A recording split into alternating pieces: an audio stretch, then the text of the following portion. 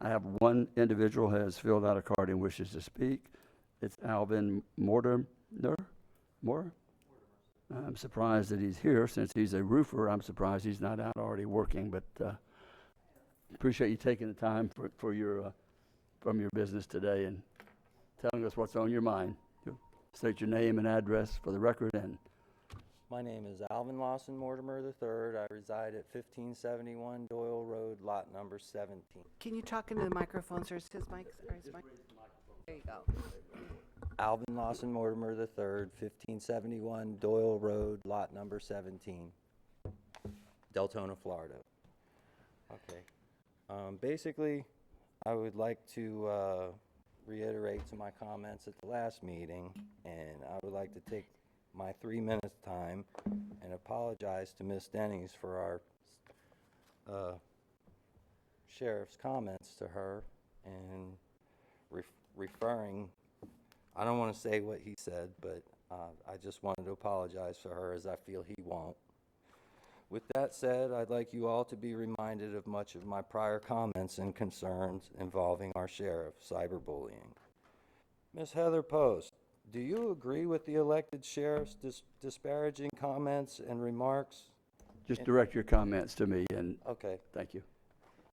Mr. Kelly, do you agree with the elected sheriff's disparaging remarks in reference to Ms. Dennings? Yes or no? And we will take your comments, but I won't take your time by commenting. Okay. Also, do you agree with the elected sheriff's disparaging or referring to the former sheriff and current at-large candidate Ben Johnson as an ass?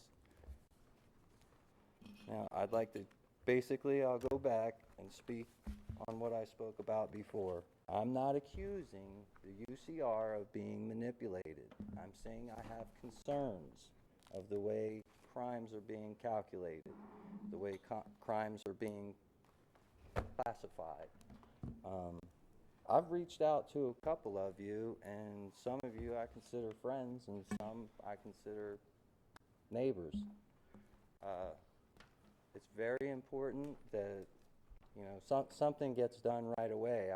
I don't understand how a sheriff, you know, can call himself professional and act in the ways he acts. His comments are very unprofessional. His comments are hurtful. His comments go a long way. He calls people scumbags before they're even convicted. If you think his name doesn't hold bearing in words, you know, and meaning to people, you're wrong. These are people that haven't been to trial yet. These are people, I agree, some of them may be scumbags, but to openly say that in the beginning before anything's been proven is wrong, and I believe unconstitutional. I believe. I could be wrong, but I think his comments and his actions show his character, and he won't apologize to the lady, so I will. Thank you for having me here today, and I am at work. Thank you very much for your comments. That seems to be all that we have that wish to speak. Correct, no other slips. No other slips. No other speakers. We will close the public participation portion. And see you back here at 10 o'clock.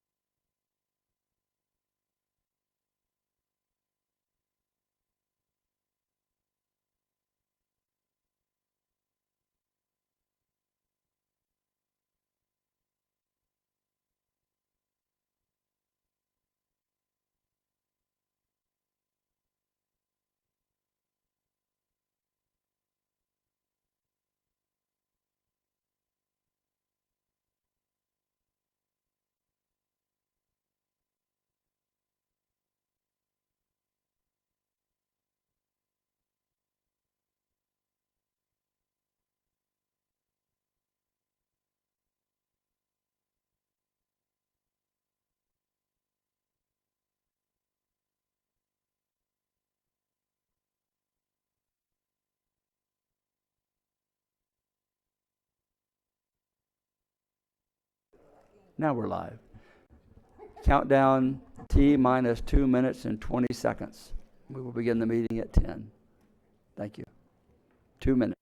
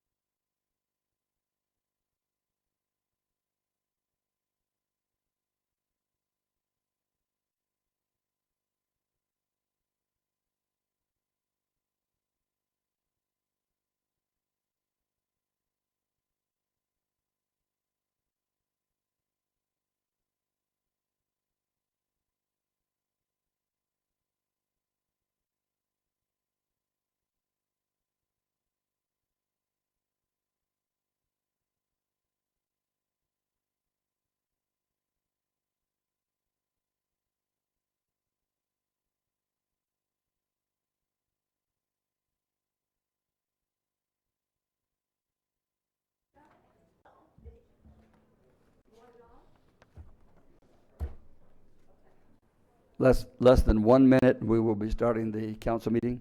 Less than 1 minute.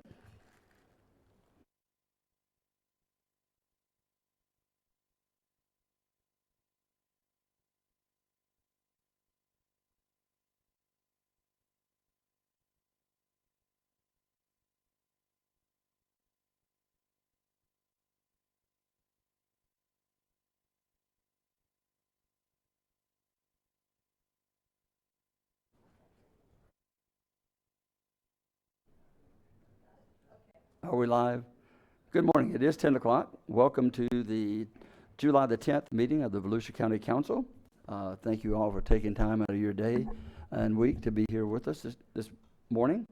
And we will start the meeting with the invocation by Pastor John Paul McGee of the Hope Fellowship Church in Daytona Beach, Florida, followed by the Pledge of Allegiance.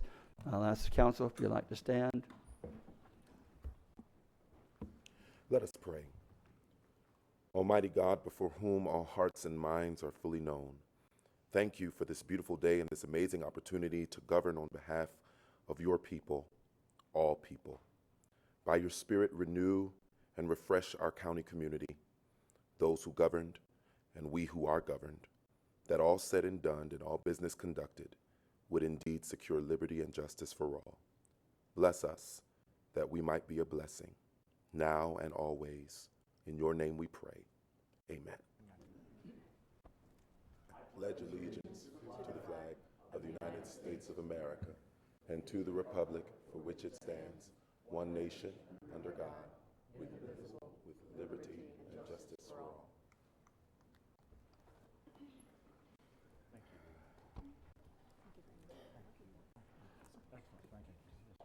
Thank you.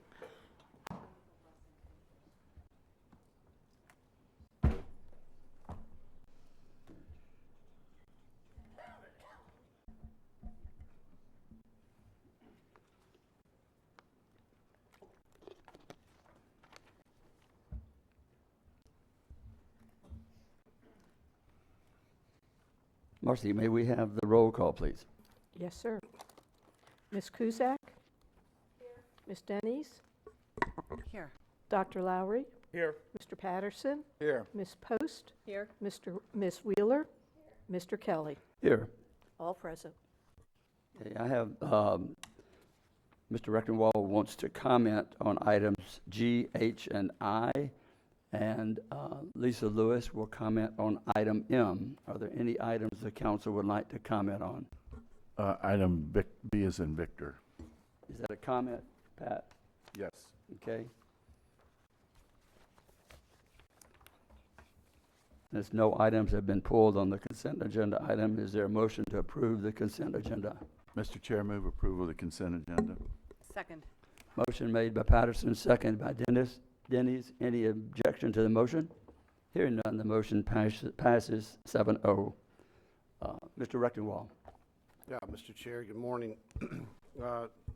There was a request by several of you to just make some comments on G, H, and I. I'm going to have Donna Butler go ahead and make those comments, and then our Supervisor of Elections, Lisa Lewis, will just comment quickly on item M. Donna. Good morning, Donna Butler, Community Services Director. The first item is item G, and that's our Emergency Home Energy Assistance for the Elderly Program. It's commonly known as EHEAP, and we're getting an increase of $62,000. Donna, can you hold just 1 second? Jeff, we're not getting the audio very well. I don't know that it's the mics or maybe bring them up. I don't think, something. Is that better? Okay, probably Yeah. me. Thank you. Okay, so back we're doing the EHEAP, which stands for Emergency Home Energy Assistance for the Elderly. It's a $62,000 increase in our grant fund, and it'll bring our total of $107,241. That provides 520 benefits to households of elderly and with their heating and cooling bills. So it's a really good time that it's coming in because that helps us with our cooling bills especially. Item H is a new SHIP program. We put an RS or a NOFA out, Notice of Funding Availability, to the nonprofit community for small project rental development. And we awarded the $200,000, or this is actually doing the awarding of the $200,000 to the city of New Smyrna Beach Housing Development Corporation. And so they're going to build two duplexes, one duplex, each unit. One will be rented to a household with income at 50% or less, and one will be at 80% less of median income. So very low and low. And finally, Donna, yes, ma'am, sorry. I just wanted to point out on that, we had talked about that the New Smyrna Beach Housing Development Corporation was the only applicant on that. So I wanted to point that out Yes. for these future process that They were people the need only to actually apply. Right. Okay, on the, Chair, Ms. Cusack. thank you. Just to comment on that, this is a big deal. it is. And I think it's important that we even encourage more applicants to apply when we have opportunities like this. So I think it's important that we keep this before our public, that we are trying to make sure that folk have an opportunity to have affordable housing. And so I think it's a great thing, and it's a big deal. It doesn't go lightly.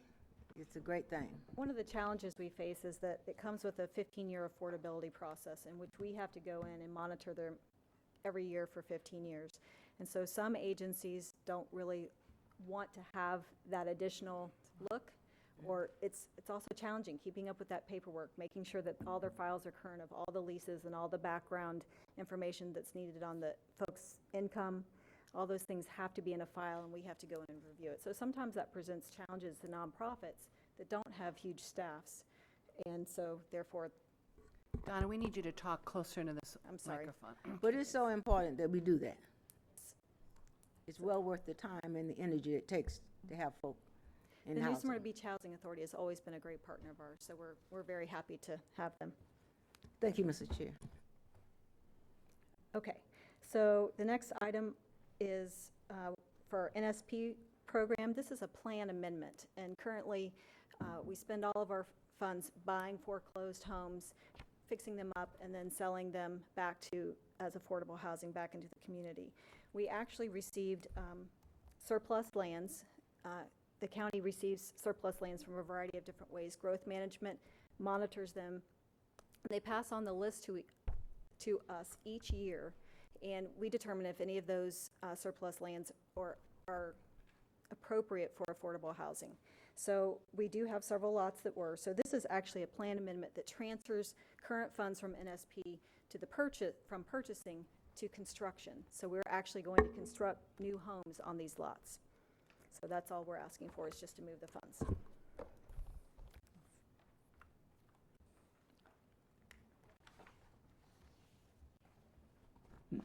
And Ms. Lisa Lewis will address us on the elections. Good morning, Mr. Chair and members of the council. Thank you for giving me this opportunity to share some good news. Back in April, the president approved this appropriations bill for election security. And if you don't know, if the people, the public do not know, elections is now under Homeland Security. Okay, so we fall under that. And so they have been coming in and visiting different election supervisors around the state of Florida and around the nation, I'm sure, but at least around the state of Florida, looking at physical security, cyber security, information technology security. So with this grant, based on the size of your county. Lisa, hold on just a minute. I think those microphones need to be moved back because all I'm hearing is your voice. I'm not hearing it through, and the audience can't hear a thing, Jeff. Can the phones be moved closer to the people? Or the people have to stand over the top of? How about now? Is that better? But it looks like the one on your right there is like further away than the one on the left, and How about now? I don't think it's picking up from the audience observation. Just, How about, oops. I think you should be able to move those back some, Jeff, to the people instead of the people trying to hang over them maybe some way. I don't know. Seem like. Okay. See if that works. About now, can you hear me? Nope. No. Now? Is that better? A little. I don't know. You are on. I mean, You want me to yell at you? no, but you just had. Can they not go back closer to you, Jeff? Are they stuck where they are? No, they can move up closer. Is that better? That's better, much Okay. better. All right, you want me to start over? No, that's good. You know that answer. No, stop talking. With this money, County of Volusia is set to receive $378,123. Good news with that is the county does not have to match any funds. This is money for us to enhance election security for these elections and going forward. So we have put together my little wish list to see how far this money will go. This is not in any order of importance more than others, although the one at the top is 4G modems for our election tabulators, which is modeming in the results at night, election night. We have 3G right now, and our vendor is not going to support that anymore after this year. So we do need to purchase this for the security of our election. So we're going to do that. So I put together this list in hopes that, yes, you're going to approve that we can have this money. Also, it is physical security. So us being over in the historic courthouse, is an old building, even though it was remodeled and back in 2005 when we moved in over there, it still we are open and we are chopped up over there. So with this, I have already reached out to facilities. They have been wonderful in helping us want to spend this money because we do need some physical barriers in our elections department. Our lobby there is open. Anybody can jump over the counter, anybody can run around, so we're going to put some enhancements there as well as our cybersecurity. We're going to do training. This involves training with our employees, and it can cover the county since we fall under the county's IT, which is wonderful. So the whole county's going to be blessed by this. It's not just elections. So with that, I thank you very much for giving me the opportunity to tell you about this and to bring you good news because we love it. And I will have, just a little warning, another one on the next election that goes along with cybersecurity. It's a server grant in protecting the network. So that's coming up. They just put that through, so I've just put it through and talked to Marcy about it. So we're going to be on the next election or agenda also. Great. Good. Thank you, Lisa. Ms. Post. Any questions? I just wanted to say, Lisa, a number of us just came back from the Florida Association of Counties Conference, and this was a point of topic. discussion, but I want to say that Volusia County was actually a point of discussion in how forward-thinking you have been in reference to this area of cybersecurity. So Oh, I wanted wonderful. you to Thank know you. that your name was actually mentioned. Oh, thank you So very much. Thank you for your work. Thank you. Thank you, Ms. Lewis. Thank you very much. And on item V, Mr. Patterson.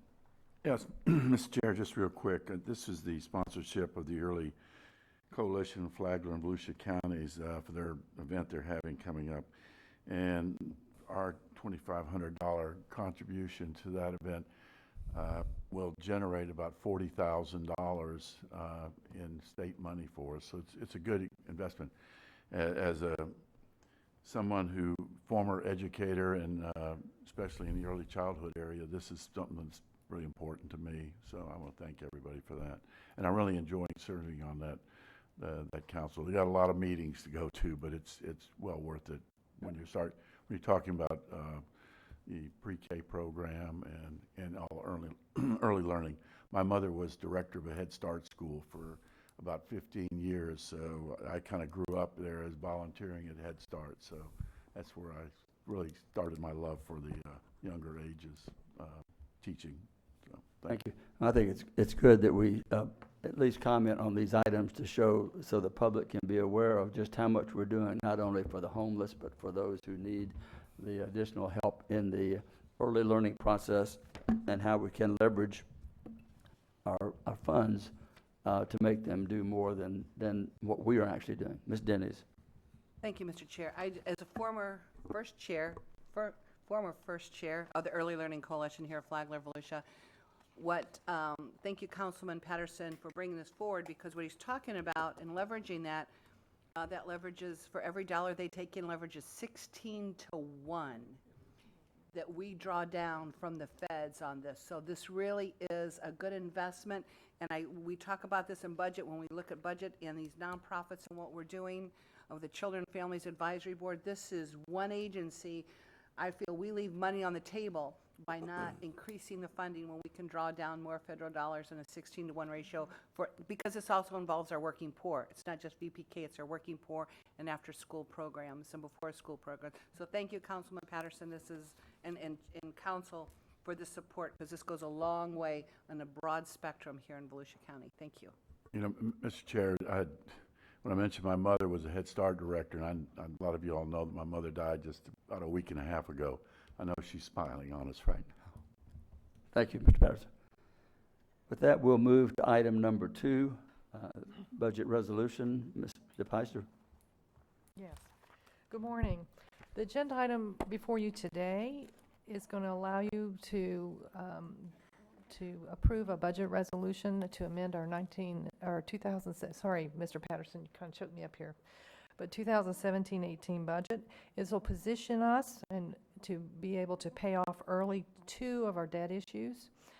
The first one is the 2012 capital improvement refunding issue. Its outstanding amount at 10/1/2018 will be $2,245,000, which will allow us to redeem that one early.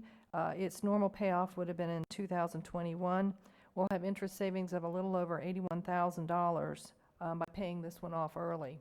The second issue is the 2016 capital improvement note. This was a $15 million note that we used to fund One Daytona. The future interest savings on this one is a little over, it's $1,143,000. So in total, we're a little over $1.2 million in savings by paying those 2 off early. And this is part of the direction that we understood y'all wanted to go in to try and early redeem these notes to save and position us for the future. Ms. Denny's.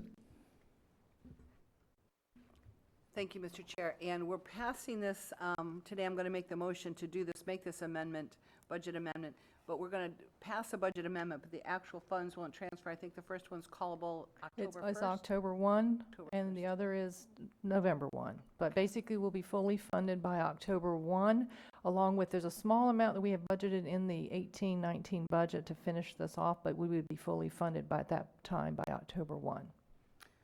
Wonderful. This is more good news. So with that, Mr. Chair, I make a motion that we revise, for our revised budget amendment to transfer to Fund 214, the Sales Tax Revenue Bond Series 2016 debt service. Second. Motion made by Denny, second by Lowry. Discussion, council. I just wanted to add to that. I mentioned that when I first came on, that was something that was important to me. And I had talks with the manager. The Bible has a lot to say about debt. None of it's good. And the less we have of that, the better. This will not only is a wonderful thing for our general fund. I don't know. There's probably no other counties in Florida, unless maybe they're very rural and not, don't have big budgets and stuff. But that could claim that their general fund is debt free. It also gives us potential. If the brass ring appears before us and we need to stretch a little bit, it gives us that potential, and also it makes it attractive. We're going to be in a process here with the citizens in the next, months to find a new manager. And doing so, if I was going to be a pastor and go to a church, I wouldn't want one that was heavily indebted. I'd be happy to have one that was out of debt. So this should be attractive and should help us in our cause in the days ahead. Thank you. Thank you. Any other comments of council? Any objection to the motion? Hearing no objection, the motion passes unanimous, 7-0. We'll move to item 3. Mr. Jim Judge, you're listed as the presenter on this. Looks like you have assistance and help. Yes, I do. Good morning, Chairman Kelly. Good morning, members of the council. Jim Judge with Emergency Management, and with me is also Larry LaHue. And before you this morning, we have a request for authorization to apply for a hazard mitigation assistant grant to elevate and retrofit 7 repetitive flood-lost homes. These were flooded back in 01, 04, 09, and again during Hurricane Irma. There is no cost to the county for this grant, and the required grant amount will be provided by the individual homeowners.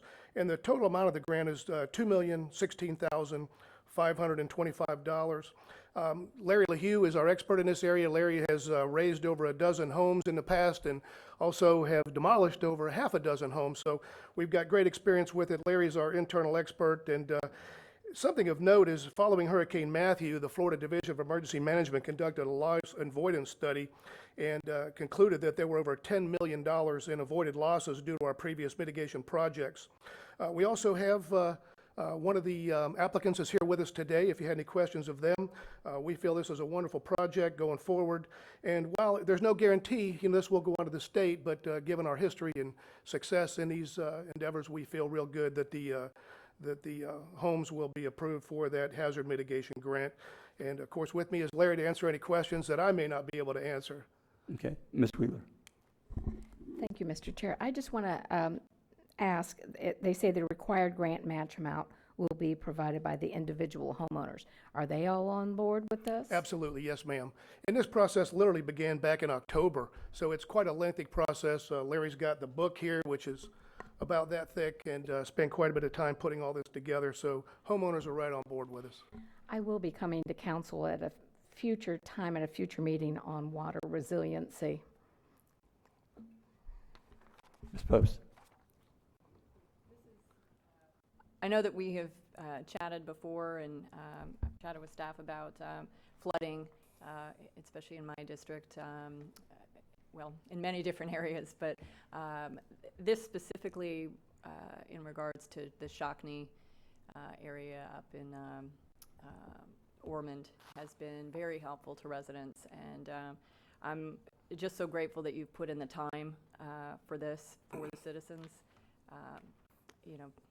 When they're dealing with this kind of stuff, we need, as the county, we need to be helping them as much as possible and assuring that they're taken care of. So I know that there are quite a few citizens in my area that have been greatly affected by this grant, and I appreciate it.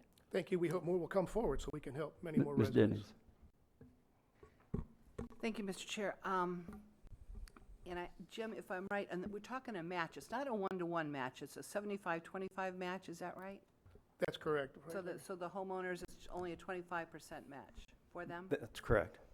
And to qualify them, just because a property is flooded doesn't mean they automatically qualify to be an applicant for this grant. I think they have to have FEMA identify them in, what, 3 events?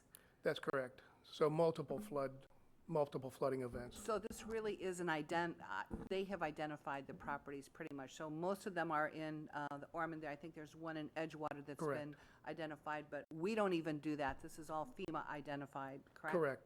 Caillou Grant. So this is really, in a bad situation, this is as good as it gets, if that, if Well, and that's a fair folks get to analogy. stay in their homes. They're still on a tax Exactly. roll, so, continue to, be able to live where they've lived for many years without the fear of flooding. Exactly. Okay, well, with that, I'll make a motion for the budget resolution application for severe repetitive flood loss grant to acquire, demolish, and retrofit 7 homes. I will second. $2,016,525. Motion made by Denny, seconded by Post. Any other comments? Just one quick add to that, since most of these that we identified in Ormond Beach, especially the southern area back in the day, about 45 homes, especially after the 2009, I think that was the 26-inch rainstorm that we had. And so we started in Ormond doing the same process and identifying those that could be relocated. I know Port Orange has similar programs that they've put into effect down Lawton in that area. So it's not something new, but it's something really that's going to really save everyone in the long run an awful lot of discomfort, displacement, and everything else. So thank you for this. Thank you. Motion's made and seconded. I see no more discussion. Any objection to the motion? Hearing none, the motion passes unanimous, 7-0. We'll move to item 4. Yeah, we're going to have our Director of EVAC, John Zaragoza, speak to this one. Multiple divisions use this contract, but we pin it on the one that uses it the most. So, John, go ahead. Good morning. John Zaragoza, Director of Volusia County EMS. This is our standard medical supply agreement. The reason why I'm standing here today is that it did go over $1 million this time around.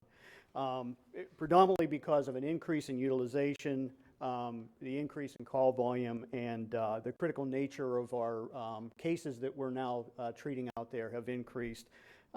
And also the increased costs of supplies and medications. We have seen some significant increases of individual items, including medications that are now in short supply, some of them actually tripling in cost.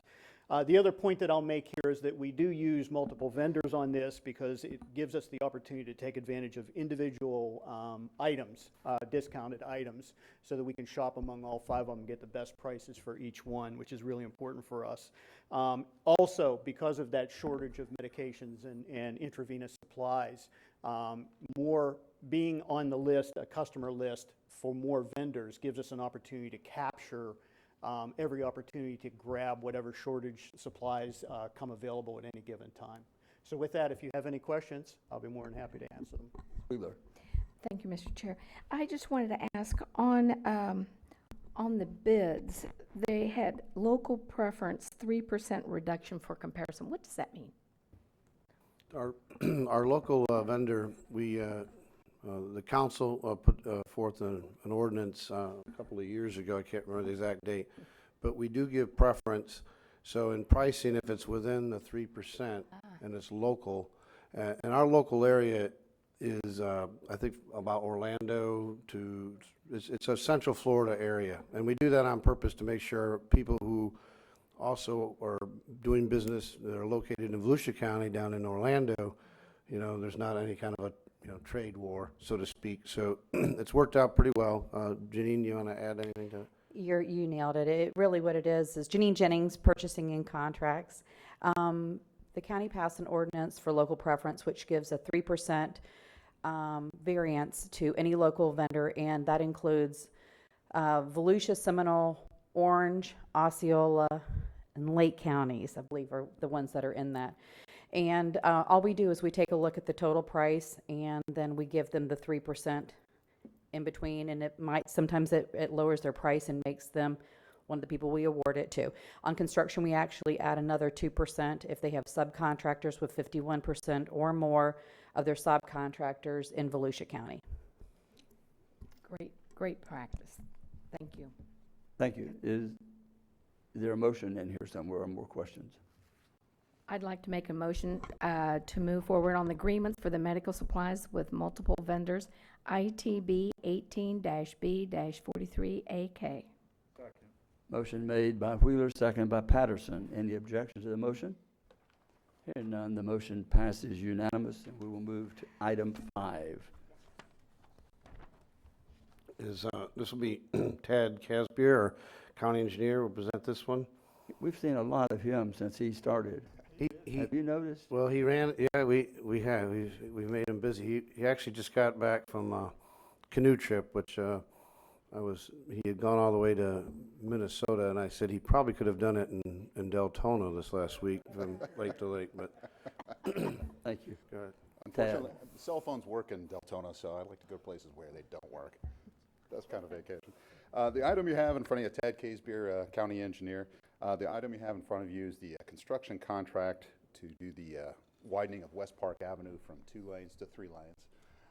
What a great idea. And we had 5 bids come in on it. Built Right was the lowest contractor. We don't see any problems with their bid. It's $3.2 million would be our portion of it, and there's $500,000 in there that would be work that we would do on behalf of the city of Edgewater. They're the ones paying for that portion. It was one of the GAPAs that was approved as part of this project at the last meeting. So. Okay. Ms. Dennis. Thank you, Mr. Chair, and thank you, staff. This has been a couple-year project. What this is going to do for Southeast Volusia is open up the commercial park down there, the industrial complex there in Edgewater. We have very little commercial industrial space left in Volusia County, and this is the only one in Southeast Volusia that actually has space, but we need it for, obviously, for transport, for the semis that come in and out of there. And I just want to thank staff. This is a big project. The other $500,000, Ted, we were talking, that's for Edgewater on their utilities, right? Yes, ma'am. They're going to be moving their utilities. This came in higher than anticipated, but we started this project a couple years ago, and we know everything is increasing in price as we go forward. So this is Edgewater City Manager Tracy Barlow. If you're listening, this is the vote's going to be taken. We have been waiting for this at this stage. So with that, I'm going to make a motion to approve the contract with Built Right Construction of Central Florida, Inc. for widening of West Park Avenue 18-B-95JD C16. Second. A motion made by Dennis, second by Patterson. Any objection to the motion? Hearing none, the motion passes unanimous 7-0. Thank you, thank you, thank you. And now, George, we'll move to you on item 6. Yeah, if you recall, last meeting, you approved the $500,000 of assistance to the school board for the school resource officer program. And they had requested additional officers to meet the requirement that all high schools have a resource officer. So what this is here is our service contract where they pay us. The $500,000 is included in the agenda item. What basically we did is we put the $500,000 back towards the costs that we would normally have charged the school board. So this would normally be roughly $1.5 million, and instead it's $980,000. And you can see by the agenda item how we applied that $500,000. So this will, again, allow the school board to have the resource deputies at each of the high schools. I thought, George, the total, when I talked to Donna, was like 1.8 something would have been, but then we are doing almost a 50-50 split as opposed to the 75-25. So I made a comment last week or so because the 500 was the number that was mentioned, but the actual benefit that we are allowing for the school board is 900 and whatever this number, 80. That's correct. If we were under the old methodology, the cost share methodology we were at, the total cost of the program would have been around 1.9, of which we would have we would have paid about $450. Instead, we're picking up a larger share of that, which is closer to $980. Right. So I think those that were, I guess, kind of taking a shot at the county for only doing $500,000 when they were asking for the number and originally. And actually what we did was we are giving the school board exactly what they requested. So Correct. just so that everyone doesn't Right. criticize us Right. for helping the security of our children and the teachers. That's correct. What they had desired was like a 50-50 split. Exactly. And it worked out that way, so. Okay. Ms. Post? It's important for the public to understand as well, this agenda item is specifically in regards to the school resource deputies, so school resource officers, not the Guardian program, so that is a completely separate program. This is for school resource officers, school resource deputies, working at the schools. The Guardian program for the elementary schools is a completely different program. So I just wanted to clarify that because I know there has been a lot of question out in the public about this whole, about everything. So just wanted to clarify that. Yeah, thank you, Ms. Post. That's exactly right. Right. That this is the school resource officer program only. But the point, the bottom line is, this is what they requested of us.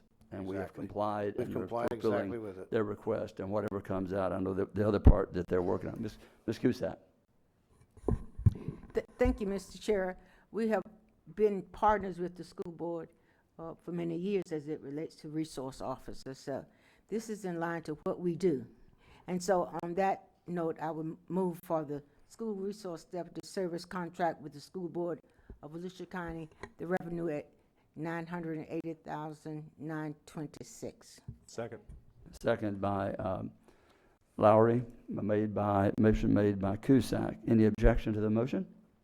Hearing no objection, the motion passes unanimous 7-0. And now we will move to a little break in the action and a little celebration as we have a retirement. John? Yeah, let me, Mr. Chair, if I might, I'm going to open up before John gets into. Well, next time, put your name on the I list. will next time. Sorry. Mark it up as a rookie, one of the rookie years. We'll give you that one. I just wanted to open because John Gamble, of 36 years here in the county, and John will go over his his history and things. I just wanted to speak to the dedication of Mr. Gamble and his wife Sharon, who's here. John bleeds county blood. I mean, when it comes down to it, I don't think you're going to find an employee who has dedicated himself to whatever the mission that county, that you guys put forth and we carry out. And specifically through John, I've worked many projects where if it wasn't for his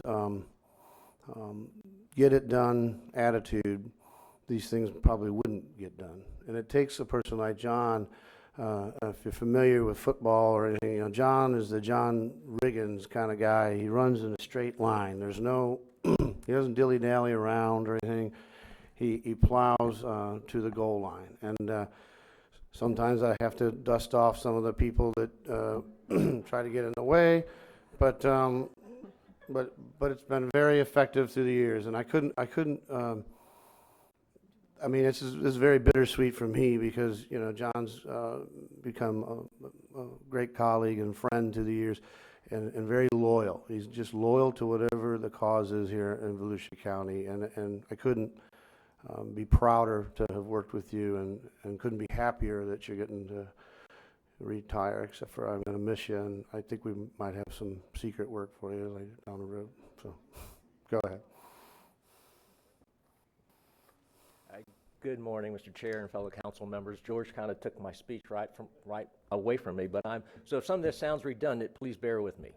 But yes, we're here, and I'm extremely honored to be here recognizing Mr. Gamble. He has 36 years of committed service to the county. You know, you can't say anything more than that. Loyalty to the hilt, loyal to the person that he's working for. I'm glad he's working for us, working for me in Public Works. Mentioned his wife, Sharon Gamble. She actually works at the Ag Center too, another UF, Volusia County employee. They have two wonderful daughters, Anastasia and Ashlyn. Unfortunately, they're not here, but maybe they're listening over the web. Hopefully they are, so they can recognize some of the good things that Mr. Gamble has done throughout his career. He began his career right out of college, 1981.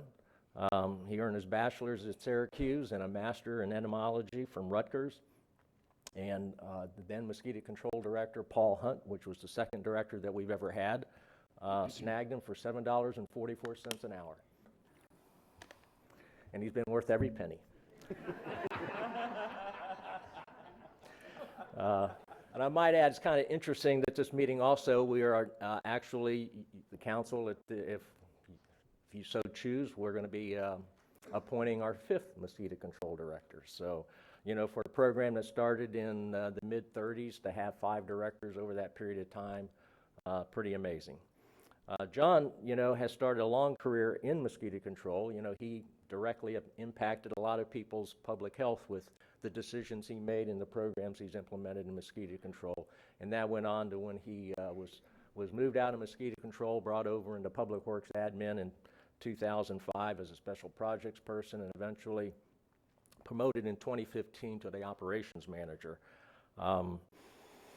I've known John for about 14 years. I moved up to Public Works in 2004 when all the hurricanes hit. So John and I became real good buddies in the EOC. We've done tornadoes together, we've done floods, we've done sinkholes, fires, and of course more hurricanes. His vast knowledge of the county is unsurpassed in calling forces together to get things accomplished. He spent endless hours. He's the first to volunteer to run those 24-hour shifts, spend the night, many a night in the EOC.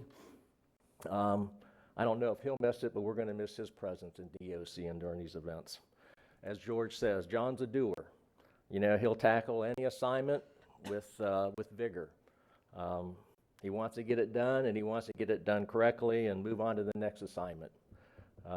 The timid, as George says, the rowdy takes may make people uncomfortable. The timid need to move, or he'll ask them to be moved. With 36 years of service, he's had many accomplishments. I'm going to highlight one because this one is a big one for Public Works. It's really the foundation of Public Works operations. It's how we do things today, going forward, with always efficiency and cost effectiveness in mind. John was very instrumental in leading the operational changes to make Public Works a very efficient, cost-effective organization. He's participated in many of the internal assessments leading up to the changes that we've implemented. He's done a lot of the evaluation of our means and methods of how we do our work, and he's implemented change to make us a more efficient operation. The selection of the system that we use, we often refer to Lucity as our database that has everything we do logged in it with costs. So if you want to know what we spent doing maintenance on a particular road, we can run those numbers for you.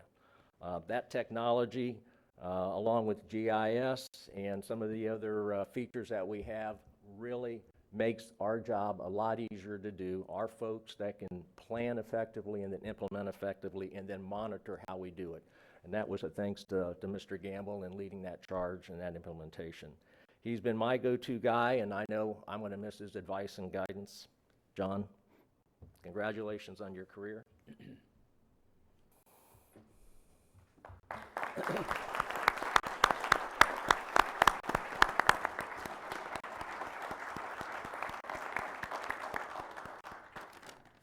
Chair Kelly, council members, you don't do a lot of stuff like that on your own. I mean, they kind of overdid things a little bit, but thank George and John for their kind words. I'd like to thank my wife Sharon, who balances me, and a guy like me, I need a lot of balance sometimes. So she's the one we talk over dinner, and she gives really good advice. So we have some fantastic Public Works division directors.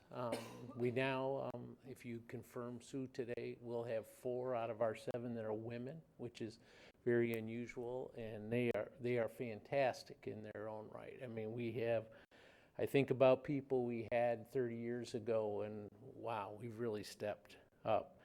I'd like to thank our Public Works administrative support people. They're people you've never heard their names probably, and they're the ones that make a lot of this stuff go.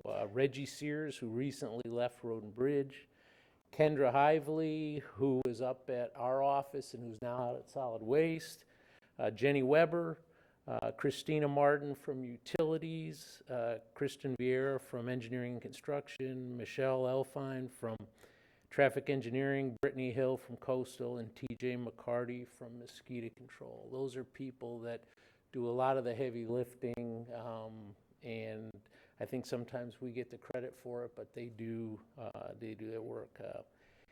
Over my long career, I've worked with a lot of outstanding employees, and I'm probably going to leave some people off this list, but some of the people are Ann Whitehair from HR. If you never met Ann, Ann's been my go-to gal for a long, long time, and couldn't be a more professional person. Joe Pozo, you guys probably know. Joe's helped me a lot with the discipline part of what I've had to do.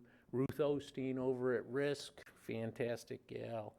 A couple of Road and Bridge guys, Dave Paget. If you've never met Dave, I'm a big customer service guy, but I think Dave Paget's better than I am. He can give people the hard truth and make them love it. And Dave's been my go-to guy for a long time. Another guy, supervisor over at Road and Bridge, Robbie Peterson, who runs the tree crew. As long as I've been in DeLand, I have never seen a chainsaw accident with our crews. And that's all the 2004 hurricanes. That's getting out at night and cutting stuff up. Fantastic safety record, unbelievable. I hope I'm not jinxing him, but he runs 3 big crews, and those guys are serious guys and have done unbelievable stuff while we're all sleeping in our beds at night. Pam Wilski and Kathy Williams from purchasing have done fantastic stuff. Jim Judd was up here. He's the best emergency guy I've ever worked with, and I work with a pile of them.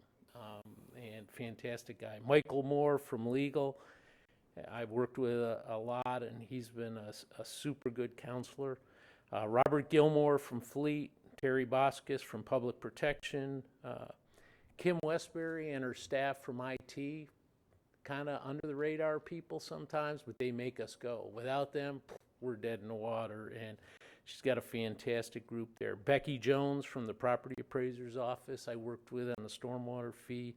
Sue Hilson, you guys all know, Sue's been my go-to gal to get me in to see George when I needed to, and she used to work for us in utilities, so we have a lot of history.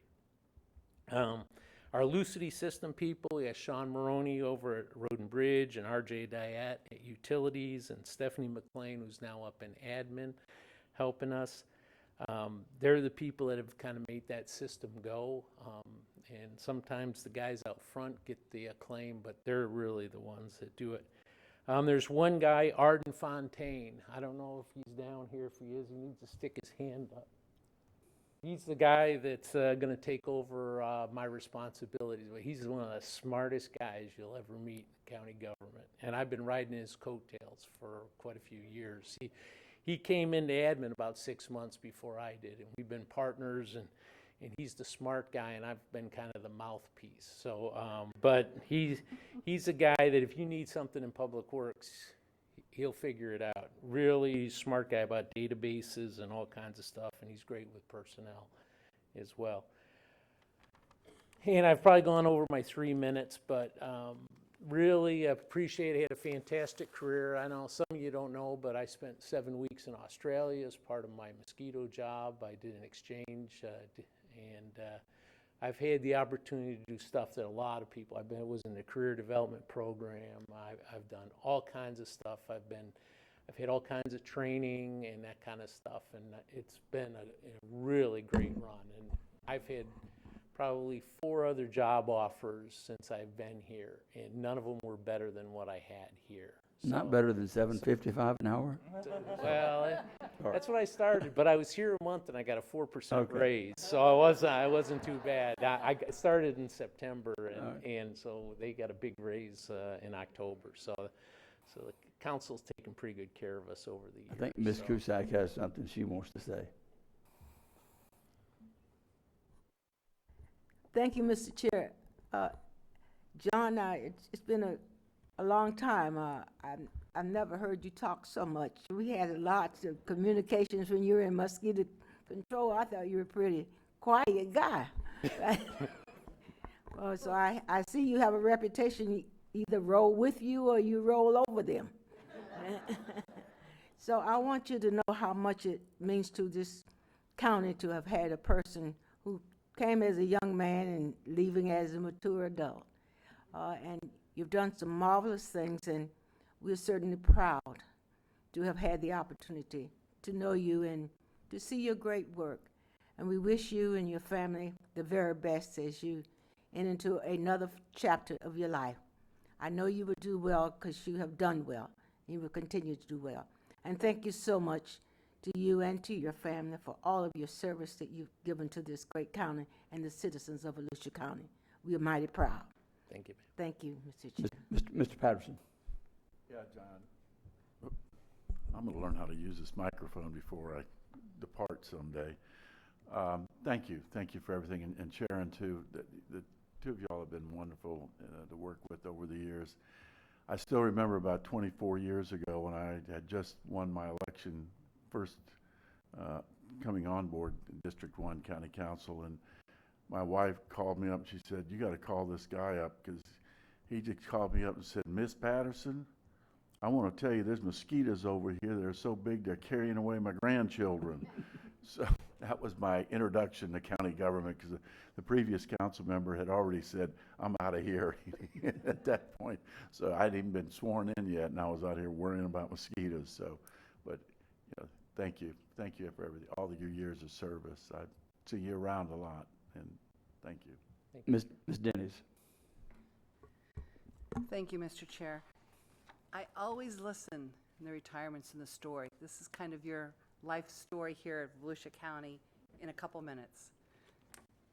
But thank you, because what I hear is, first of all, what we're losing is great institutional knowledge and how to navigate all the departments, not just the departments, the people and the issues. And sounds like you're the one that can put a finger on a pulse and fix that. I like that a lot. So, but you're also in your wake, a good leader always leaves somebody behind them that you've brought up as you're leaving, and it appears that you've done that. So our bench is very deep because of your leadership. So thank you for that. And it looks like you've been, and for success, you're successful at implementing, and that's a real gift. And you've got your skill sets cross so many domains that it has served Volusia County, our citizens. Thank you so much. But I'm reading what you want to do when you retire. The last line says your favorite things: traveling. Your wife has earned that. Cruises, do really good traveling. Photography, I heard you're very good. Fishing, hunting, and spending time with your family and friends. It's much deserved. Enjoy it. Thank you for all that you did for Volusia County. With great respect. Thank you. Dr. Lowry. Just briefly, it is very refreshing to hear someone in leadership brag on other people than rather than themselves. And you gained great stature in my sight today. Thank you. Thank you for all that you've done. And as pointed out by Ms. Cusack, you've left not only your fingerprints, but your footprints here as you've run through, over and around to accomplish what you've done. And I think what Ms. Denny said is true of all of us in life, whatever that may be, is when you're able to leave someone to take your place. And I know that you've done a good job in that, and the training and the knowledge that you are sharing, because I think it's incumbent upon us a lot of times who have the ability to train and to do things. They need to keep doing that. And don't go fishing too far, because I'm sure you may get a call back here from someone one of these days, just, that he may want to talk to you instead of implementing something on the computer. He may want to hear your voice. So thank you, and I'm sure, Jeff, you want some pictures, or you got some pictures? I have one more parting comment. Oh, sorry. The great disappointment of my career is I started with Terry Henry working on replacing our public works facilities.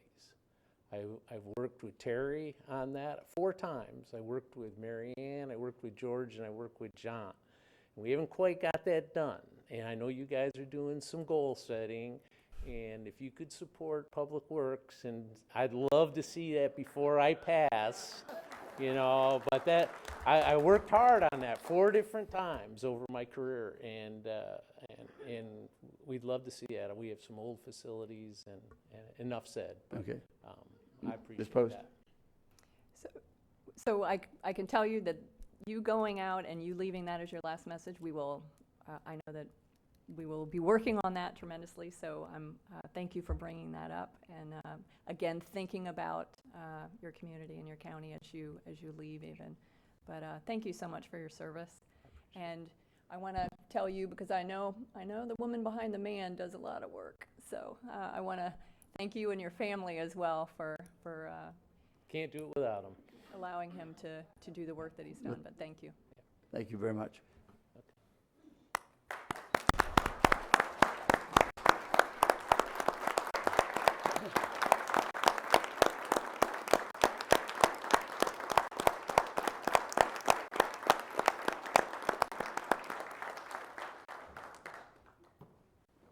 You can go back to work till the 13th.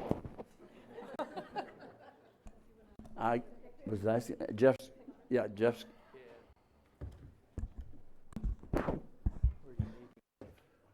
right in the middle.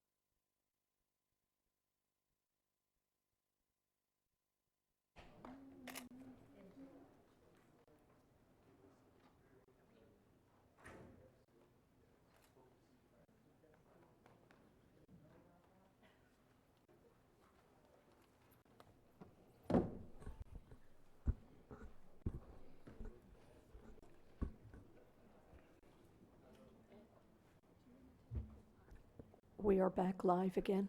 I was thinking about that. We're going to take 5 minutes. We'll be back here at 11. That's 4 minutes. Recess.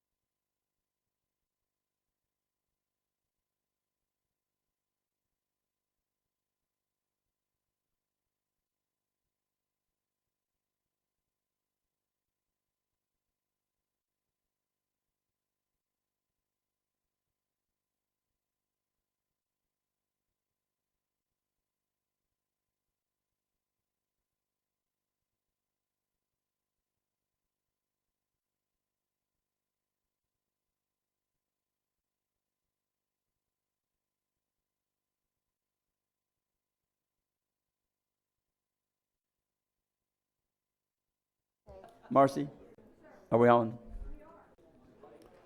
We'll give you 1 minute to get settled. I think everybody is ready to get started on the next section.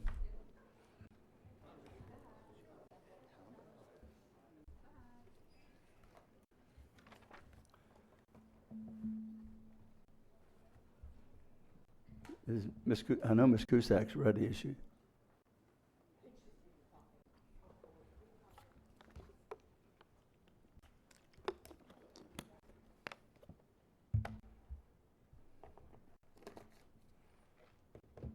The microphones are live. The microphones are live. So it's We'll okay go- to say again, Ben Johnson's birthday's today for Yep. live? Okay, before, okay, just saying. We'll go ahead and reconvene the county council meeting. It's 11:13. We'll move to item number 8, and this is a public hearing. The public hearing portion is open. Tad? Good morning, Tad Casebeer, County Engineer. This public hearing is for the vacation of a road right-of-way, Jewett Street, in the subdivision up off of Reynolds Road area, west of State Road 11. The two petitioners, Noble Bealby, pardon me for the pronunciation, and Violetwood Lakes, own the adjacent properties as shown on Exhibit 5. They're requesting the red section there of Jewett Street to be vacated. They have given each other easements that are being held in escrow until such time as this is potentially approved. There were no objections from the adjacent property owners, and there were no objections from the utility companies. No other adjacent residents are affected. I did have Kirk Bauer wants to speak, I guess, if necessary. Okay. Mr. Patterson. Mr. Chair, I move approval of the vacation of a portion of the plat of the 12th Division of DeLeon Springs Heights, map book 10, page 53, in DeLeon Springs area. Second. Motion made by Patterson, seconded by Lowry. The public portion of the meeting is closed. Any objection to the motion? Hearing none, the motion passes 7-0. Thank you. Move to item number 9.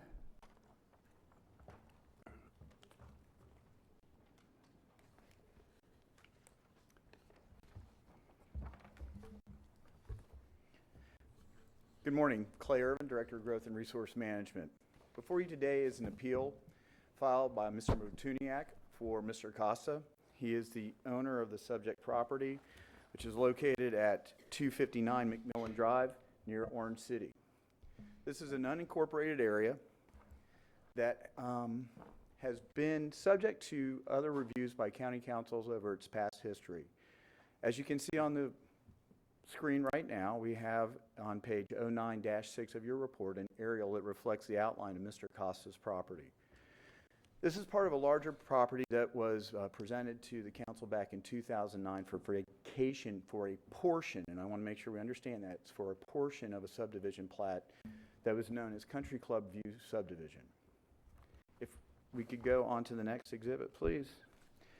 What we're going to be focusing on here is the existing roads that are currently serving some of the properties that are along McMillan Drive, and whether or not Mr. Costa is required to provide a paved road to address his access on his property.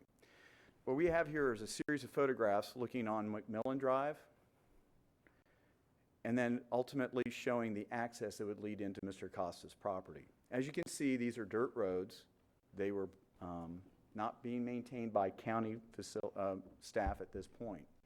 So what we have is a existing subdivision for a portion of it that some people have developed along McMillan Drive, and then a 60-foot public right-of-way easement that was granted back in 2009.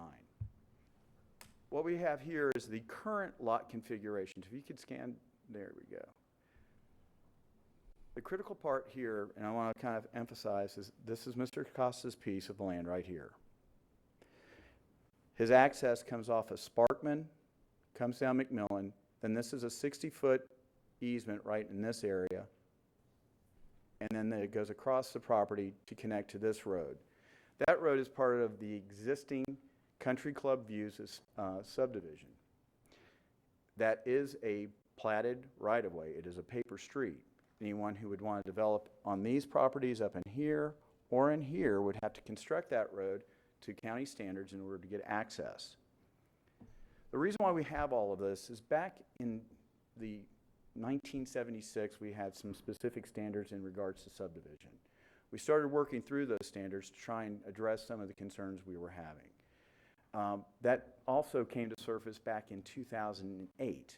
In 2008, our county council approved an ordinance that eliminated some of the exemptions to our subdivision standards.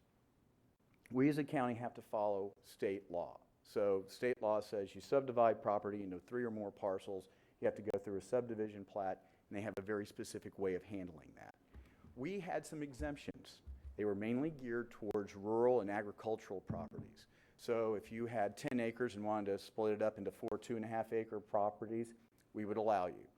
And if you had 10-acre, large tract of land and just wanted to split it in 10-acre tracts, we would allow you to do that as well without a subdivision. What that resulted in was a series of dirt roads, private easements, and access issues, and stormwater issues. We've had recently some discussion about Ranchette Road. That is one of the examples we need to look at because, again, you don't have safe access for our emergency responders. Garbage, postal, and school buses have difficulties navigating these roads. So that's why in 2008, our county council said, we need to get rid of these exemptions. We're looking at this, and it's creating a risk for our residents, and it's causing a liability for the county. Because someone may agree to develop on a dirt road, but once they sell that property to somebody new, they may not be willing to accept those terms. So then all of a sudden you have residents coming in demanding that the county council pave this road, which was never intended to be paved. So what we saw was that the county council was trying to get its hand on something that was tied to more of a rural area, and now that we're feeling more suburban development and seeing more demand for these types of lots, they felt that that was the best way to handle it. And the reason why I bring this up is in December 2008 is when that ordinance was passed. In February 2009, the prior owner of this property, Ms. Newkirk, and thank you very much, let me go ahead and clear this out. Ms. Newkirk, in different forms of organization, be it herself, be it with other people of her family or corporations, had all 6 of these properties. And she came before the county council and asked to vacate the underlying subdivision for Country Club View. The council was aware of the fact that what she was trying to do was vacate it so she could go and utilize the 2.5-acre lot subdivision standards and thereby avoid having to go forward with any future rules that we may be having to go forward with. If you look in the minutes that are provided to you on page 9-26 of the staff report, that's where you'll see that the county council at that time was struggling with how do we go ahead and approve for this vacation of the subdivision plat, but ensure that it's going to comply with our requirements for providing sufficient access. So that's where you see that in the actual resolution that was approved and recorded, and I want that to be very important, that resolution was recorded so it was a document that as you go through and do your due diligence on the purchase of your property, it would show up that you would be required to do what's in there. And so if you go to the page 9-29, that is the resolution, the page of the resolution, that clarifies what the requirements are for the development of any parcel here. Please, I want that to be very clear, because when you talk about subdivision improvements, you're not just talking about one lot of 5. You're not just talking about one lot of 6. You're talking about the development that occurs over the property. And what it's basically saying, grantee, Volusia, County of Volusia, shall not be responsible for construction or maintenance of said rights-of-ways unless and until they have been constructed to county standards and accepted for maintenance by the county council.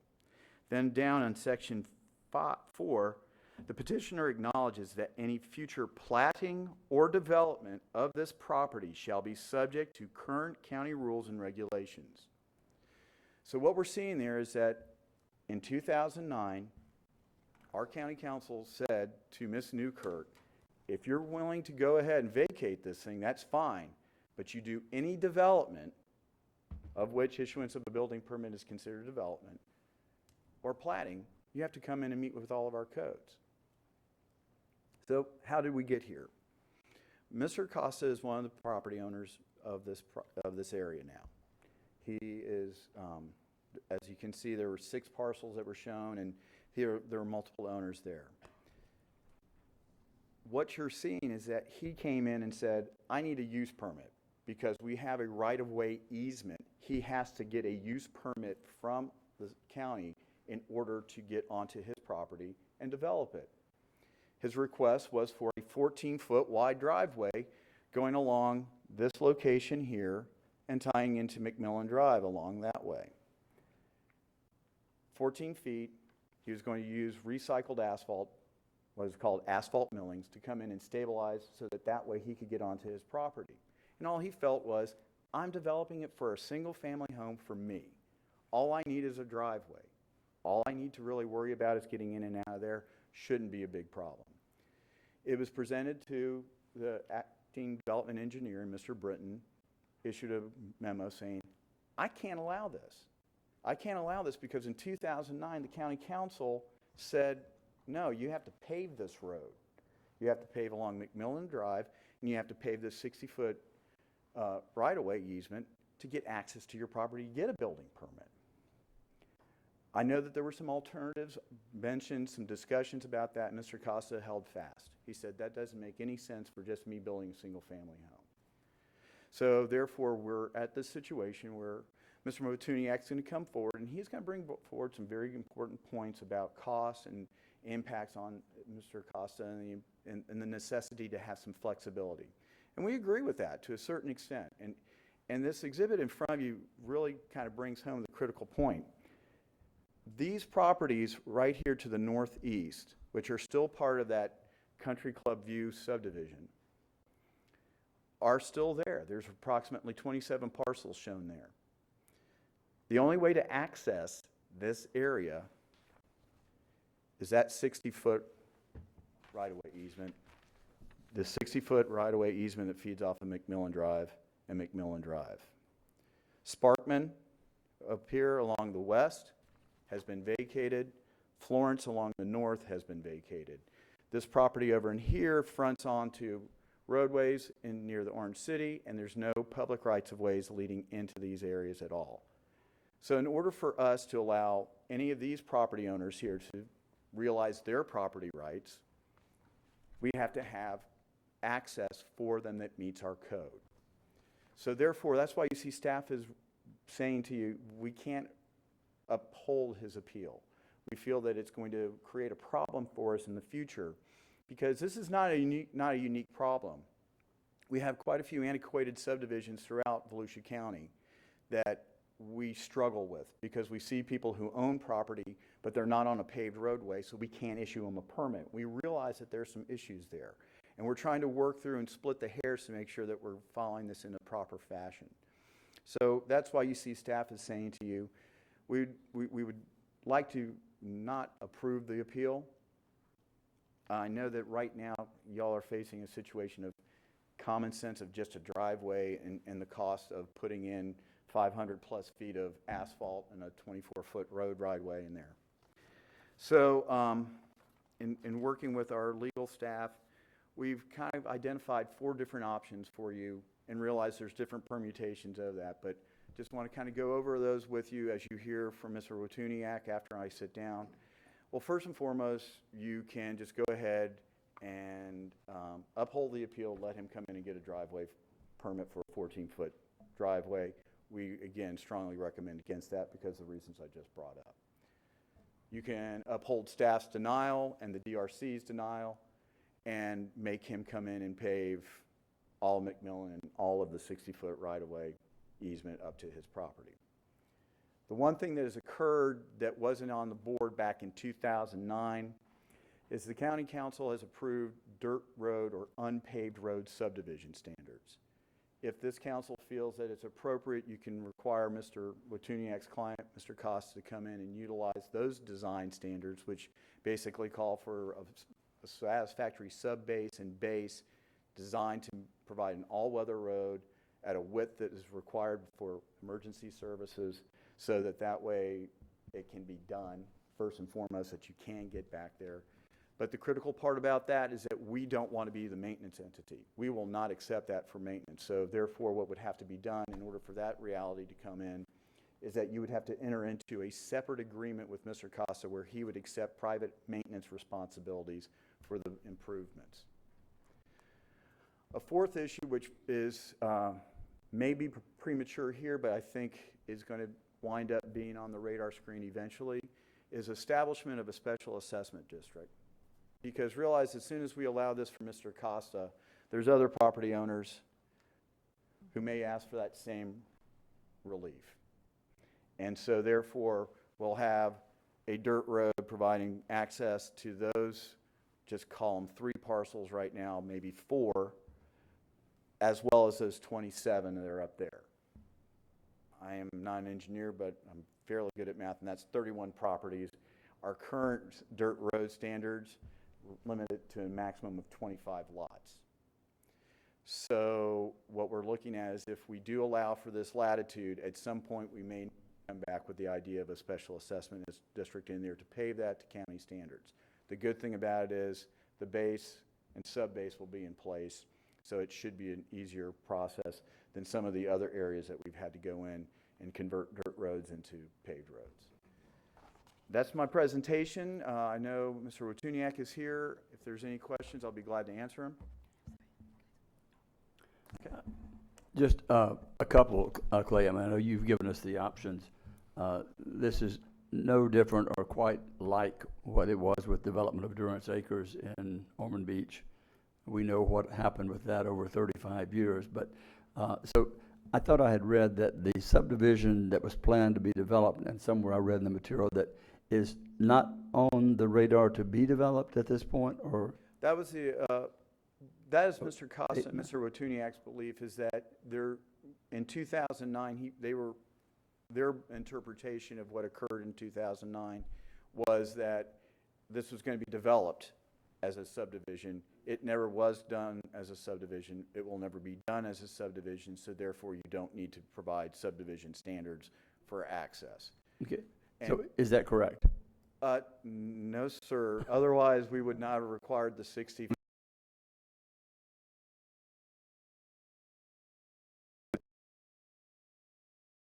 The underlying subdivision of Country Club View, there was a road that ran east-west connection to Claude, which is this north-south road here. When we vacated the plat, we were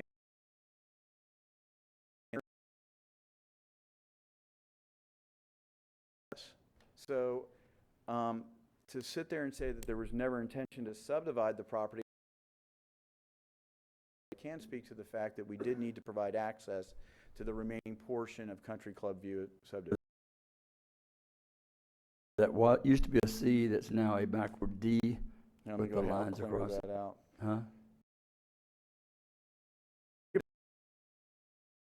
In your packet, and I've got it here, but you were marking it, so I was going to make it easier for everybody to see.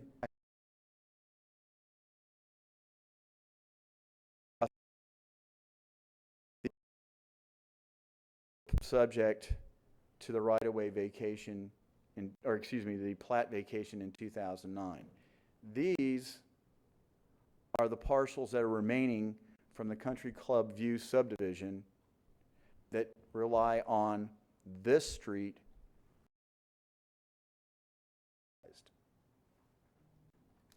Now, well, the street that's there that's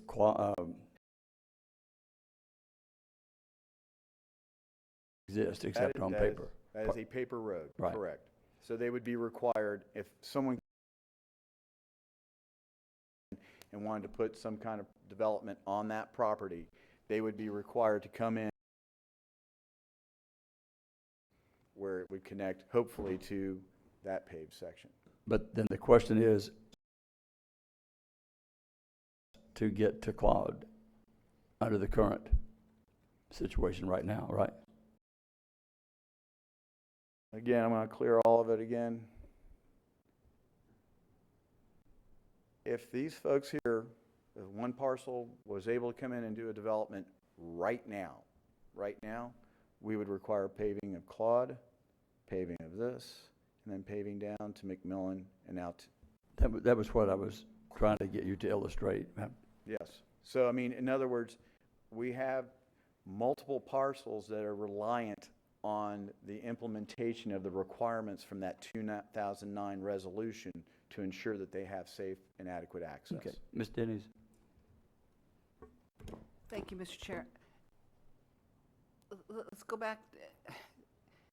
In a closing, would not, when this title was conveyed in the sale, wouldn't the title company, is this recorded in a closing, in a title closing documents?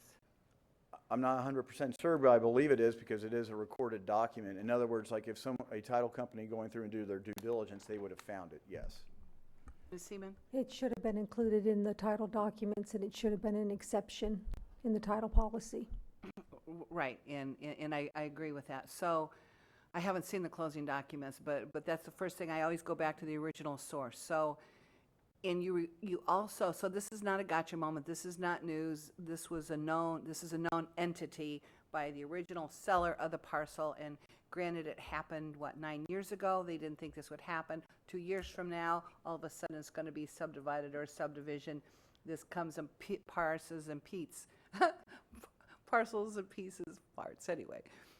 But what you referred to earlier was Ranchette Road. Yes. What's happening with all these rains that we have, the shell road and the dirt is washing out. Even when you, and I live on a shell road, and we own I have 2.5 acres, I'm rural, and we own halfway into a shell road, but all of us have gotten together, we take care of it personally. But we knew that when we bought it. So some of these roads, they're not drivable, but they're privately owned. And I know the conversations and and thank you, George, for what staff has been doing behind the scenes to help some of these citizens on this issue, but we can't keep adding to this issue and the cost that when it rains or we have a hurricane and it all washes out, because it's not if, it's when, then so I'm gonna make the motion to affirm denial of appeal. And We haven't heard from the Okay. appellant yet, and I think Okay. that's important. okay, but then I will withdraw my motion until that time. Thank you.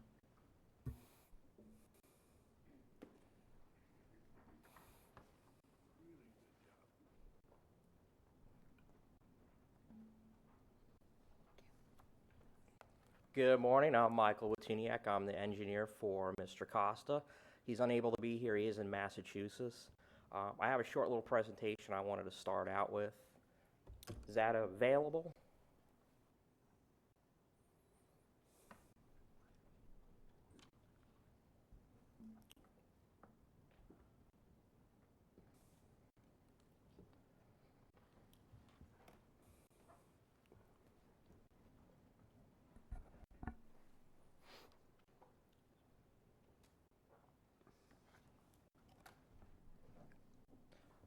Mr. Costa had come to me about 2 years ago, ask about this, and I just want to begin.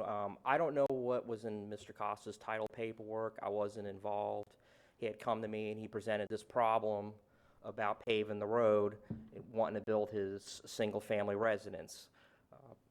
So we went ahead and I've collected the survey and I started doing an analysis on it, and that's when I read through the documentation that was referred to and mentioned, which is the county council's decision wanting a paved road. And you can see, as on the survey in front of you, Mr. on McMillan Road.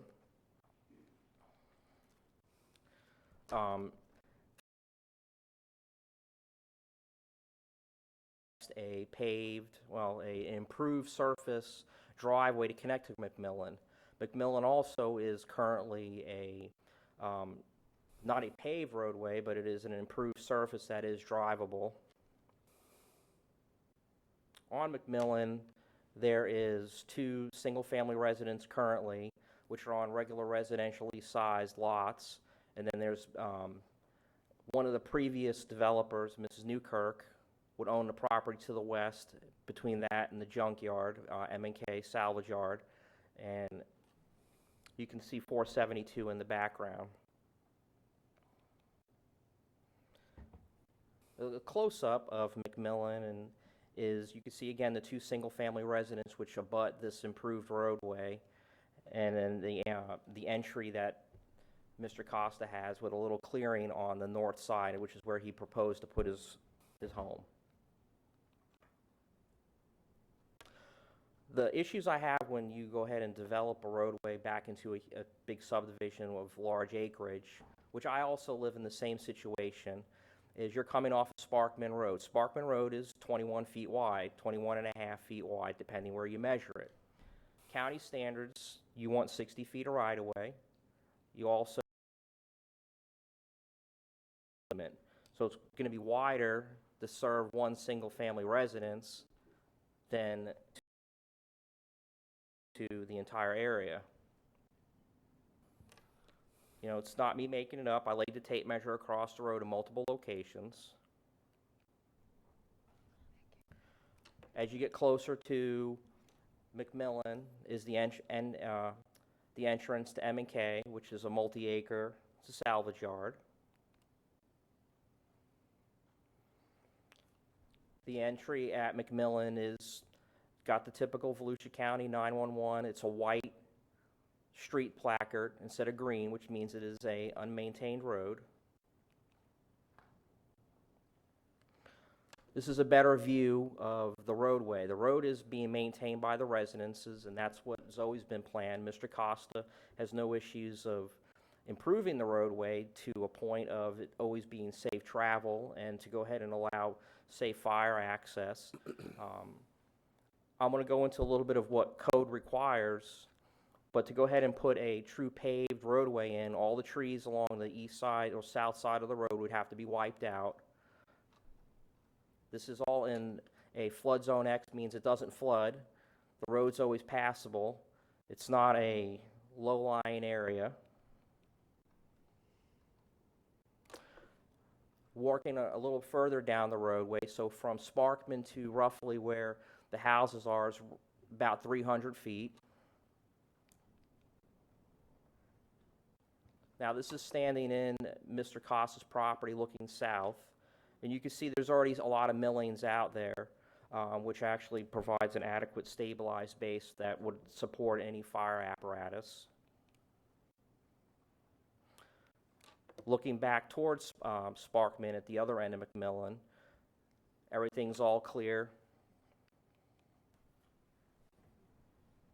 And this is exiting back onto Sparkman. I wanted to give everybody a bigger, broad view of the entire area around where this project happens to be. And you have Mr. Costa's property on the north, and then Avenue, you can see most of the roadways in this particular area are not county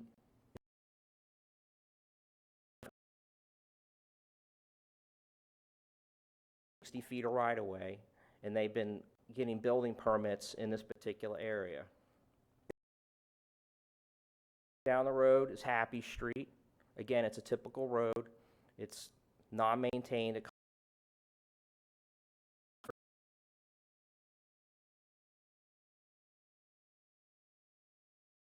Same neighborhood. Again, it's a meets fire width, but it's not a 24 feet wide roadway. Pershing, again, it's a typical 911 roadway. This area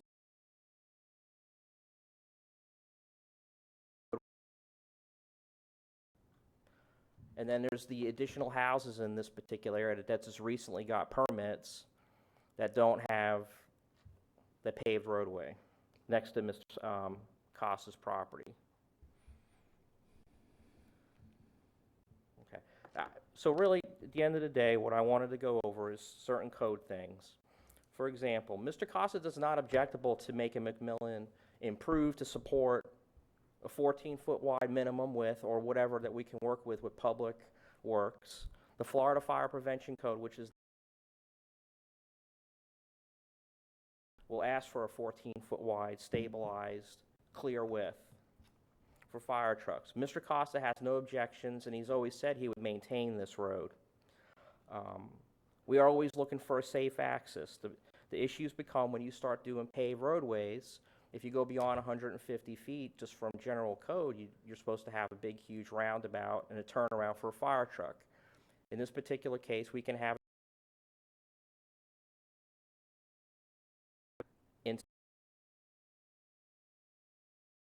when the county council wrote their language, and Mr. Irving had shown that on the screen and had it all highlighted, it said, until it's improved to county standards, the county does not want to maintain it. We're not asking. What we're asking for is we don't mind improving it. We don't mind improving it and working with Public Works, coming up with a desirable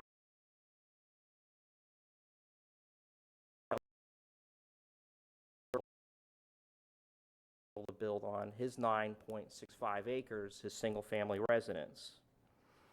I don't normally bring up cost.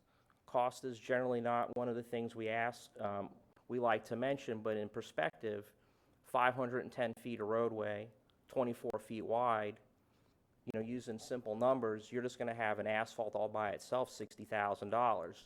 You introduce any clearing, you put swales in to make a true county-approved roadway section, and that little job, even on the private side, is going to be greater than $100,000. And in perspective, to purchase one, this is not reasonable or feasible. Again, we were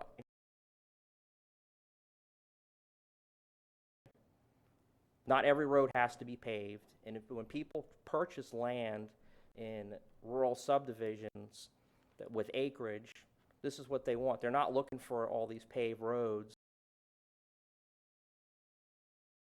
non-stop traffic. They're looking for that country feel with a safe, passable roadway that they're going to maintain. Again, Councilmember Denny's, you said you lived on an unimproved roadway. I live on an unimproved roadway. My administrative assistant lives on a county unimproved roadway. We all pay to have our roads graded and keep safe passage with our neighbors. Mr. Costa also wants to be that good steward and help try to keep this roadway paved, and we don't mind working with Public Works to come up with something reasonable, but 24 feet of asphalt to county standards, I just think is unreasonable for one single-family residence. Questions, Ms. Post? So I was trying to look at the last page that you had up there, but we switched it, so she's going to bring that back up again. On the page about the permits, I was trying to look at it. We don't have a copy of this, right? Yeah, I delivered it. You have a copy of the actual PowerPoint presentation. Oh, I didn't see it. Oh, it's No, not sir, it was delivered late in the day. We did Okay. not get a copy out Okay. or posted. Okay. So you had it on the last page. Okay. But bear with me because that's awfully tiny writing. Okay. So I'm looking at the status that says canceled though. Can you I don't know why. What we did is we went on Connect Live. We were just look at trying the to permits? demonstrate that there is being permits issued in this undeveloped areas. Okay. I just wanted to bring that up again and look at it. I hadn't seen a copy of your PowerPoint, so thank you. Clay? First of all, I want to kind of put a big yahoo for us because he used our Connect Live, which is one of our best software programs for permitting. It helps out. So the good thing is that we do have technical capabilities to help out the public in researching a variety of public information. There were several roads that were identified in the presentation about this. Earlier in my presentation, I talked about a certain date, 1976, specifically October 29th, 1976. That's when county staff drove every dirt road in Volusia County. If it was open and passable and at least had 25% of the lots sold and developed, they were considered exempt lots or exempt developments. So those areas could continue to receive building permits because we were coming forward with new standards in 1976, so we had to grandfather in those who were already there.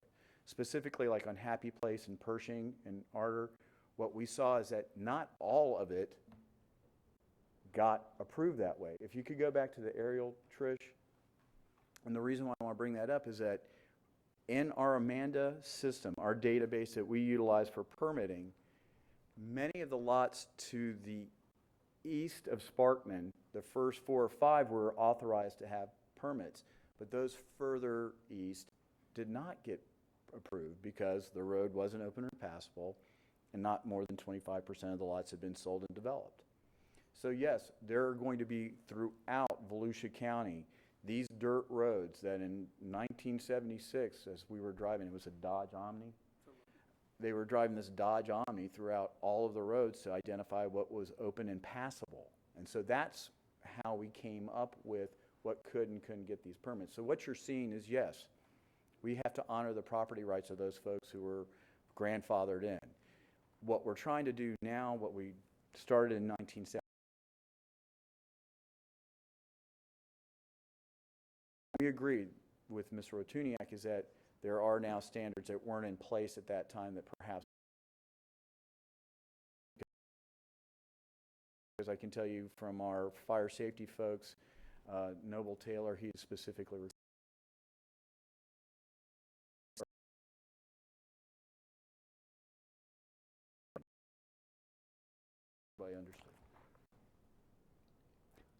Just, I want to add one more piece of clarity. When it comes to 20 foot, I do this as an engineer. Part of my job, I do a lot of land development. 20 foot is 20 foot clear, i.e. no trees, no obstructions. It's not 20 foot of pavement or 20 foot of improved surface. It's 14 feet, and then it is 20 foot clear.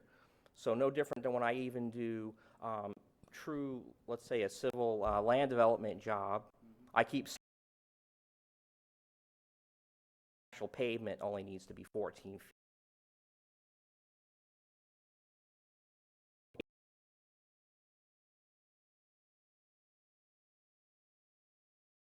1 foot road.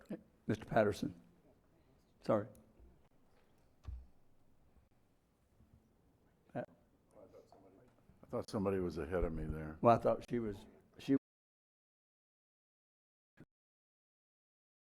This area is part of my district, a lot of it. In my previous life from 95 to 98 and going into a room full of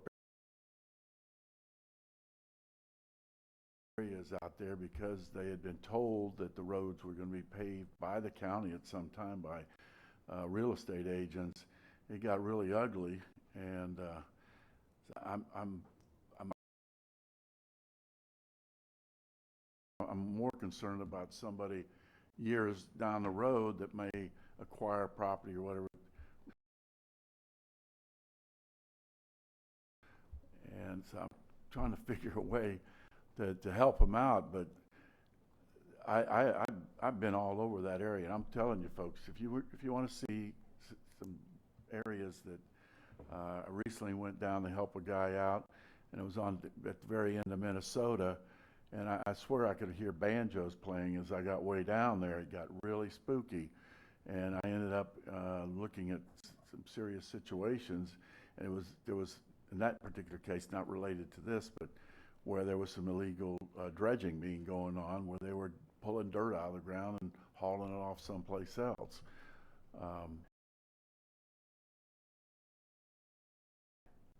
We've got 4 situations. I'm a big believer in special assessment districts. I was able to get several of them going years ago where the neighborhood would agree to pave the road, get it done, and get it done right at Met County standards, and then nobody has to worry about it now and in the future. I don't know how viable this would be in this situation, but this is what I would like to see as a special assessment district created. But I've had quite a few roads over the years getting 51% of the people in the neighborhood to agree to it, and once they've done it, then they realize that they've accomplished something there.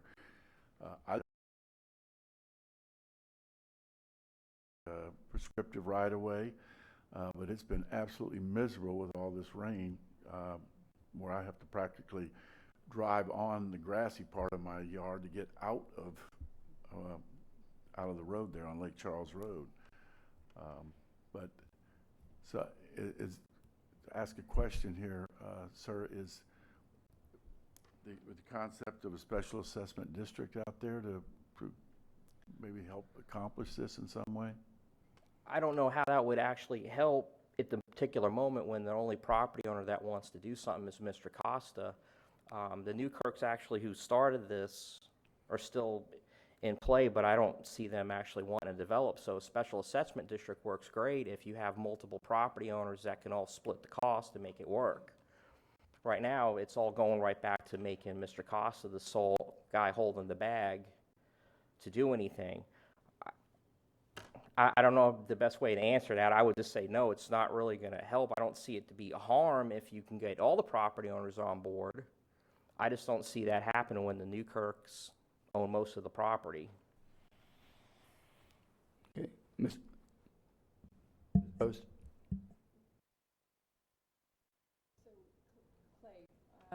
Tell me again real quick, the unpaved road subdivision standard? Yes, ma'am. That was worked out by the Smart Growth Committee. They came back, and what had occurred is that with the 2008, we slammed shut any kind of rural development type of activity. So we were asked to look and see what could be done. I was fortunate enough to be part of it. And so we went through a variety of different standards, and what was identified is that roughly 25 homes accessing a dirt road does not push it past its level of capacity or service. So we identified that as a maximum for access via a single dirt road leading into the subdivision off of a paved county-maintained road. But can you actually speak as to the physical description of an unpaved road subdivision standard? Yeah. Yes, ma'am. It's 20 feet in width of roadway, and in which case you would have, depending on the soils conditions, but typically 6 to 8 inches of subbase compacted. Then on top of that, a base of acceptable materials such as the millings that Mr. Costa's already put down, those types of things. That's also again to about a 4 to 6 inches thickness. But again, our engineering department will look at the existing conditions, soils conditions, and what's appropriate. And the whole point is that it's in a situation that can be maintained. The critical part with the unpaved road subdivision is that they have to establish a maintenance entity other than the county. So it would be a homeowners association, something along those lines, where they would be responsible for the maintenance of the road to ensure that it was passable and accessible in all weather conditions for our emergency management staff, as well as garbage police. So how would something like that be worked out in this case, since you're saying it's just one It goes back to our third option, which would be allow them to go forward with the understanding that they would have to come forward with because remember, we have in place right now a 60-foot public road easement. Mm-hmm. So we're asking, in all reality, they're asking for a private improvement inside our public right-of-way or public easement.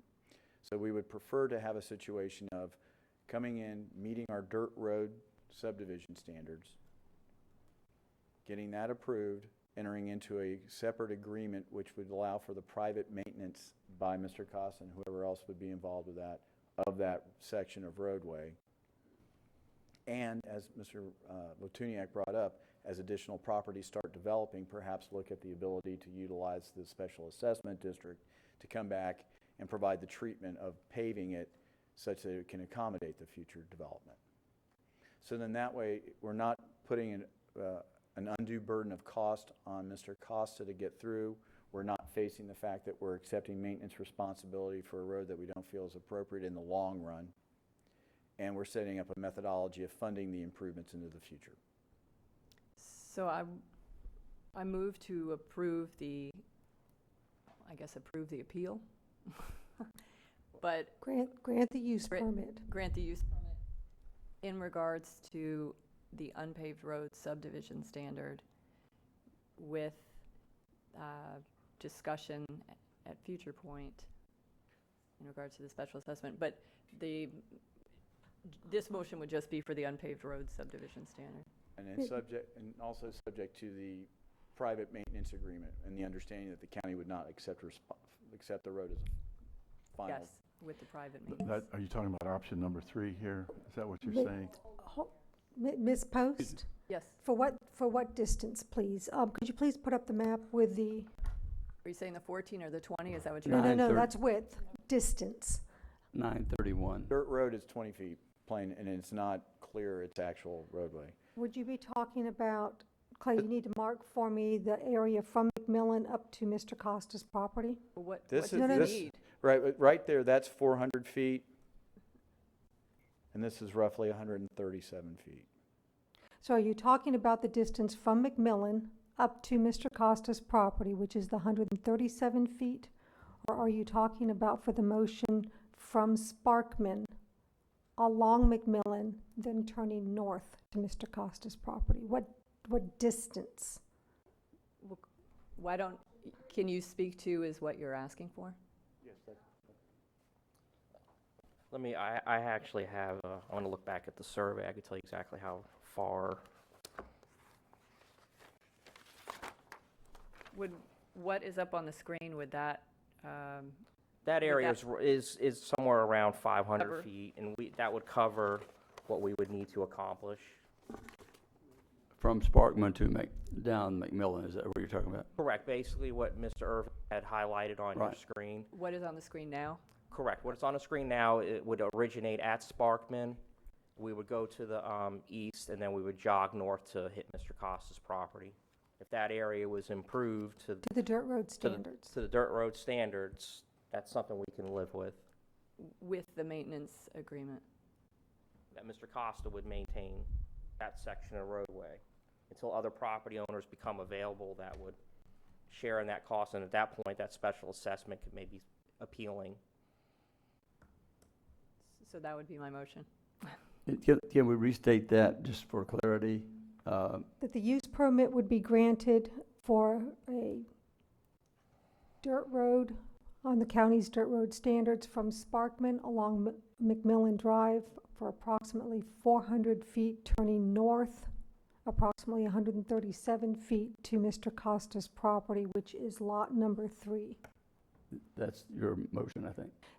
Is that correct? Is that what you, is that That's what the we way just I discussed? interpret what we're trying to Okay, accomplish. I want to make sure that's your That interpretation the as property well. owner would agree to private maintenance of the road, the county will not accept maintenance, and that the council will look at a special assessment district at sometime in the future.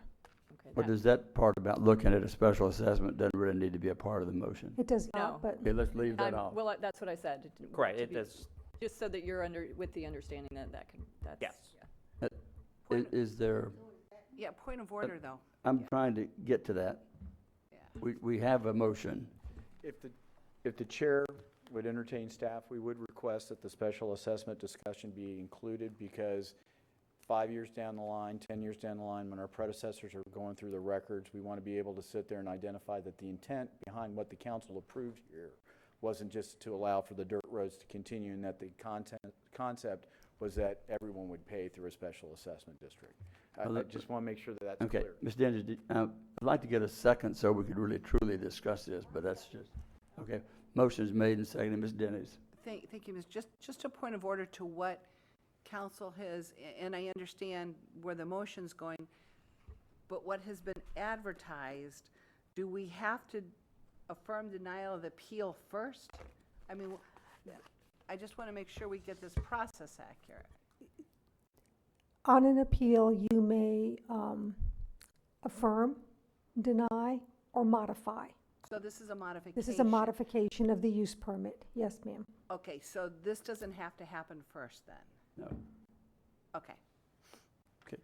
And I think the one other thing that you look at is by paving or making passable to dirt road standards McMillan for the almost 500 feet, and then the entrance into 130-something feet, you're giving a benefit to the other property owners that are right there. Correct? I mean, That is true. okay, so those other property owners would then have access, which makes that property more valuable for them to be able to utilize and maybe do the same thing if they come back to us and want to extend whatever that road would be that runs along after well, they're getting entrance to his property, then they would have to go west and east to get entrance into theirs off of that. That is true. Okay. So we have a motion and a second. Mr. Chair, just a second. Was the part about the special assessment district part of that? Well, Mr. Irvin has asked that that be included, so if we want to restate the So I will motion. I will amend that motion to include Yeah, that amend discussion. the motion there. Okay, the motion is made to amend. Special assessment district, correct? Right, motion's made, seconded by Lowry. Any objection to the amendment? Hearing none, the amendment passes unanimous 7-0. We will now get to the motion as amended. So if you want to let us proceed, we can. I just have one question. Can you, Of on whom? the special assessment, at what point is that going to be enacted, or is that required? There's no timeline on it, it's just so that, as Mr. Irvin stated, so that future people coming in with the idea of possibly developing, that will be an option that would be discussed going forward for consideration. Is that right, Clay? Yes, sir. Okay. Thank you. So that's of the record, so people will know that when they go to look to find they're buying property and they do their due diligence, they see that that's in there. So then there's no gotcha surprises. Thank you. Any further discussion on this item? Any objections to the amended motion? Hearing none, the motion passes unanimous 7-0.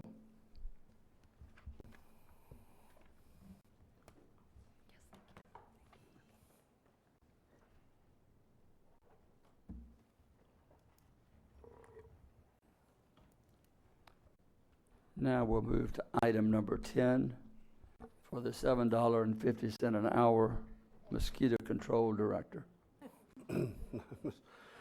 I didn't see just thought I would throw that in to kind of. Well, with inflation, We'll take. probably about nine now. We're up to $9 now with inflation, so George? That's 30 years of CPI. Yes, it's with my great pleasure to bring before you Suzanne Bartlett for confirmation for our mosquito control director position. As you know, Jim McNally retired several months ago, and Sue has been running the operation. She has been doing this type of work for nearly 30 years. She's been with us for several years, and since 2014.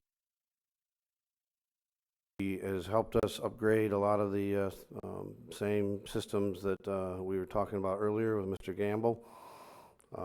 She's been a member of the Florida Mosquito Control Association since 1998. She has co-chaired education committees from 2004 to 2016 across the state. And she has a long history of service in public works in general and certainly in mosquito control. So I would like to bring her forth for confirmation. Okay.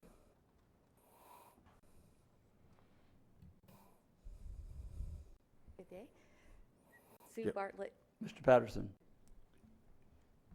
I just would make the motion to Good. affirm. Motion is made by Mr. Patterson to confirm, seconded by Wheeler, Lowry, Post and Company. I figure by doing this, when I got some mosquito problems, I'll get her over here real quick. My West Volusia people get upset. You have mosquito problems? Motion's made and accept it, seconded for the confirmation appointment of mosquito control director. Any objection to the motion?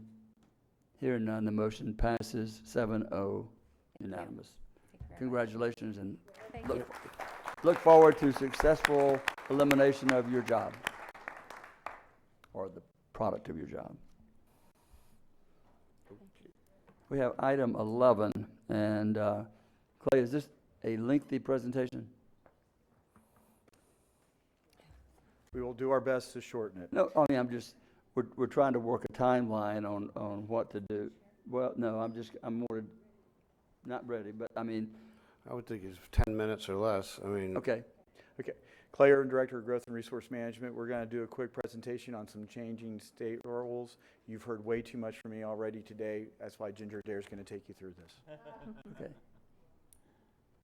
We enjoy you being here, Clay. Mr. Chair, I'd asked the staff to do this because we had sent out a previous notice prior to July 1. There had been some action with the DEP. They came to visit us to let us know that something was imminent in regards to building permits and specifically permits for septic tanks. There's more to it than that, and that's why I wanted to have a quick educational update to make sure everybody knew. I had put out the little notice because literally they were making rules right up to the July 1st timeline, that some of this stuff was originally intended to go into effect. Ginger can update you on stuff since then, but the idea being this would affect our citizens around Springs here on the west side. And so I thought it was important to know that, but also to know what's in the future, because there's a lot coming here, and I think it's time that we just get a quick update. Good. Okay, good. Morning. Well, good afternoon. Ginger Adair, Environmental Management Director, and I will try to be brief. We're here today to talk about the basin management action plans that have been developed for our springs. So I'm going to say BMAP from now on for Basin Management Action Plan. Just a little bit of history. So in 2015, the council adopted a water quality plan, and it set out ways to improve the quality of our water here in Volusia County. Springs were identified in that effort as being critical to improving water quality. We've experienced visible algae blooms. We have green springs where we used to have clear springs. And of course, the springs are groundwater, so that's our drinking water source. And so it's very important that we pay attention to the quality of the springs. So at the same time, we were recognizing that this is important. The state was working on ways to protect and improve springs. And so in the interest of time, I'm going to skip this slide. But so in 2016, the state legislature adopted the Florida Springs and Aquifer Protection Act, and what that did, it identified 30 springs across the state, so you can see this is a statewide issue, and it required the Department of Environmental Protection to adopt cleanup and recovery objectives for these 30 springs. So we are lucky enough in Volusia County to have 3 outstanding Florida springs. And so the DEP has been working hard since this 2016 adoption to create those BMAPs, those plans. Here's just a little close-up of our area, and a couple things I want to point out. So these are the 3 outstanding Florida springs that we have. To the north is DeLeon Springs.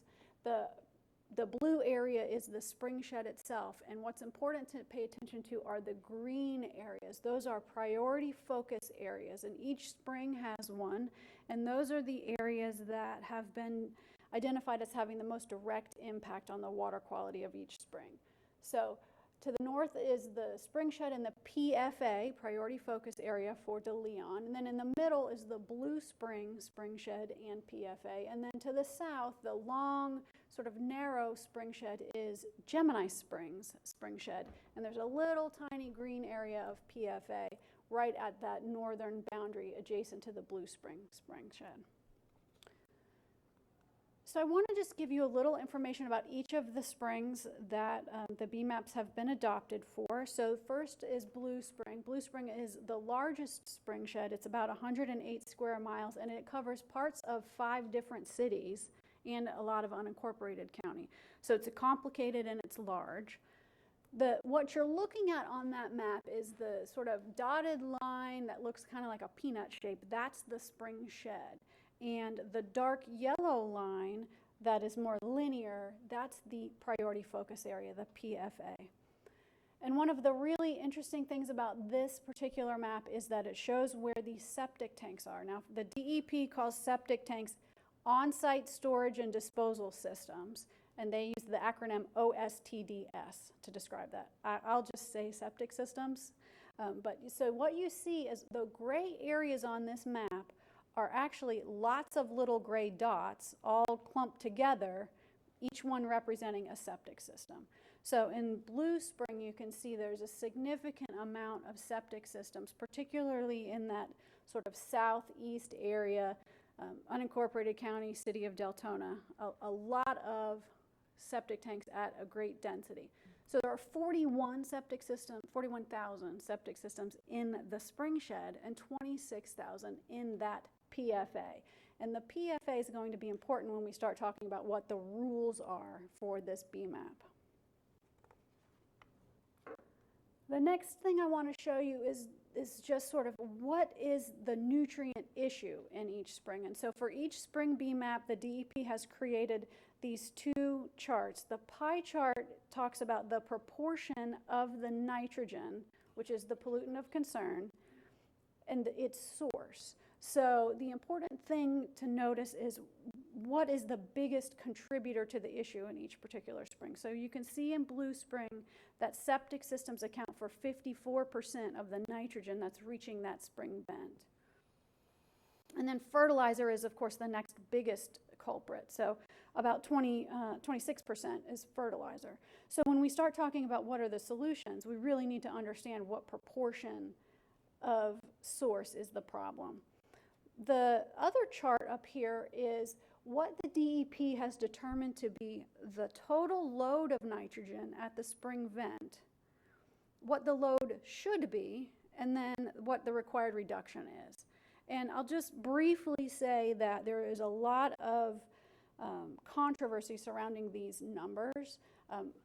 Very many people in the environmental community feel that these numbers are not accurate, that they don't fully represent the reduction that would be required to make an improvement at the spring.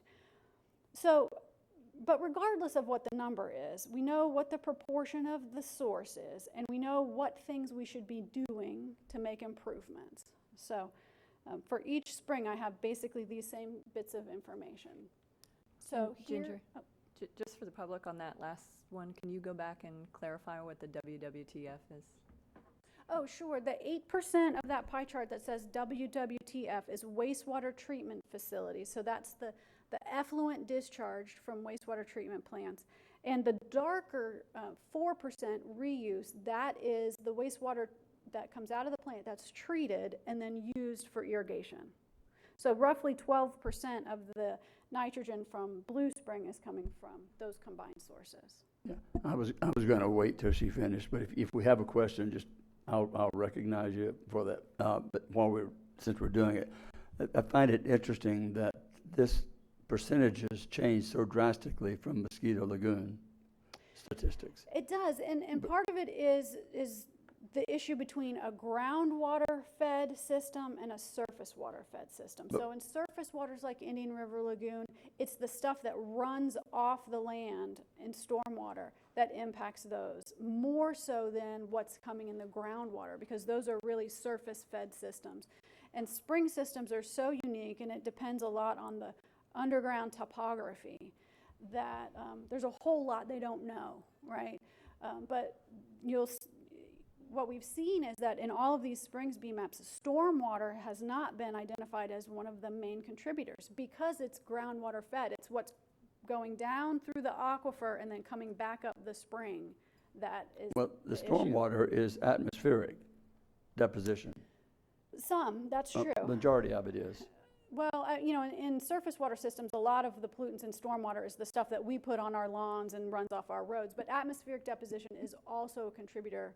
And that's where it's hard to that's where it's hard to differentiate. Yeah, it is. Because you don't really know, and there's no way to really tell whether the nitrogen created by the nitrous oxide is runoff or it's from a lawn, which has been, most of the nitrogen has been absorbed by the grass, and the grass grows greener because of the nitrogen, and that's not running off. So what is running off is the atmospheric deposition. I mean, when it's 20-something% the other way, and I understand you've got more septics there, but the septic runoff doesn't run for 100 miles or so. It doesn't run that far when they've tracked it. So I'm not arguing with the pie chart. The PFAs, those priority focus areas, because in these spring-fed systems, It's not like a linear relationship between a drop of water falling and it going out into the spring, right? There's it's this karst topography, so there's all this Swiss cheese holes in the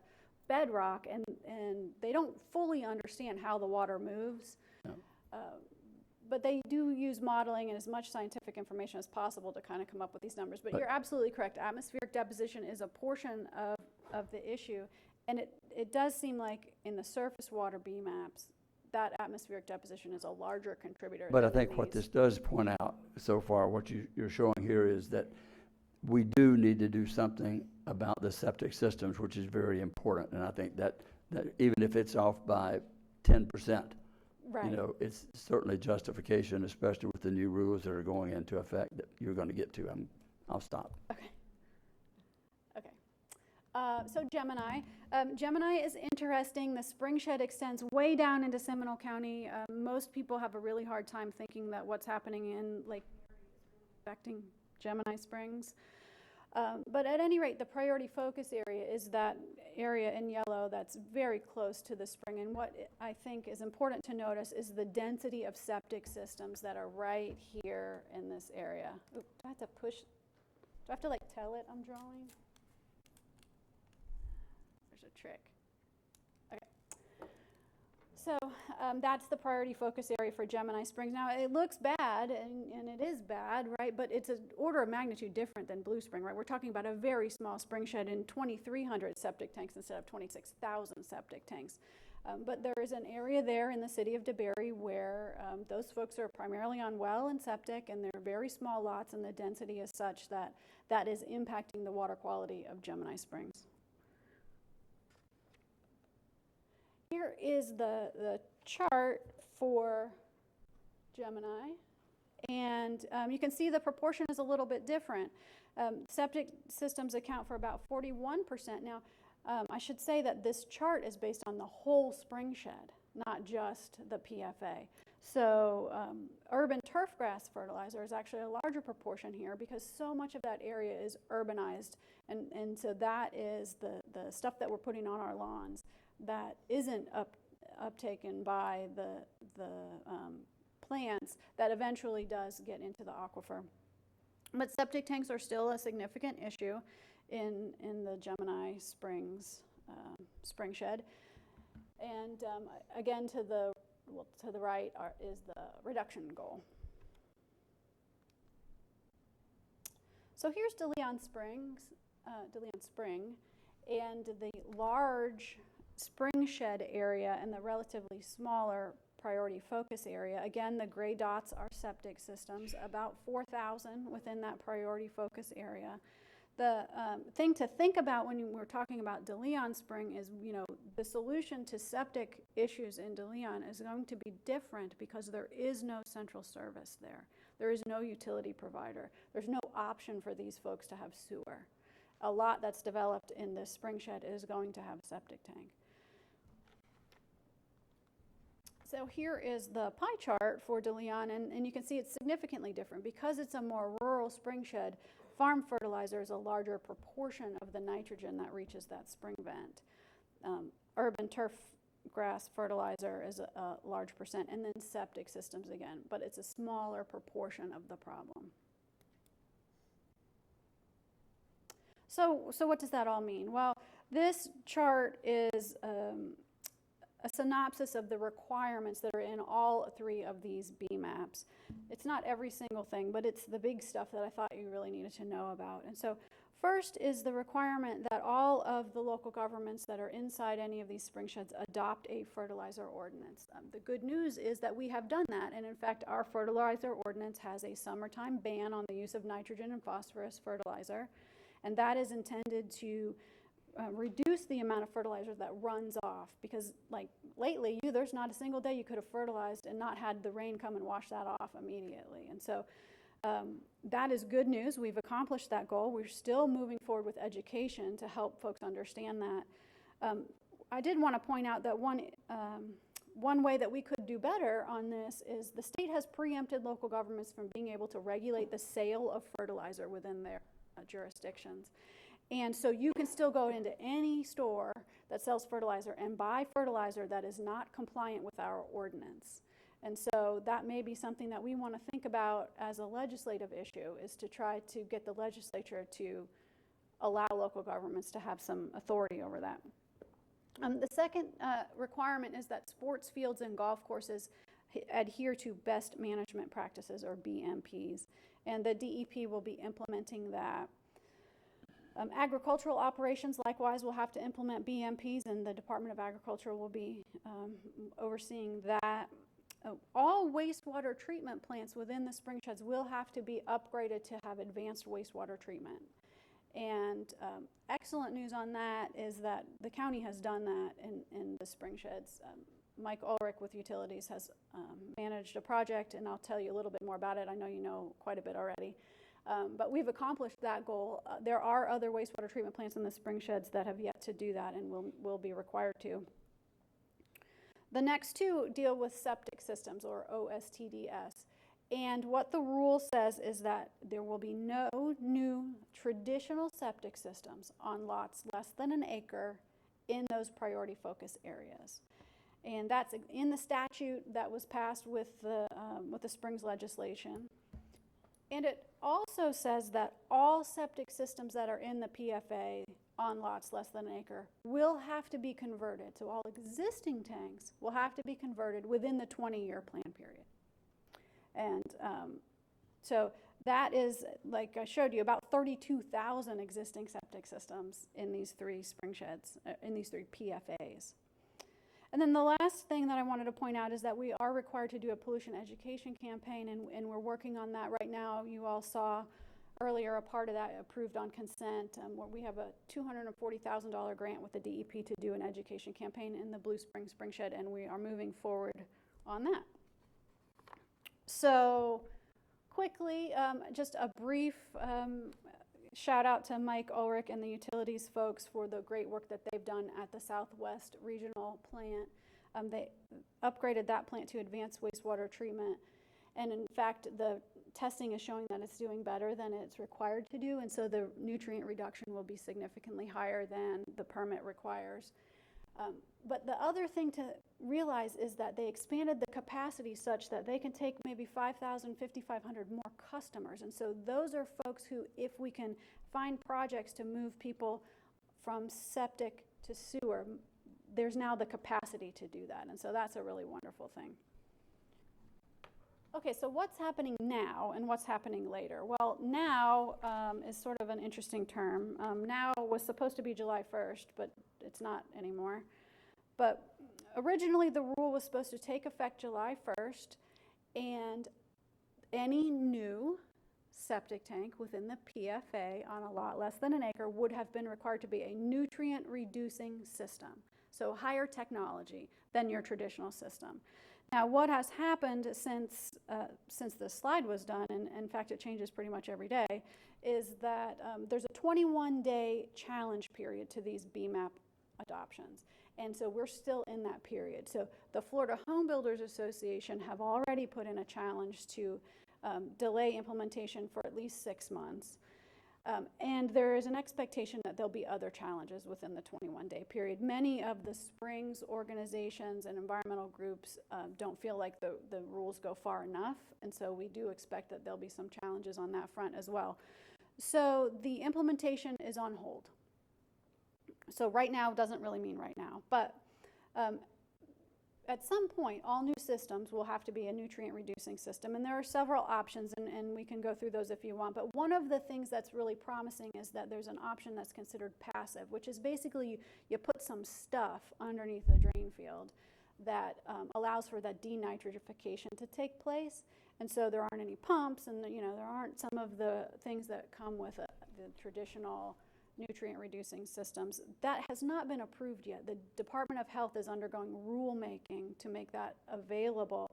That's expected on July 12th, and then they would be available to permit starting in August. So that's good news, and that's part of the Florida Home Builders Challenge, is that that's not available yet, and so they want to wait for implementation until that is available. Dr. Lowry. I was just going to ask, do you feel somewhat confident that will get approved? Because I know I from believe my so. area, if you go force everybody on sewer, you'll start a civil war. And if they can come out with some options there to help that nitrogen reduction, that would be very pleasant. Yes, well, there are systems right now that reduce nitrogen, septic systems that reduce nitrogen. The issue is that they require pumps and recirculation, and they're expensive, and they require annual maintenance, and so it's a bigger deal than just your normal septic tank that's just sitting in the Like yard. $15,000. Right, estimates about 10 or 15,000 more than a traditional Right. septic system. This passive system should be much cheaper, and then it doesn't require that sort of maintenance. And so that's a really promising thing, and the nitrogen reduction has been shown to be very high. So that really could be an answer. It won't be an answer everywhere. There'll still be lots where the water table's too high, or, that it's still gonna be an individual discussion with the Department of Health at the time of permit, but that at least puts some of the pressure off. So what was intended to happen later was the notion that all existing septic tanks have to be upgraded, and that was originally supposed to happen at the time of any permit for, so if you add a bedroom and you need a bigger system and you got a permit from the Department of Health, you upgrade, or if your system fails and you need a permit, you have to upgrade. Right now, that's being put on hold until there's some additional funding available. The DEP and the Water Management District recognize that this is a cost increase to the homeowner, and so they didn't put this into effect until they have identified some funding. In fact, we have a meeting tomorrow. Staff has a meeting with the Deputy Director of the DEP to talk about some funding options. So that's moving forward. Just a little bit about cost. So about $10,000 potentially for this nutrient reducing system over and above the cost of a traditional tank. So if you looked at all of the systems in these three PFAs, about $322 million in retrofit costs. If you moved people to sewer, that's a higher hurdle, and maybe somewhere around $650 million. And so it's going to be a mix. Some people will never be able or willing to go on sewer. There are some areas we just won't reach, but the message here is it's hundreds of millions of dollars to implement this to protect our springs, and so it's something that is going to be needing additional discussion as we move forward. So moving forward, we're working with the Water Management District on some grant opportunities for folks who have to do the enhanced system. We are working on our education grant in the Blue Springs Spring Shed, and then we'll need to have further discussions about a long-term stable funding source for either sewer conversion or for helping homeowners move to septic upgrades. So that's everything I have for you. Well, I think what it shows to me is that if you could take some of the areas like DeBerry, for example, we have a high concentrated area with access to be able to serve, that the cost to serve and put in sewer systems could be advantageous to all the homeowners, especially if they had to go out and retrofit.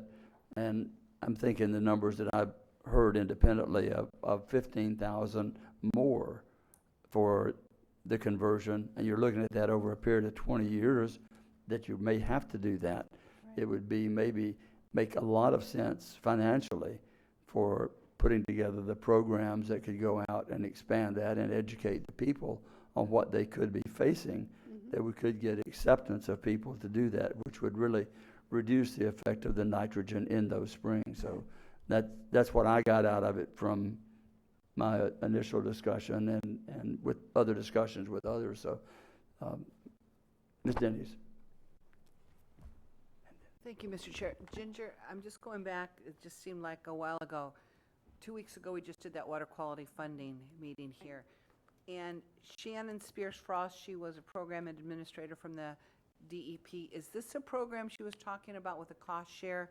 But hers wasn't quite as large because the St. John River Water Management District, I remember Abby Johnson asking her how this would work for individual homeowners, but it has to be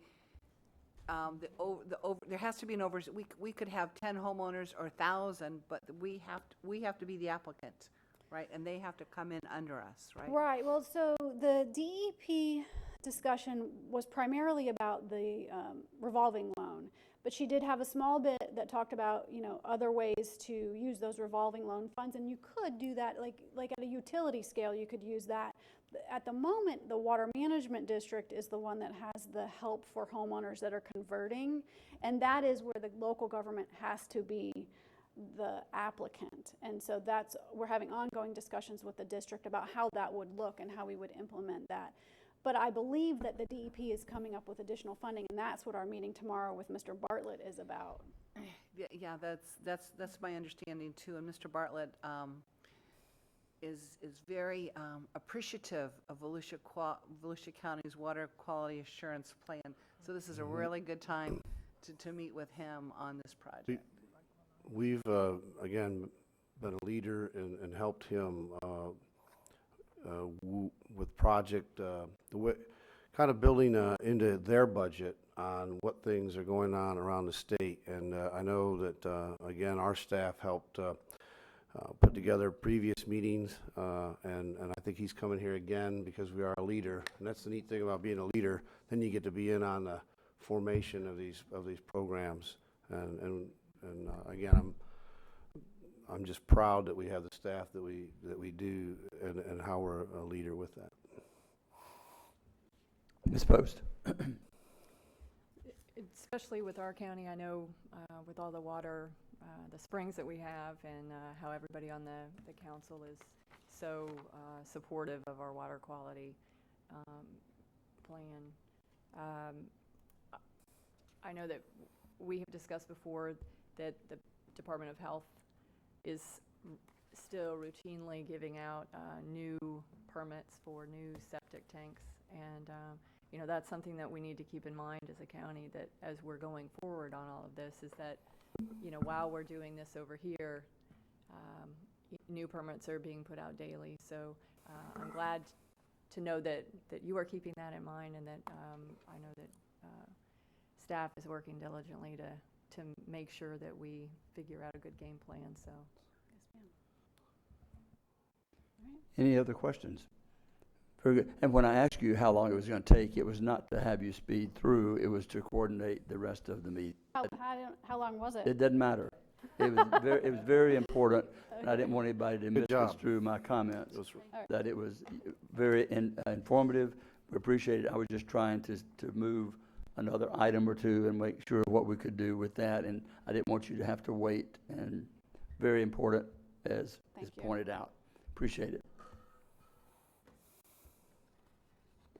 And I know you can rush through this one. Probably about 3 minutes. Good I'll give afternoon, you Joanne 2. Magley, Community Information Director. We have 6 new events since the last meeting. This week, actually tomorrow and Thursday, Volusia County's Purchasing and Contracts Division is holding 2 workshops for vendors who want to learn how to do business with Volusia County, and those workshops will take place here at the TCK building in the training rooms on Wednesday, July 11th from 5:30 to 7:30, and Thursday, July 12th from 9 to 11 a.m. Beginning this week and possibly until August 14th, residents on the east side of the county may notice a change in flight patterns and an increase in north-south flight traffic due to taxiway rehabilitation project at Daytona Beach International Airport. We began noticing the public of this change on May 14th through news releases, web banners, social medias, radio and TV PSAs. We sent a second release June 6th and boosted our Facebook post, which reached more than 20,000 people. So hopefully we don't have people alarmed when their planes are flying closer to their house than normal. Also at Daytona Beach International Airport, TSA PreCheck is again holding an enrollment event at the county-run airport. That's happening July 16th through the 20th from 8 a.m. to noon and 1 to 5 p.m. And during the on-site enrollment, that's when people get their fingerprinted and background check. But before they come to the airport, they have to pre-enroll online, and all that information is on our websites. We are going to celebrate a new splash pad at 9 a.m. Friday, July 20th at Sunsplash Park in Daytona Beach. This year's International Coastal Cleanup and the Halifax Indian River Cleanup isn't until September 15th, but volunteer registration begins August 1st, and those sites, people sign up, they fill up rather quickly, so we want people to know that registration opens August 1st and is through August 31st. The next event, back at the April 17th County Council meeting, you all approved the sponsorship for the 2018 Pan American Masters Championship Ocean Water Swimming Competition, which is hosted by Beach Safety. Well, that competition is going to take place August 5th behind the Daytona Beach Hilton.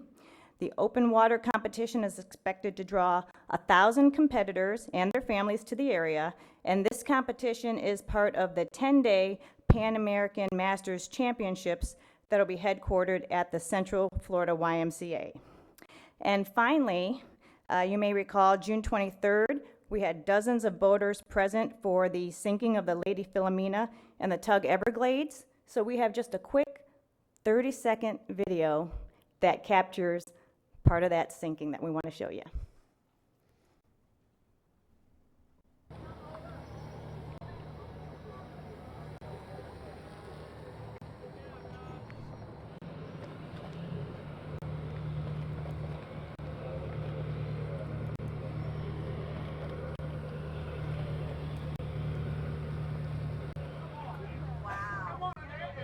Very good. That's cool.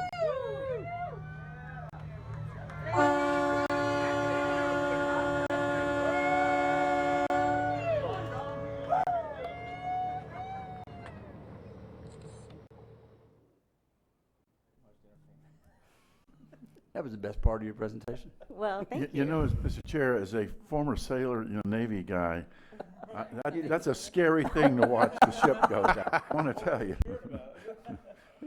It didn't roll very much. It just went straight down. So that includes my, my report if anybody has any questions. Okay. With that, we're going to break for lunch, and we'll be back here at, what do you think? 1:45? Yeah, 1:30, 1:45, 1:45? 1:45. Recess to 1:45 for lunch. Thank you.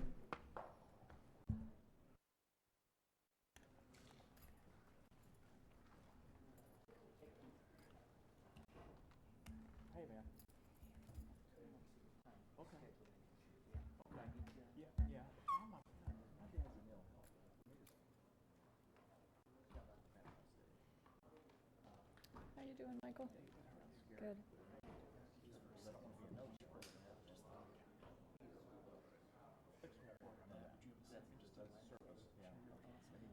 Sure.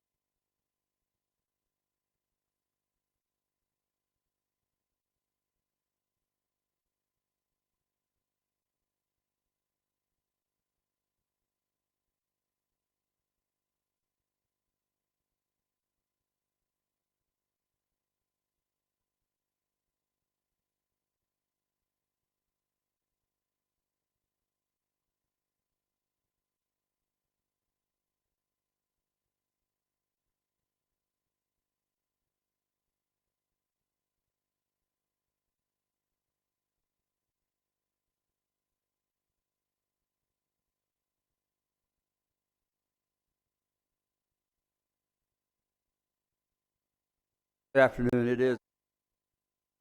We'll reconvene the July 10th County Council meeting. And with council's permission, I'd like to move the items 14, 15, and 16 forward and get those acted upon before we move into the discussion item.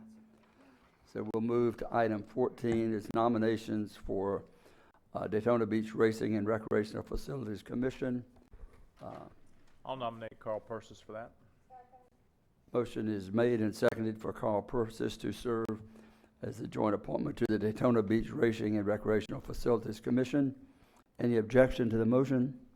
Hearing none, the motion passes unanimous 7-0. We'll move to item 15, which is the appointment to the Agribusiness Interrelations Committee.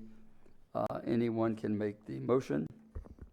No, excuse me, this is either an Marcy Zimmerman, sorry, at-large District 2 or District 5 nomination for appointment. I'll nominate David Register for that, please. Second.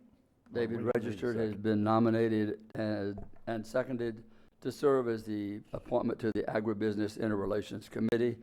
Mr. Chair, can I just ask, so we're needing 2 more? Correct. Okay. And it doesn't require a second, I'm sorry, Mr. Chair. Mr. Chair, I would move for a continuance for the at-large member on that, on item 15. I'm lost. Okay. She's continuing her nomination for appointment for the at-large on item 15. Okay. You see, we have, Mr. Chair? I We think have a motion and a second on the floor to appoint David Register. Right. right. Right. I but- thought we carried it. Didn't we go, did we thought that- carry? I uh-huh. thought that was carried. No, we haven't done that. We haven't voted on that one yet. Sorry. I thought. Any objection to, this is on item 15. Any objection to that? Hearing no objection, the motion passes unanimous. Then is that okay? I didn't want to make sure to make it mess up. And now we'll ask for a continuance, Mr. Chair. Okay, on item 16. 15. It's 3 appointments there. Okay, there's 3. Well, those 3 would come up since we only acted on one. And we have a motion which would require a second. Yes. I need a second to continue. Motion's made and seconded to continue the balance of item 15 to a future date to yet be determined. Right? Any objection to the motion of continuing? Hearing no objection, the motion passes unanimous. Now we'll go to item 16, and that's the appointment to the Volusia County Industrial Development Authority. Mr. Chair, I move approval of Mr. Rick Dawson. Mr. Rick Dawson has been nominated for appointment to the Volusia County Industrial Development Authority. Any objections to the motion? Hearing none, the motion passes unanimous. Now then.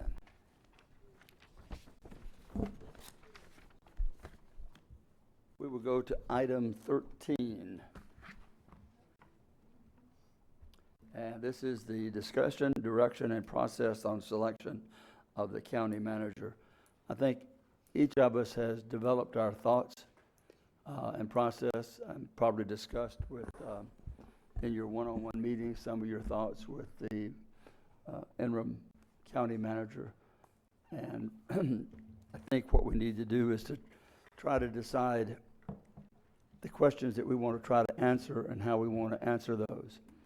To me, one of the most important things that we need to do is to establish when and how to move forward. It's going to be a process. Some of the things that play into this are, for me, considered, is we have an election August 28th and an election November 6th. And should we decide to try to go forward now and hire a manager prior to the election would be the first question I'd like to try to answer, whether we want to do that or not. And if we feel that, I think we had initially discussed and said we had kind of looked at a timeline of having someone brought on the first or second week in January of 19. Mr. My- Patterson? Well, I'm second Okay. row here, so. Dr. Well, Lowry? I think there's wisdom in, you know, I believe that Mr. Rectenwald's committed to 90 days, but I believe he might go a little further than that if we need to, not like 10 years, but a little further than that. And with that in mind, my thinking is we get past the elections before we get too serious about anything, because you may have a totally new group coming in. I hope not District 5, but, you know. Right. Well, and I think that's part of the point, because I really personally feel that we need to have with the election, the people that are going to be serving, which could theoretically will be at least one different person, for sure. And it could be more, and you could have a majority of people that are putting those of us that might be here in the minority. So I think it'd be good that we establish that we don't do that, and I think each of you have talked to George. I feel very comfortable with George, and if we need to have him work and stay until we bring a manager, we can address that. I don't think the 90 days was set in stone, so I would agree with that. With that in mind, Pat? Well, There are others of us who would like to speak to that, Mr. Chair. Sorry? There are others that I would like to speak to that. Oh, okay, sure. I'm number 3. Is it my time? Okay. No, I think that, pardon me? I was trying to go down the list, but That's what I'm asking. I thought you were coming to some consensus. no, before I'm we had speaking, this- I want everyone to speak on to Oh, that. okay. That's to establish where we go from here. Pat? Well, I'm probably the only one up here who ever went through this process back in the 1990s. So just let you know that the thoughts that this thing is going to move rapidly. They started in 1994, and they couldn't come up.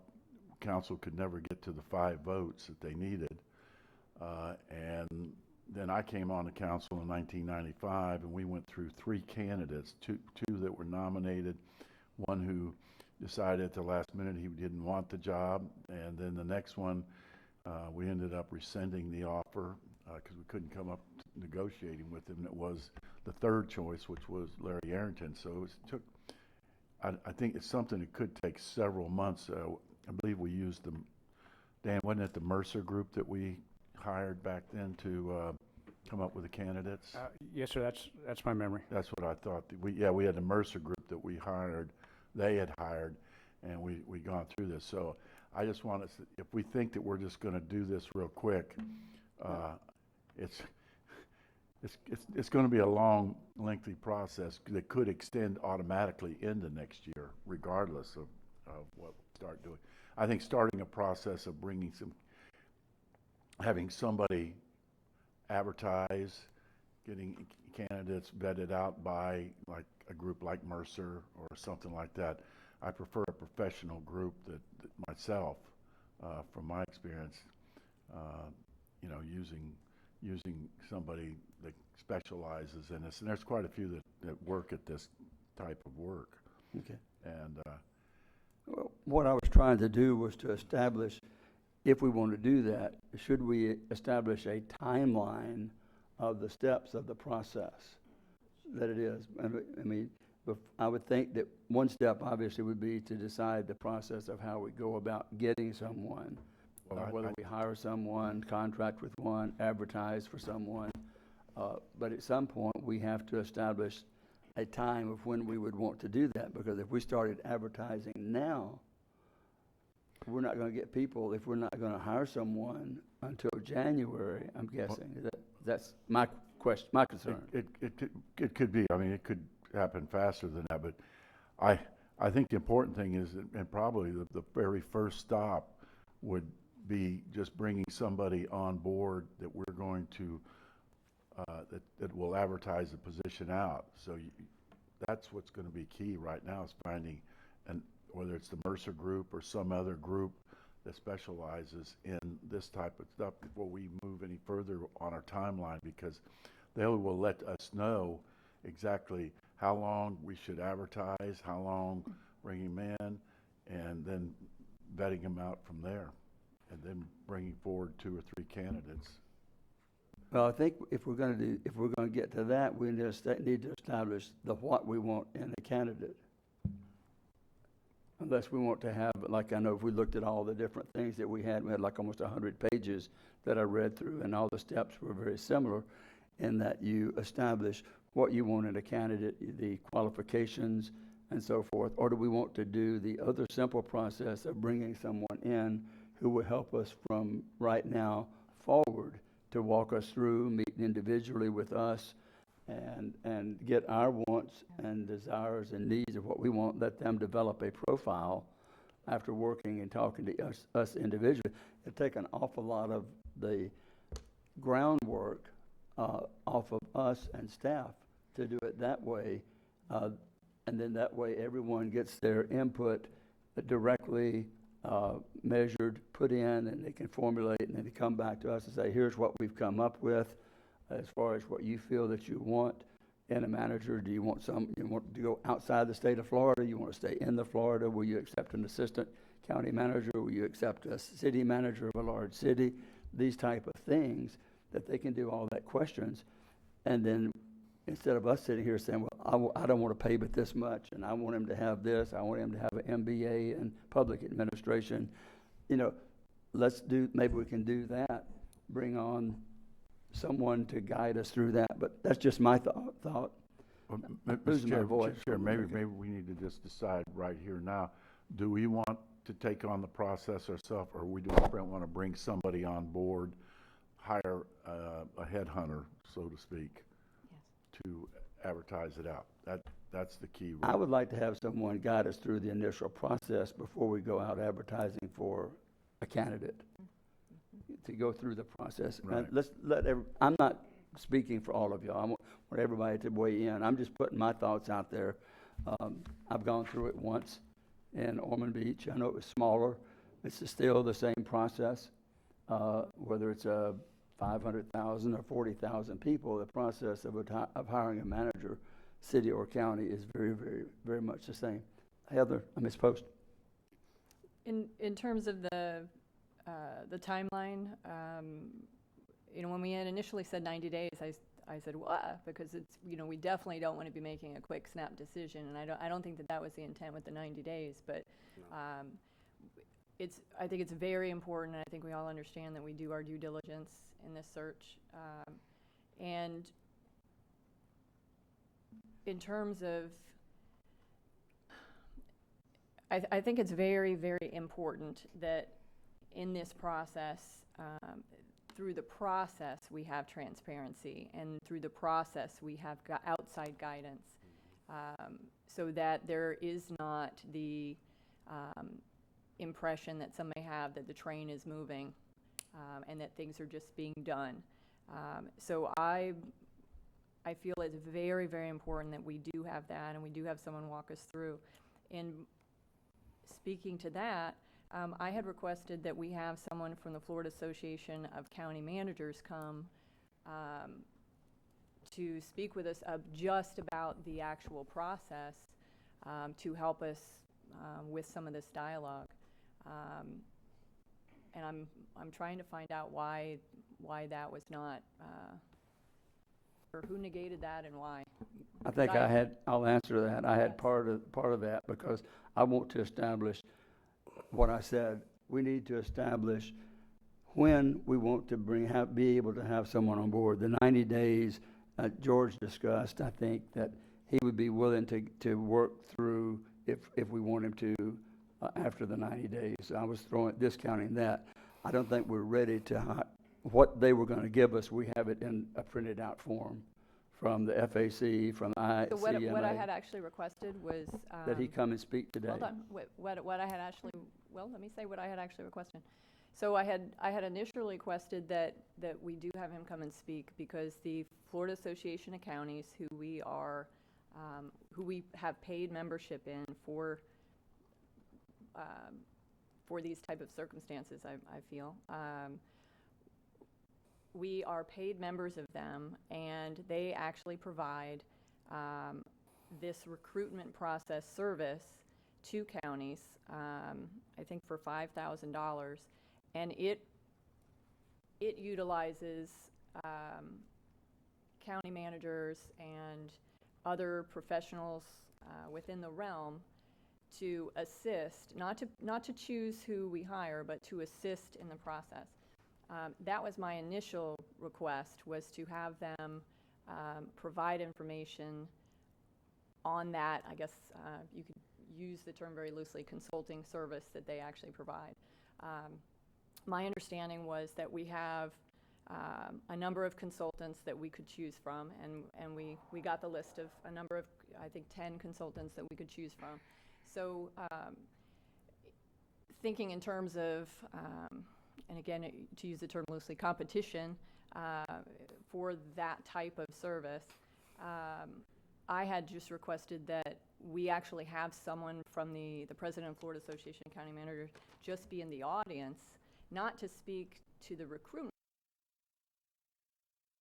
to the actual process, to help us, to guide us through this,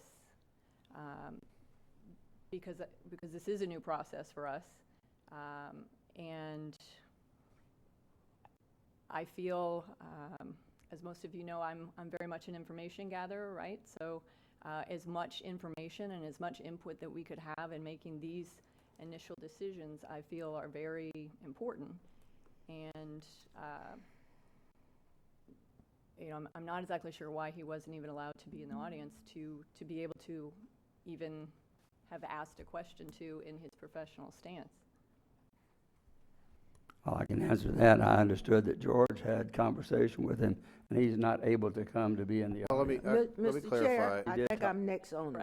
Yeah, let me clarify. I had a conversation with Mr. Chapman. He contacted me after you had sent the information, and I was actually getting ready to contact him, but I think the holiday was in the middle there. What he had said to me was he felt it might have been a little premature yet to come and listen. He definitely is interested, and we had a nice talk, and he would come to the next meeting. But he thought that because you hadn't really even started yet, he had concerns, and he would come or not come, you know, at that point. And of course, I had heard from several of you that maybe it would be premature yet, but yes, you know, and that's why I included his material. Of course, it had gone out. I do think they provide a valuable service if you want to go down that road. Also, he could speak just in general terms, like about what processes are. He may even be listening. I don't know. He didn't necessarily commit to that now, but the idea is he would just come at the next meeting if that's what you guys decided. But I felt like, you know, he and I talked, and he's an experienced manager, that it might be best if you guys had that discussion right here first to decide, and then have him, if you want him to come speak to any level of it, he would do that. So. Well, I think the issue was that they were hesitant to come because they didn't want to get into a, if they weren't exactly welcome. But then, I just have to tell you, that is one council member's decision.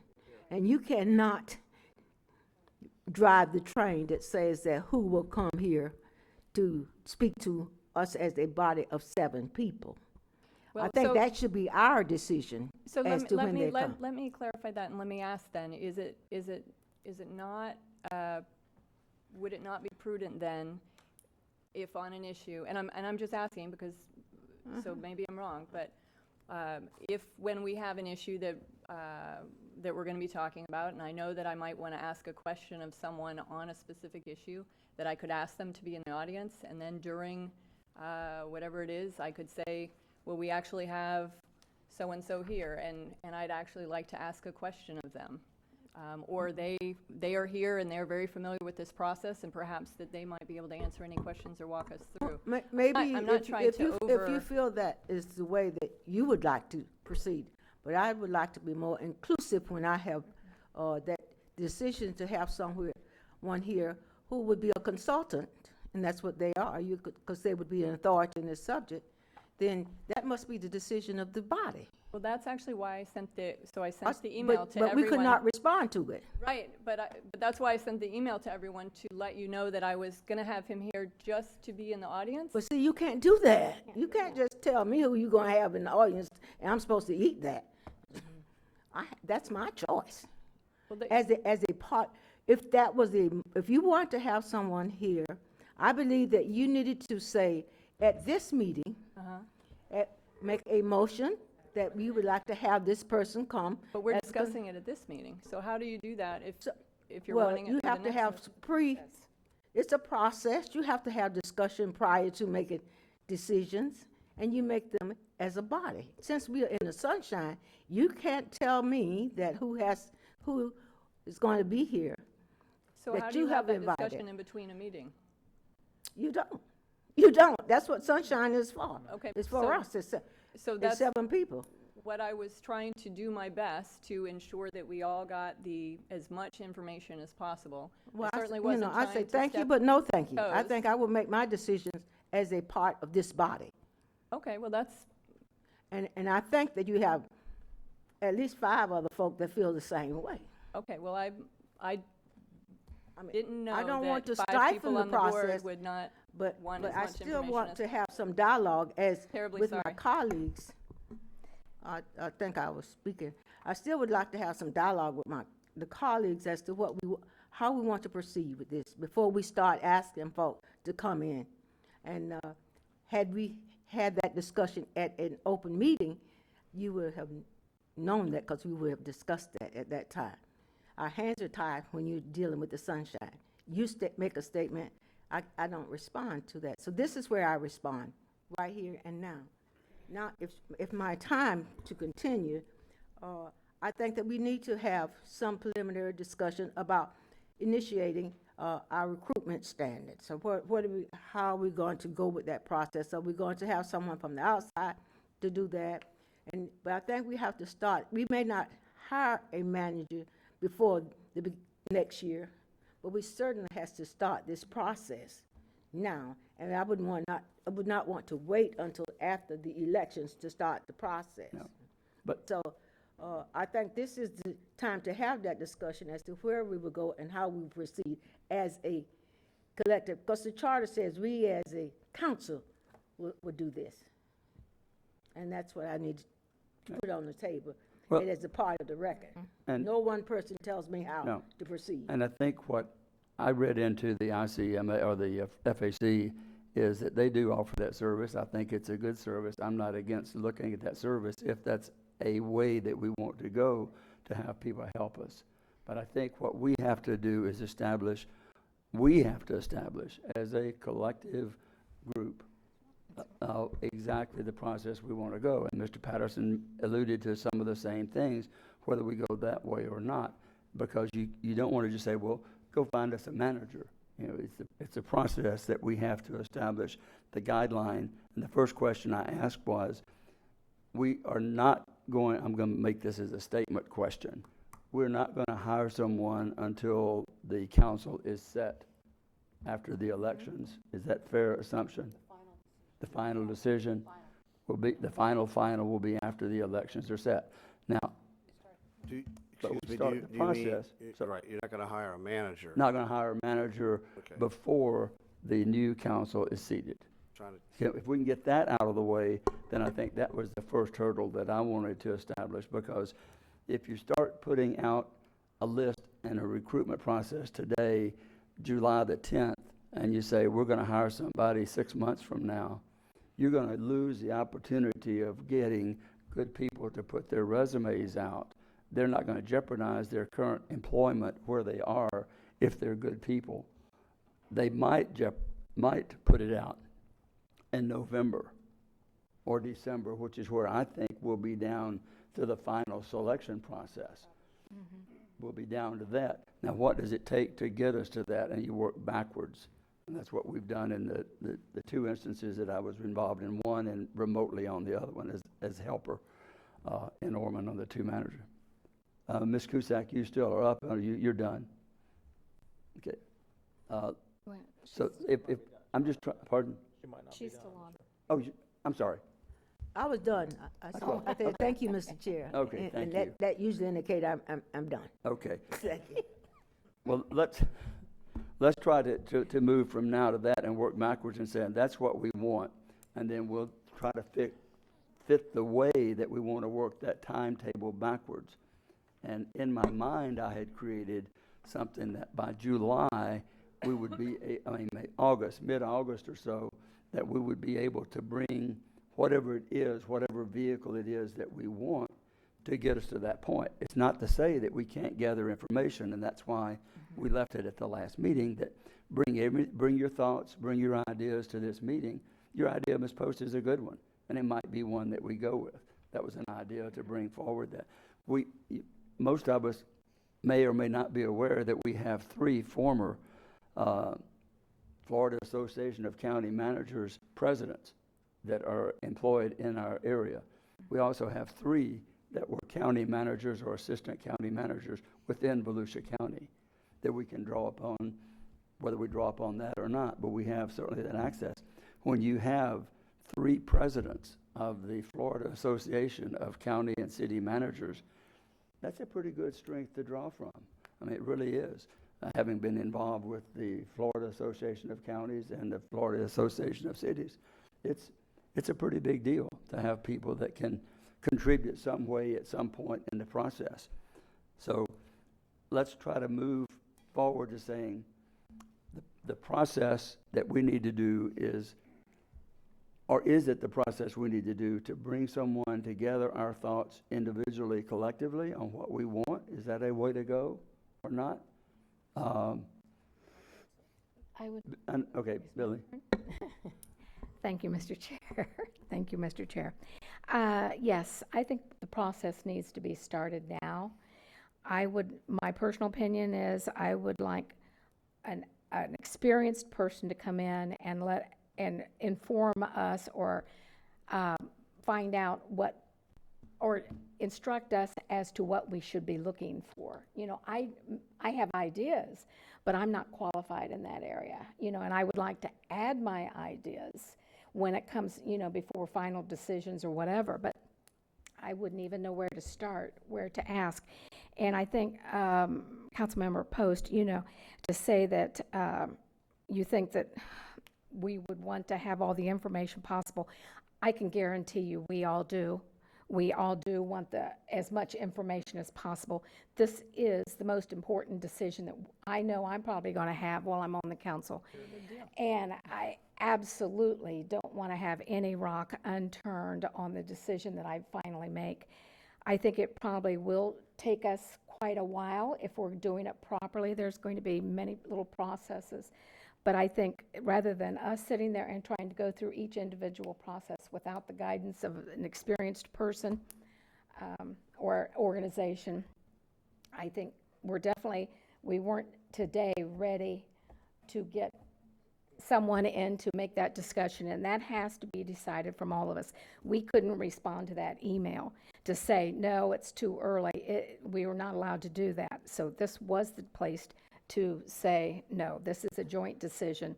So I'm for getting someone in, and if it takes 3 months, or if it takes us 6 months, if the current manager is not willing, we can look at range riders or something to assist us. But this is a process, and we need to start it. Okay. I mean, today, actually, I would have liked to have had a facilitator here for this part of it. I'm kind of an acting facilitator. And if I had a facilitator, I would have had a board with paper on it with each of our thoughts being put out there. But I don't think we're even to that point to do that. But so the question now is, do we want to proceed with the idea of bringing back or discussing today? A facilitator is fantastic. Oh, yeah, nobody's list is up. Oh, I'm not, Okay. now you're up. You said push my button. I will push your button. But you go ahead. And that's all we wanted to try to do today was to establish, you know, the who. It's basically the who, what, when, where, and have the conversation of what do we want? How do we want to proceed with, and what do we want to utilize? Ms. Denise? Thank you, Mr. Chair, and I agree with the discussion that we're having here. And the timeline, because one thing that hopefully we can all agree on too is I think we owe it to our citizens to do a national search, to throw the largest net possible to get the best qualified individual in for Volusia County. So I personally would like to see a national search. And I think that's a really good idea to start with the end in mind and work backwards on a timeline. I think it would be very prudent in a workshop like you're talking about to whiteboard it. And we do that more in a workshop setting instead of here, like this, where we can, you know, whether we're at we could go to the McGee room at the airport because that could handle, we could handle the recording there, we could handle the public there. It would be easy for public participation, and it would be easier for us to look at each other and talk to each other in a workshop setting for discussion. I'd like to see us maybe take that kind of an approach, more of a relaxed approach and discussion approach to look at what we want to do. And the other thing, that if we're going to do a national search, we've also got something very unique to Florida, and that's the Florida Sunshine Law, that most electeds or managers probably don't deal with. So in that timeline too, and you're right, if we get ahead of ourselves, nobody is going to apply where they have to disclose it to their employer. And with us, even if they don't disclose it, it's public record, it's public record.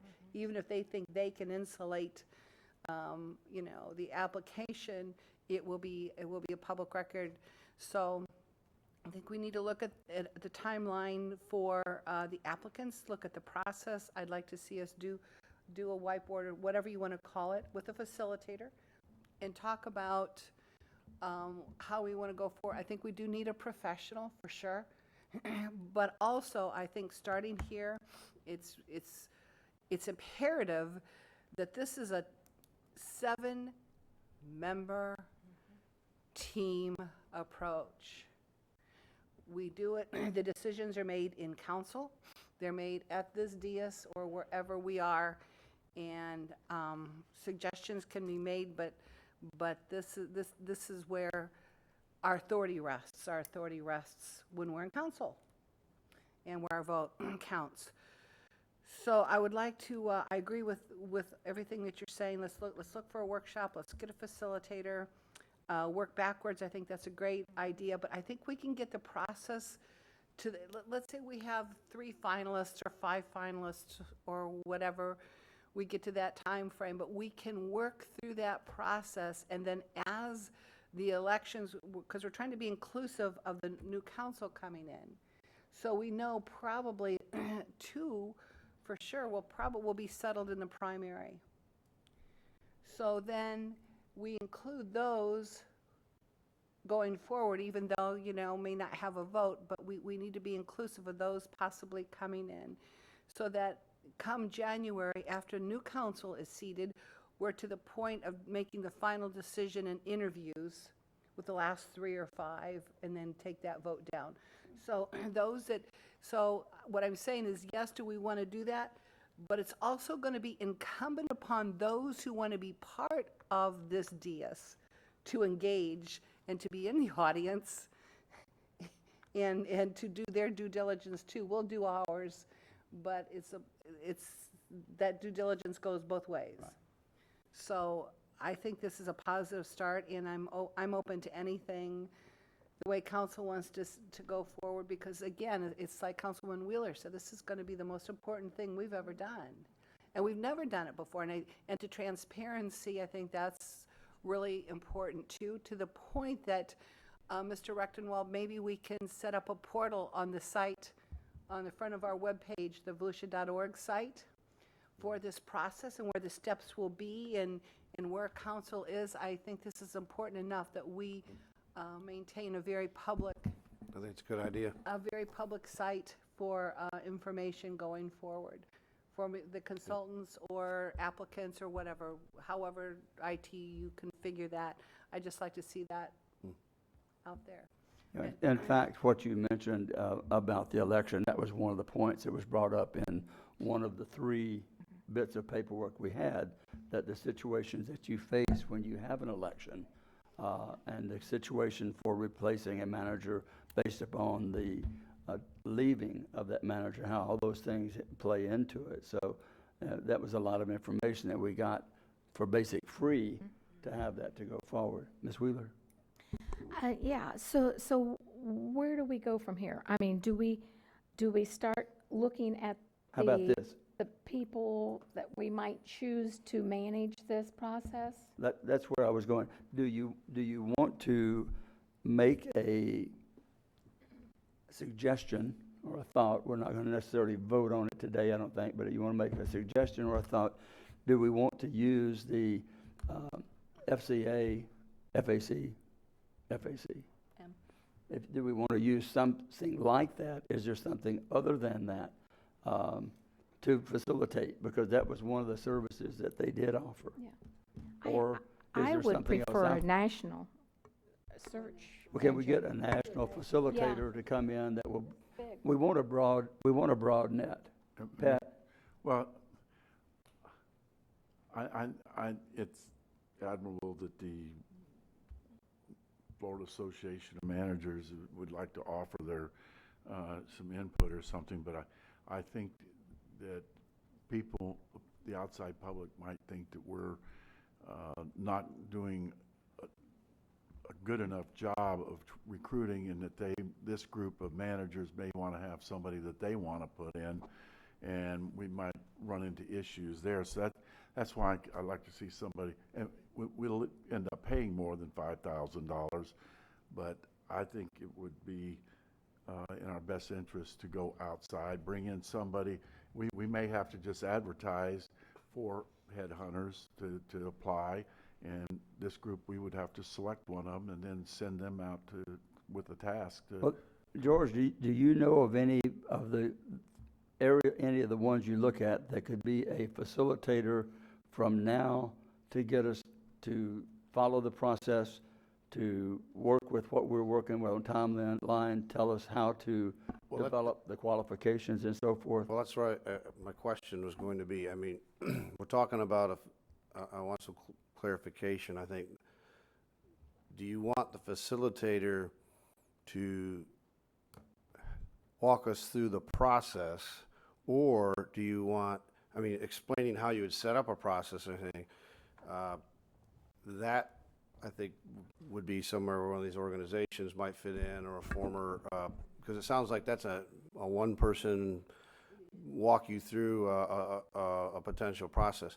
I think these firms that we described, and what I remember from the past, and maybe Mr. Patterson can remember, they will come in and do that as well. That's part of what they do, is they set up the whole process and interview everybody to find out what you're looking for, because they can't go recruit until they know all that. Now, again, there's hybrids where we do some of that ahead of time, but what I'm hearing here today sounds like you may want that person to, the first step, I think, once hired, they would come in and do exactly what you're talking about, lay out what is the process, what would be, and then I think they would be interviewing you probably individually. You know, what are these things you're looking for to build a profile, because they don't know what to go recruit until they know that, and so so I think that's all kind of laid into what they provide. It's not, it's a little bit more involved than just you know, hey, you know, throw out some ads and see what you catch. They really are going to help us build that, and then go search for it, because part of the process really, you know, it will be advertising, but it'll be them using their connections. Chances are, if they're experienced in this, they've met many other managers. They're familiar with some of their strengths and weaknesses, and that's where they go. As far as your time issue, we'll get into a little bit on the procurement. If you're going to procure a person like that, you can waive our normal procurement procedures and get to it, or you can put out an RSQ. If you do an RSQ, Months down the road. that's going to put you just here in, roughly, it would put you, basically, you'd be spending from now through most of August getting that person, getting that recruiter, that facilitator firm, because you would have to put it out, you'd have to advertise, you'd have to develop a scope. You're kind of doing that right now, but I think we could probably look at other scopes out there.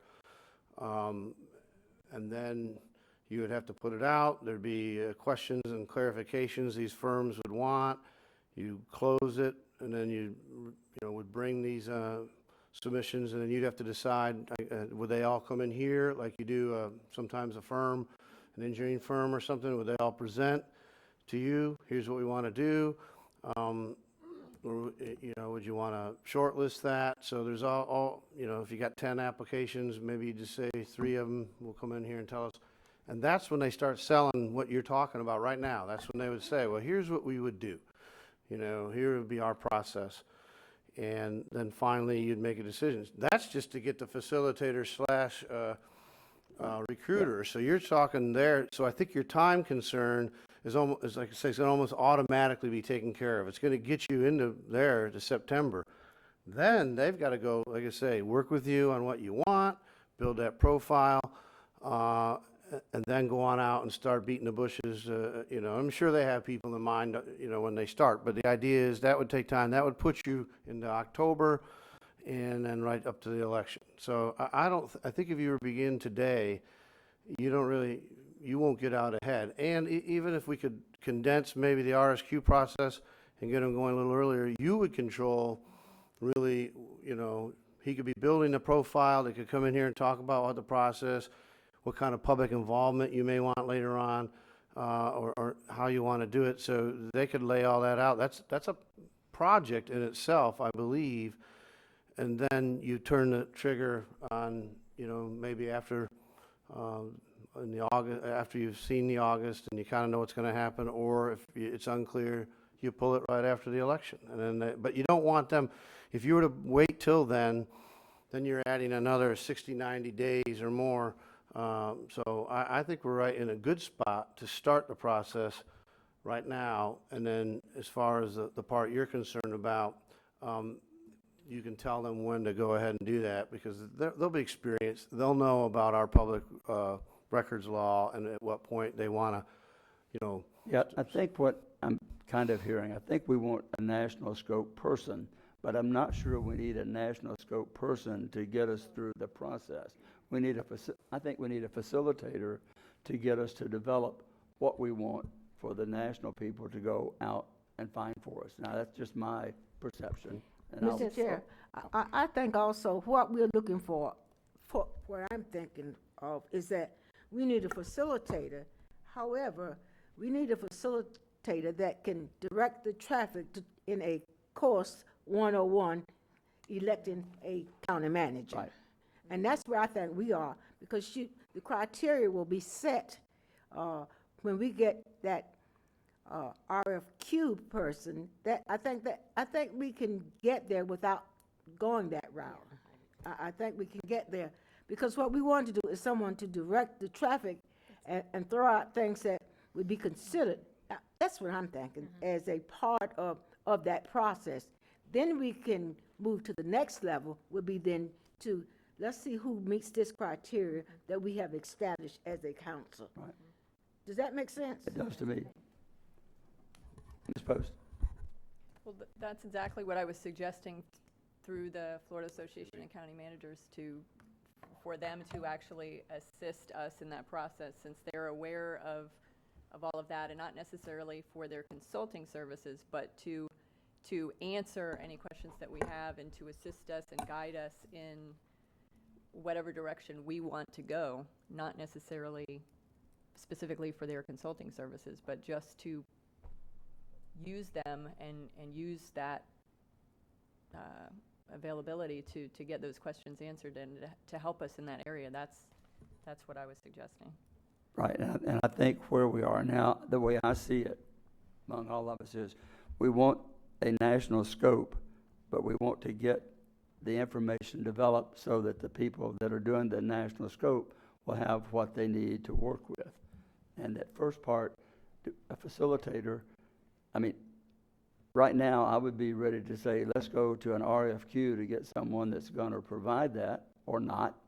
And we do one part in-house with a workshop, as you mentioned, Deb, to get us to that point to do that, or we just trudge along. We've got to get to a point to where we can lay out what we need. Ms. Cusack pointed out, we individually have our desires and wants of what we want. I would say we have the authority to bypass an RSQ. Okay, well, that's what I'm saying. But we need the process to get. Well, why don't you Okay. let's take a poll, see. Okay, how many, I would just, a yes or no, would you be willing to bypass the RFQ and, which we can do, Yes. and Wait. select someone for the process of moving forward? And So we'll what- leave it at that. Explain that. Select someone for the process of moving Well, forward. you have a mean list. As a facilitator? Facilitator to get us to either a point or past that point. I mean, it's up to you. I look at it as, the next thing is, it's a 5 or 6 step process or more to get there. Consulting services. No. You're saying a facilitator to guide us in before that even happens. Mr. Chair, I'm going to throw out something here that I've had several people bring up to me about, I think it's Larry Arrington.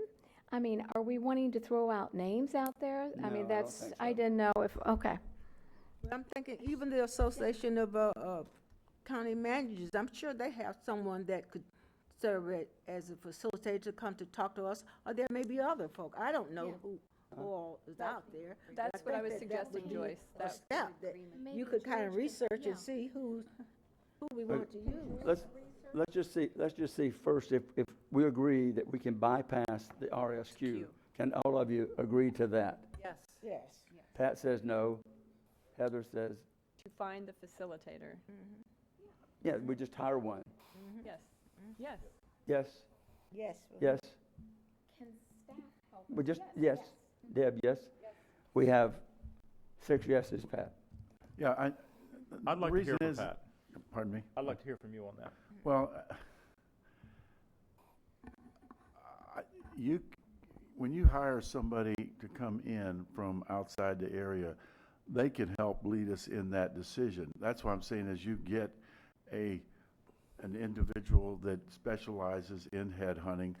They also know to come in and run you through this, to hire a facilitator and then hire and say, okay, now we want this guy to go.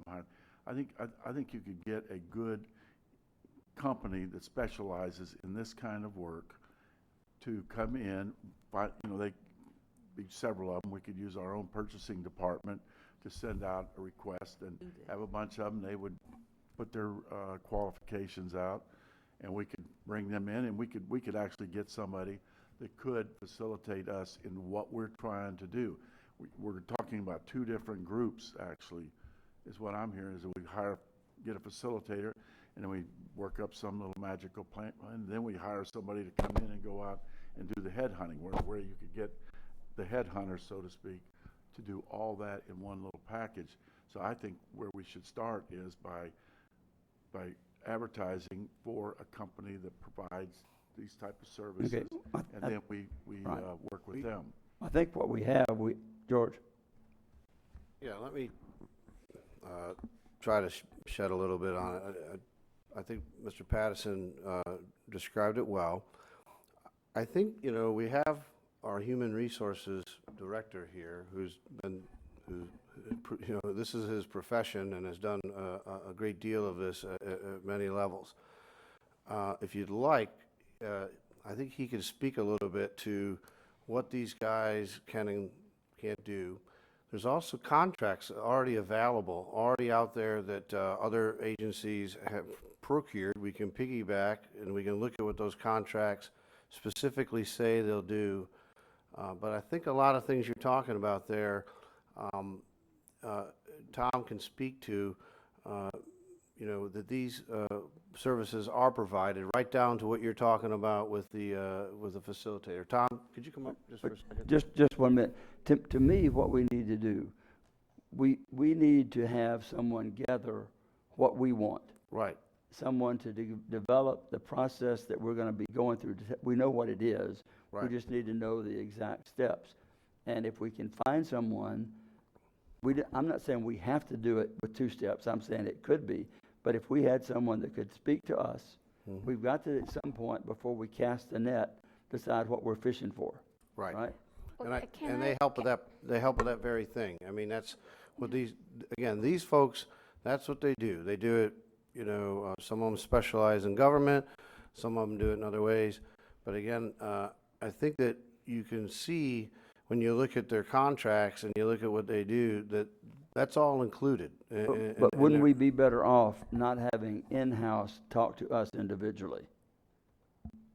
And have that done by an outside contractor? No, I think you should have it, well, I think, because I think some of you have spoken, I think you should be outside. I honestly think that honestly, what I would think, I need to run the day-to-day operation. That's my point. You know, and if you can get somebody, more of a turnkey, outside person, they'll come in, and then what our role becomes is providing the space for the meetings to occur, you know, the timing, the coordination.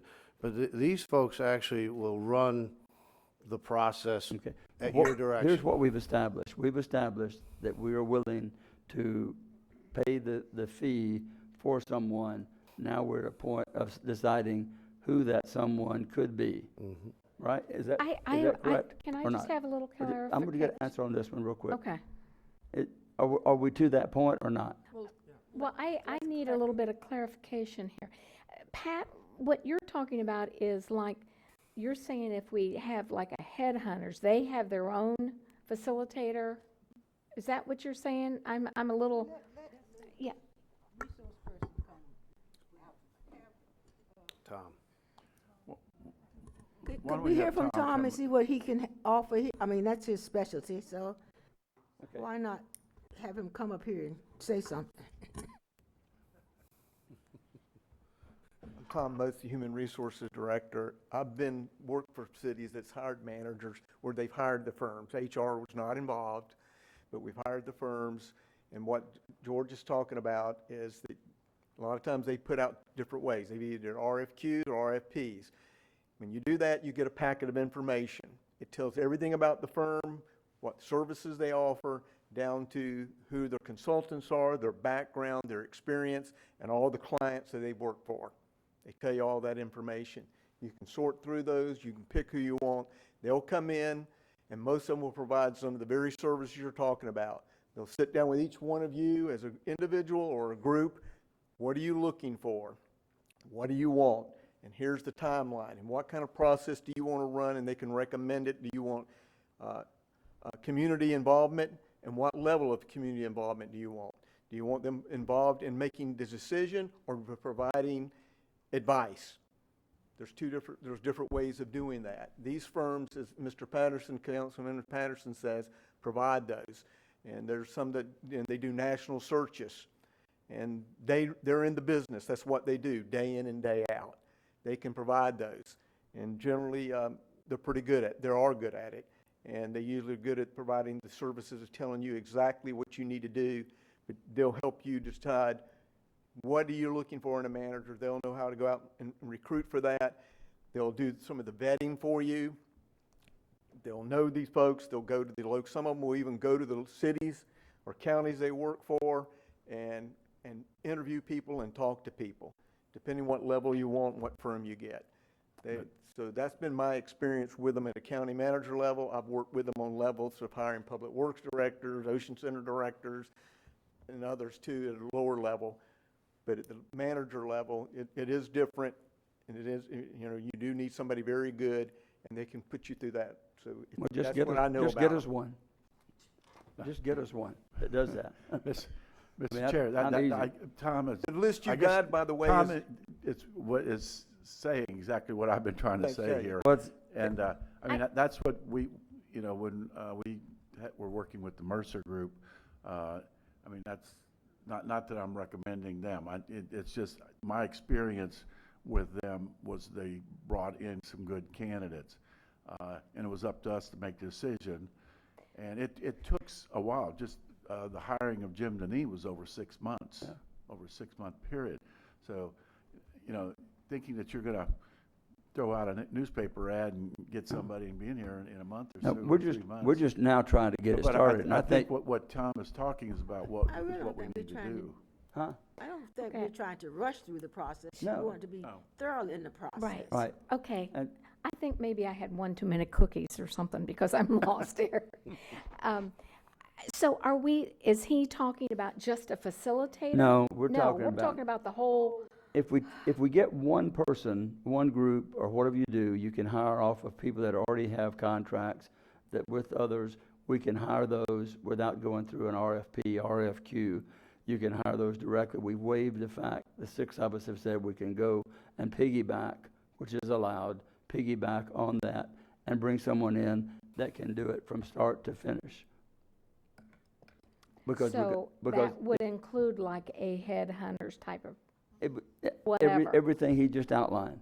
It could take you down even to recommendations, how to involve, and they're going to gather that and develop that by individual meetings with us, and then meetings with us collectively. Huh? So, to me, that's, Heather? Go ahead, Joyce. See, if we go that way, then we do need to, see, I was thinking that we would do the first leg of this.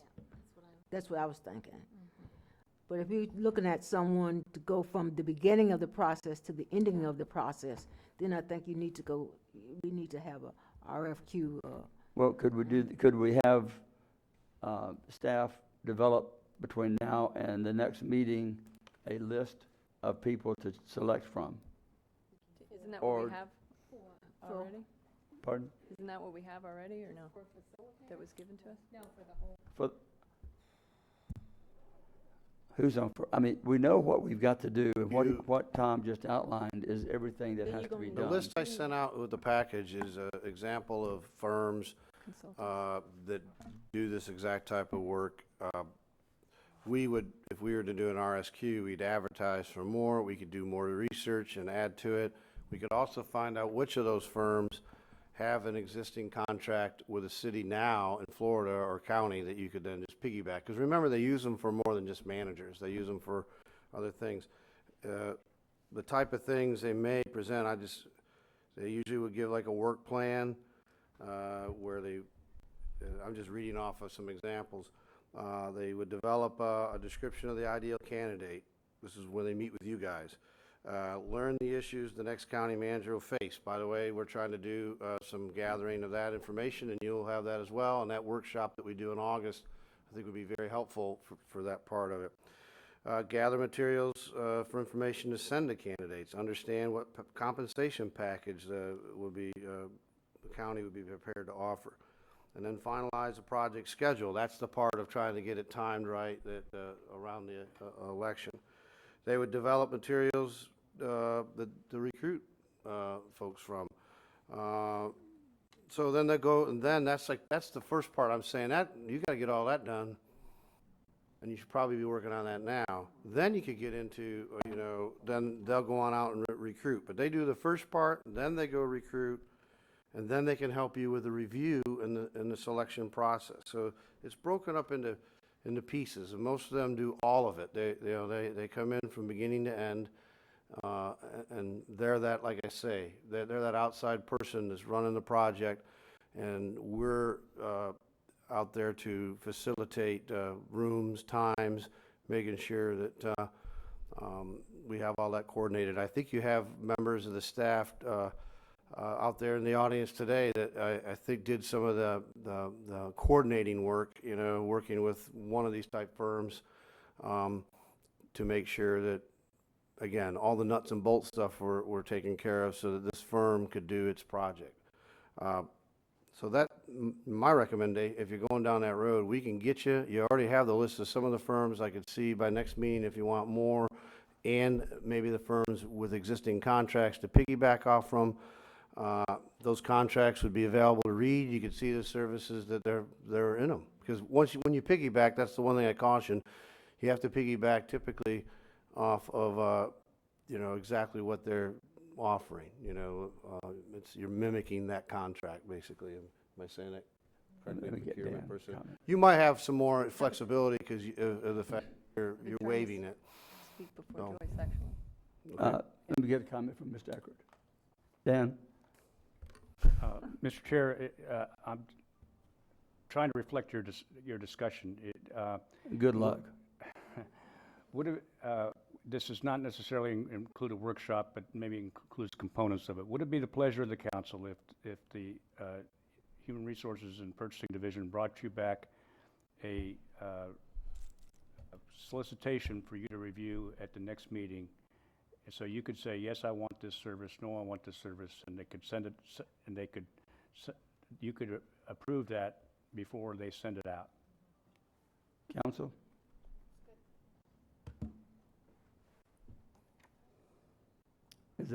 Can we get a general consensus on going forward with that, to have that for the meeting on the 24th? Repeat your request, Dan. Pardon? Repeat your request, Dan.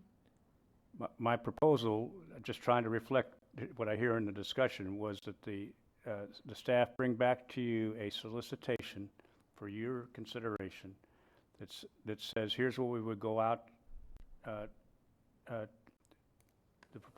here's what we would send out to consultants, and you would say, yes, we want this service, or no, we don't want this service, or yet we might want this service. So you could review that before they send it out to those consultants we know and perhaps those we don't know. I think probably in this area there's a group that the staff, such professional staff such as Tom knows are involved, but maybe we've overlooked somebody. So you could look at the solicitation and say, yeah, yes, that's what we mean, or no, or yes, but.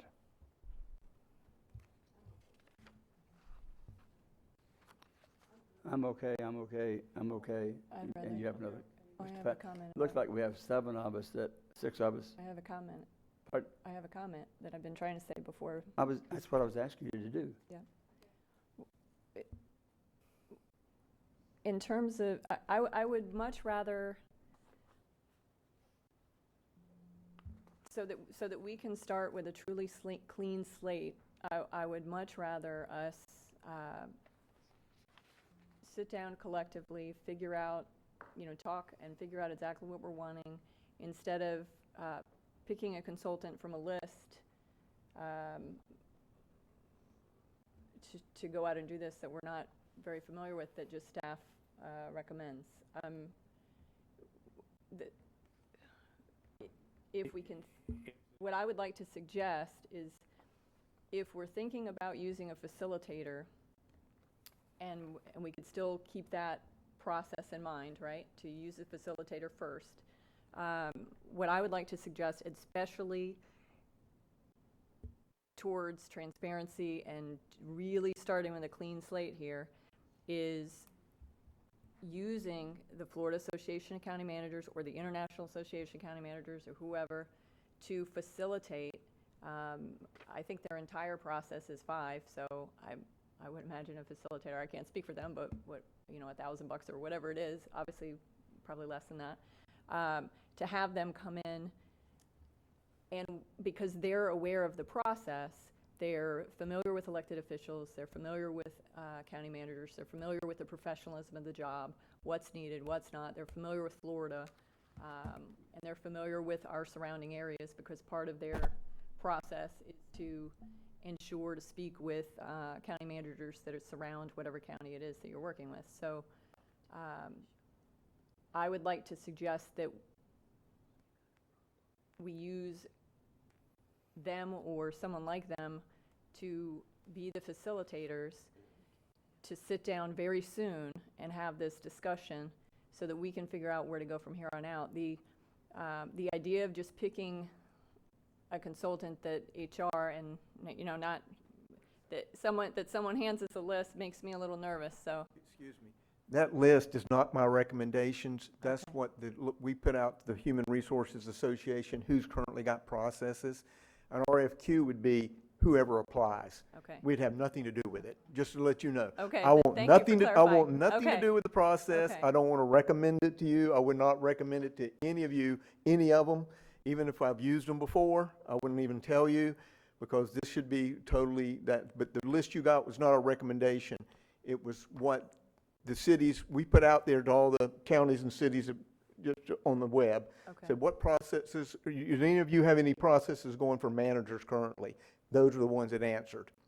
But so that would be my But an suggestion. RFQ would just be out to everybody, and you may get dozens of people applying from all over the country. Right.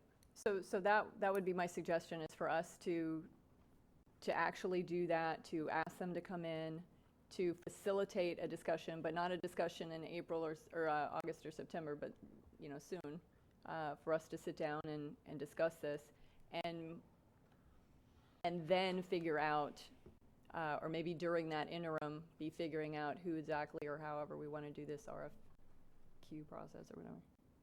Well, let me answer that from the way I've analyzed it, from what I think I'm hearing, is the process that we're going to be doing is fresh and new and transparent. There's nothing untransparent about using this in a public setting. And I think going this process, what we're going to be able to do, we're going to be able to have the facilitator services also developing the process of what we all want in a manager accomplished, along with what the timeline it is and what we have to do from step A to H by having someone to do that. So they can sit down with each of us. They'll be taking care of all of it. The facilitating process will be a part of what we want them to do.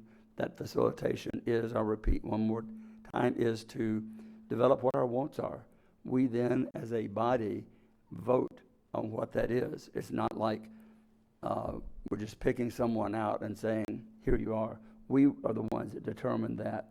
We also will determine the timeline and the process for which they will give us the information to help us, to guide us through that. For those who haven't gone through it, it is a long process. And like he said, we use 2 or 3 different citizens group, and I'm very much in favor of having citizens groups at somewhere, business groups at somewhere, the social services, all different groups at some point have at least a part in the process. The public needs to be involved in looking at, when you get down to maybe 20 or 30 people, have them to be able to look at it. So they can tell us all that, and I will tell them that that may be something I want. You all may say you don't want that, but they will bring it back to us to discuss. Now, I think this is the easy way. We can sit here and talk all day long about, I think we're now getting somewhere where we can make a decision. And and you're going to be the one that will help determine what that decision is. We all will. So we're just getting the information to us for us to make that decision to go forward. When we get the information, we look at it and may say, they don't provide this, they don't provide that, we don't want it. But until we have that information to decide on, we can sit here and talk all day long till I lose the rest of my voice. So that suggestion, no one's. I think. I like it, but I can go this other route also. I could go either way with that, but since that seems to be the consensus, I don't have a problem with going with that RFQ process. Okay, Dan, I think, and thanks for weighing in. I think what we would like to do is direct staff to do what you indicated, to have them bring that back. We understand, Tom, that you are not recommending, you're a source of information. I mean, that's clear from me, and that we will make that decision at the next meeting. Actually, purchasing will put it out, and it'll just go out, and then anybody who wants to apply, and then you'll get the packets, you'll review it, and you'll make the decisions. We're not going to have any involvement other than anything you ask us to do. Other than that, we're not involved at all. I imagine you have enough to do on your plate right now. Yes, I do, and I do, and these are professionals who do this all the time, right, and they do a very good job at it, and I'd recommend you use them. And it makes it a lot easier on what we're going to have to deal with, to have the professionals being the guiding hand. I can tell you that. George, you okay with that? Yes. We understand where we're going? Yes. Then we can no speakers are up, so we'll eliminate that part and we'll go to the next item, which is public comment. We have no cards on public comment. Pardon? We do have a card.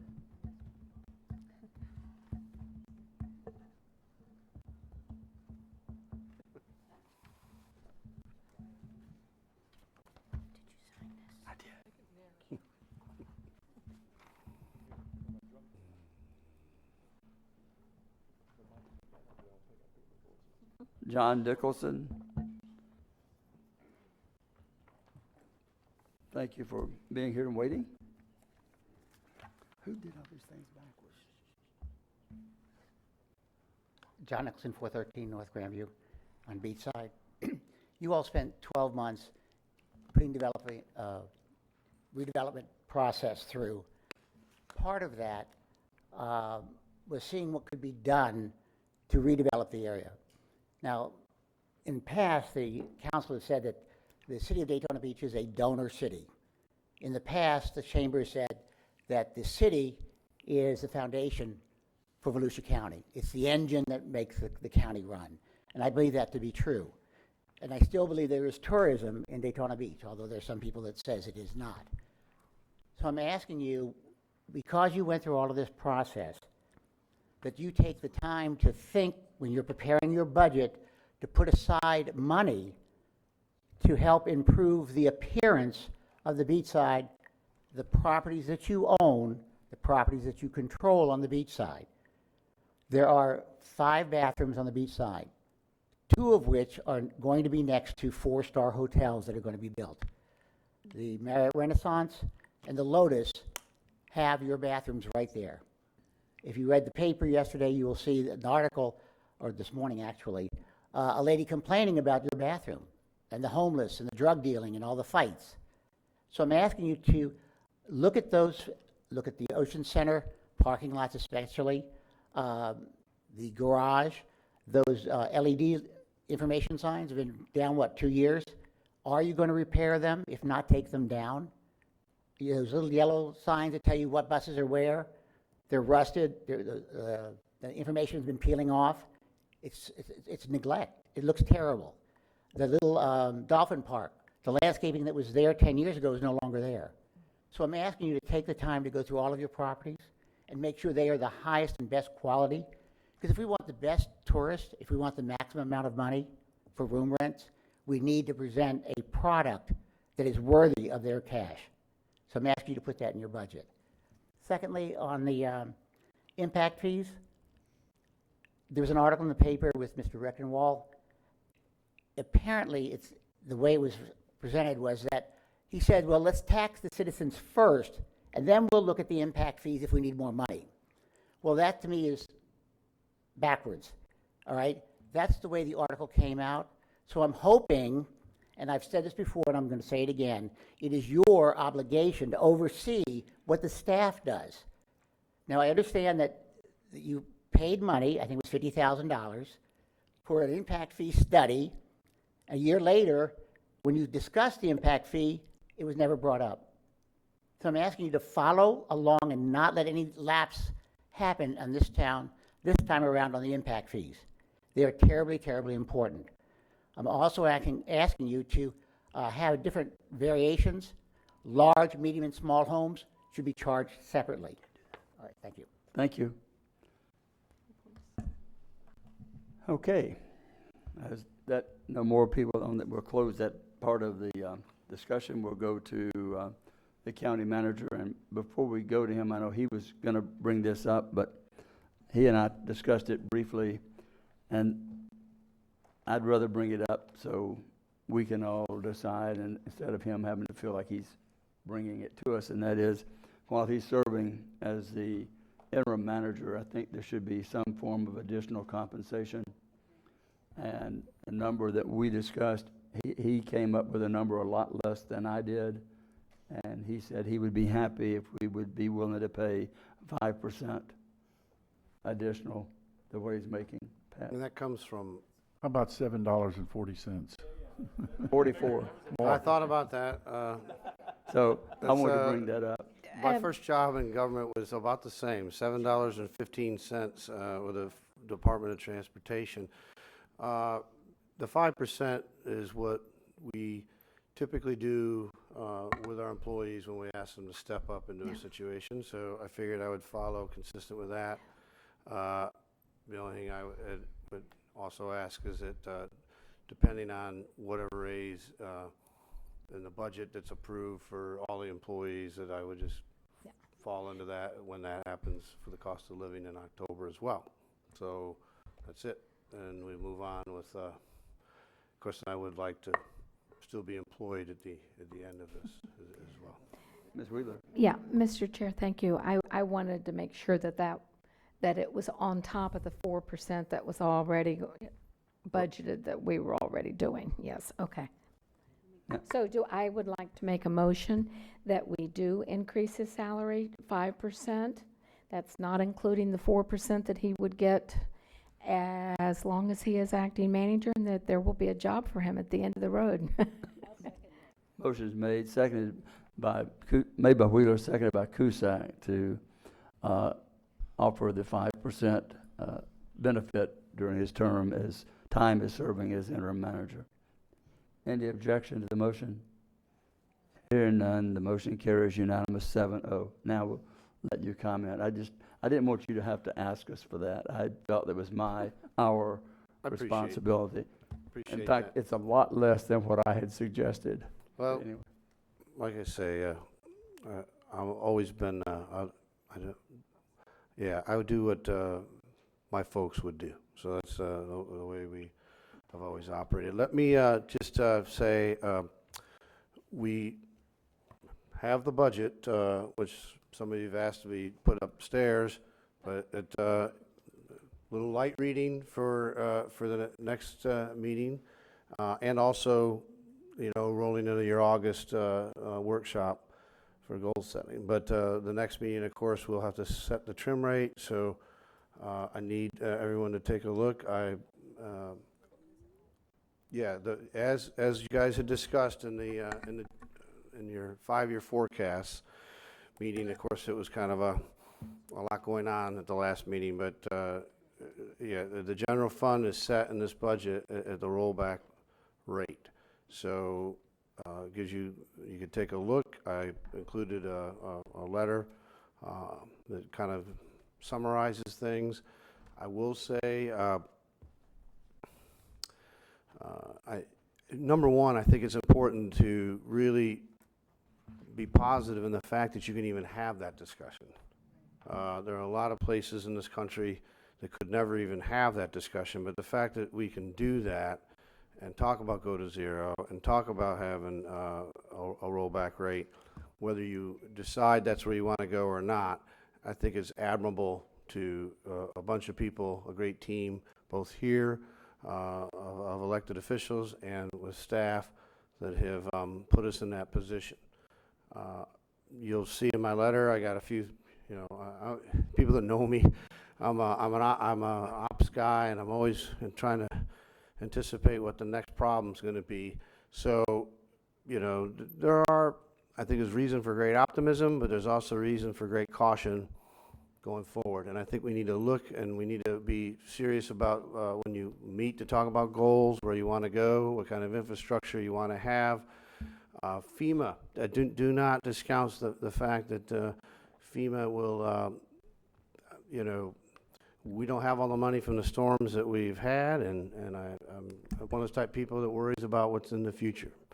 So just, it never hurts to have that rainy day fund, and so working towards those reserves is important. And I know that sometimes people see those, and why do we have that? It's because I'm not so sure everyone's going to be here to bail us out in later years. So just keep all that in mind, and we'll have a lot to discuss at the next meeting. But again, I think congratulations, and I want to thank also the staff, all the staff, the budget staff that works. This thing starts, just so people know, really around Christmas time, when they start talking about their equipment and capital needs, and rolls into a full-blown effort in March and April.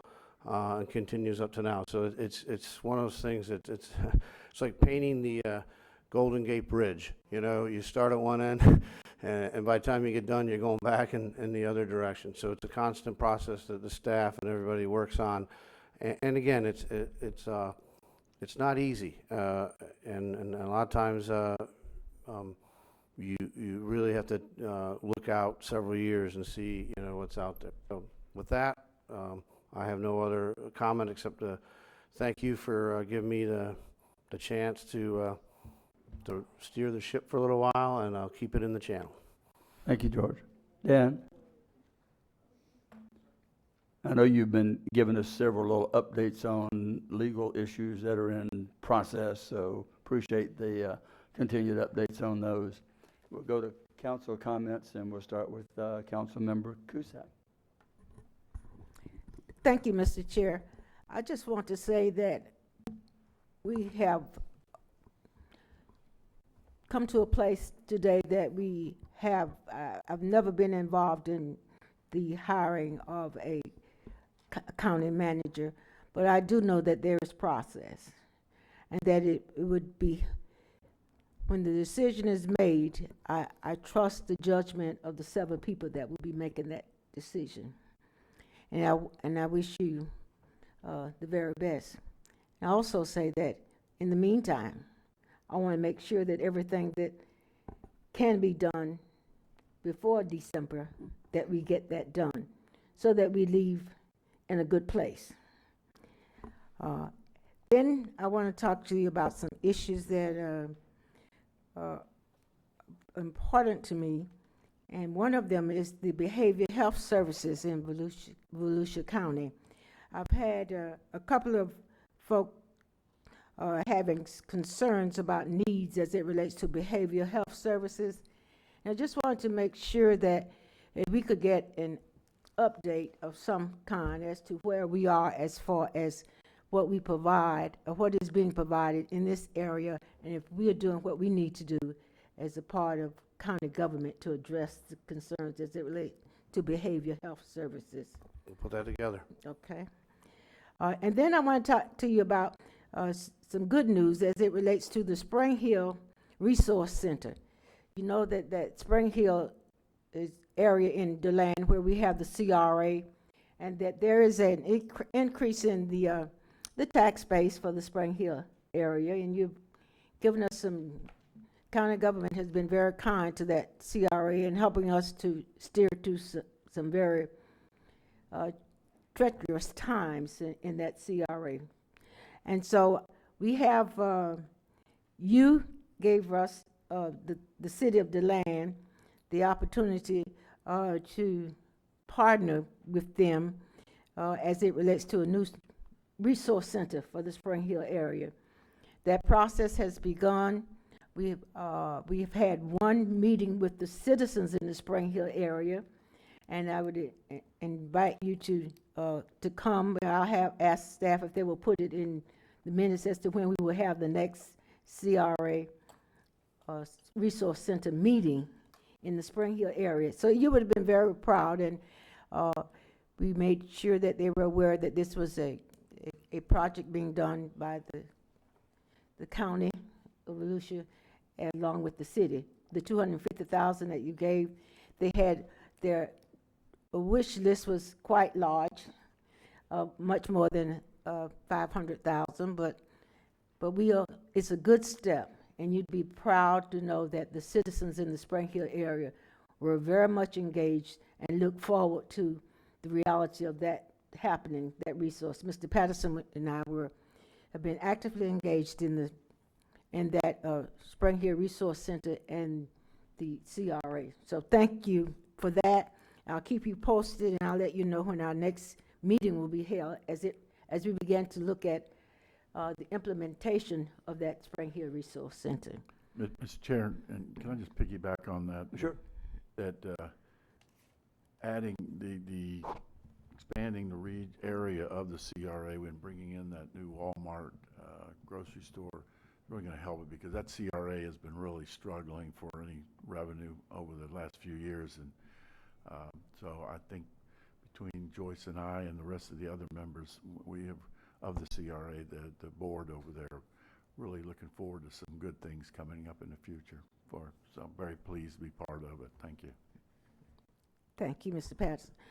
Then I want to talk about, in the past, we have had members of the council serve on when we have large contracts in the past, and I don't know if any of you were here, was that implemented? Well, anyway, when I came on board, it was always a council member that sat in that process and was part of the process. I would strongly recommend to you that as we proceed in the future, that you become more engaged in being a part of that process as it relates to contracts. It gives us an opportunity to be at the table. I know that there may have been some that thought that maybe you should not be a part of that, but you know more than the other council, but you're the voice of the council. And I would strongly recommend that you become engaged and be a part again of those RFQ, that process, so that you know from the ground up that it's your responsibility to be engaged and to know everything and not just have the final say-so when they present to you 2 or 3 people as it relates to the contracts. I just thought I'd just tell you that's how I feel about that, and I would recommend, is there any? Mr. Chair, can I piggyback on that?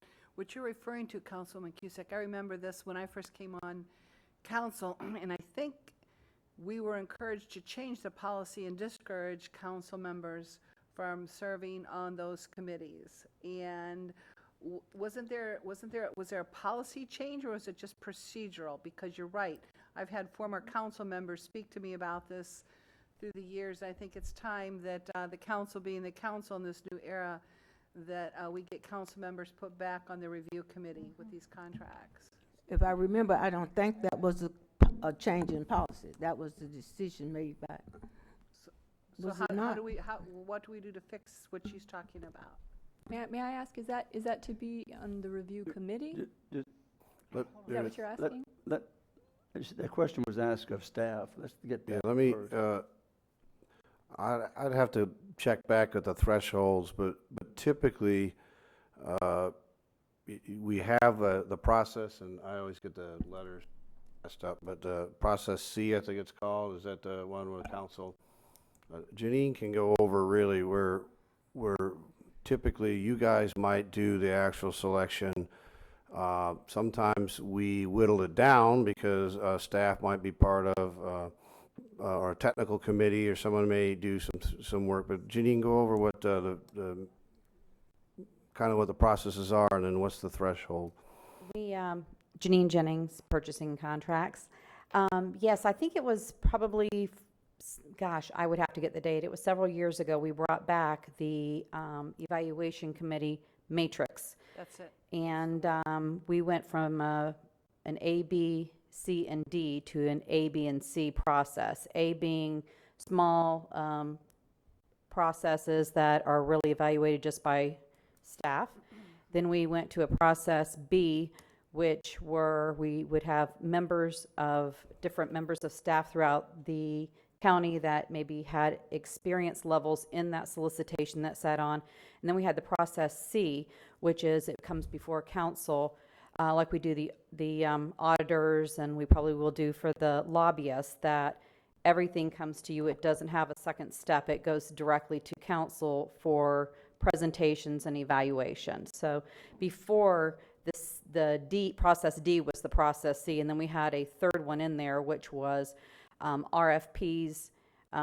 Actually, at that point, they had everything on it. So every A&E two-step process and every RFP had a council member that sat on that. And one of the things that came of it is some of it was very routine, and the council members were spending an awful lot of time sitting on evaluation committees. But if there's something that we should look at, kind of a hybrid, be happy to look at it. I think it's, Mr. Rechtenwald, maybe we can bring that back up for review? Yeah, by we'll take a council? look, we'll take a look at the matrix as it is, and we can back up for review. And as Janine said, I think what, we try to get into, or try to get, away from some of the routine things that were taking up a lot of time, and that's how we got to where we're at, but we can certainly review, and if everyone wants to be more involved, we can certainly look at that. So we'll take a look and bring it back. Ms. Post. You had a question? Yeah, I'm good, thank you. Okay. Yep. Well, the reason I stopped you, they were no, asked a good. question. I'm not criticized again in social media for interrupting you, which I always Good. get. They were trying to answer a question, and that's what I was trying to allow to happen. Yeah, I just wanted to For the be record. clarified, but okay. You're clear? Am I still? No, you're still up. But you brought up some interesting Getting back points. on all the reading material that I gave. When you bring I up, need more reading material. Ms. Cusack, when you bring up interesting points for us to hear, we feel that we should. Well, I just think that we all need to be on the same page, and if there's any things that you can benefit from, I would certainly hope that you would take them into I think consideration. that's one of them, for sure. Thank you. And then another thing that I want to talk about for a minute was when we were at the Florida Association of Accounting meeting, I think that it became apparent that we probably need to beef up, if you will, our attention as it relates to what we are paying to the media. I think that we need a person on our staff that would address some of the things that were out there. If we had in-house a person that could help us as it relates to being on top of things that are aired in the media, and you could be a voice for county government and could make us aware of these things, I think that it would bear some time and attention that we would spend more time. We ought to spend some time looking at George, a person that would be the eyes and ears of county government, that would bring, and we do have some things, but you don't address like the Facebook and the Twitter and the newspaper. I mean, we ought to have a person that will help tell our message in the media, and I think that might be somewhere that, whatever your thoughts are on that, I think it would help us to better present ourselves, because a lot of things that we are accused of doing or not doing, we may be doing them or we may not be doing them, but I think our positions are sometimes overlooked and are not heard. So I think that you might want to pay some attention to addressing some of the media concerns with a person that joined us an excellent job, and I think that, I know that her plate is full, but that might be something that she might want to look at. We look at beefing up that team, and I have some ideas, and I'm working on some of that now, is again, a little bit better communication strategy all the way around, both externally and internally. We're just kind of getting up and running. That's right. But definitely, we're trying to, I think as Ms. Denny's has said, tell our story and tell it a little bit better. That's right. Because we're doing a lot of great things. Yep, we are, and it needs to be noted. And finally, I want to say, we've gone through some times that were not so good in the last couple of months. And I think that you have to remember that when you are going out now recruiting or trying to make sure that we have a county manager that will be of outstanding quality, that we need to make sure that our house is in order. And as you close a door on a chapter, you need to make sure that you have turned the page. And you don't turn that page until you finish the chapter. And so I say that to tell you that I think that the manner in which Jim Deneen left was not in the best light. It was not the way that Volusia County does business. And you say what you will, for 12 years, this man, he steered this ship, and he steered it in a very good way. He took us through some bad times, and he brought us to a good place in county government with economic development. We're doing great things at the airport. You're looking at projects as small as addressing the colored schools in Volusia County. He did a lot of things that will help as it relates to diversity in the workplace. So, and then we had folk think that he was not everything that you would want him to be, but he did a lot of things that I think it's important that we don't forget. We have better manners than how we sent Mr. Deneen away. And I would like to propose that somehow we can say thank you to him in a proper manner. You see, there are many of the people that work here would have liked to have said goodbye to him. You said goodbye to John Gamble today. Do you not think that a man that has geared us through some turbulent times, that we didn't have the decency to say goodbye to him and wish him well on his way? Now, you will always be people that will not agree with what you do, but there always will be people that will agree. And if you agree with someone and you think that they have done a good job, you ought to say thank you. And I say this because it just doesn't sit well with me, the fact that there are many people in Volusia County that would have liked to have said goodbye and wish you well, Jim Deneen, as you close the chapter. And someone who you are seeking to come here to work for you, is that the way that what impressions are we giving to the people that you want to hire? When you say, just kick you to the curb, and when you've done the very best that you could to make a difference in the quality of life for people, do you not close the chapter with dignity? And so I think that we as a council must give the citizens of Volusia County the same opportunity to come and say goodbye to Jim Deneen and to talk about the good work that he has done or the lack of good work that he has not done. That we ought to do that.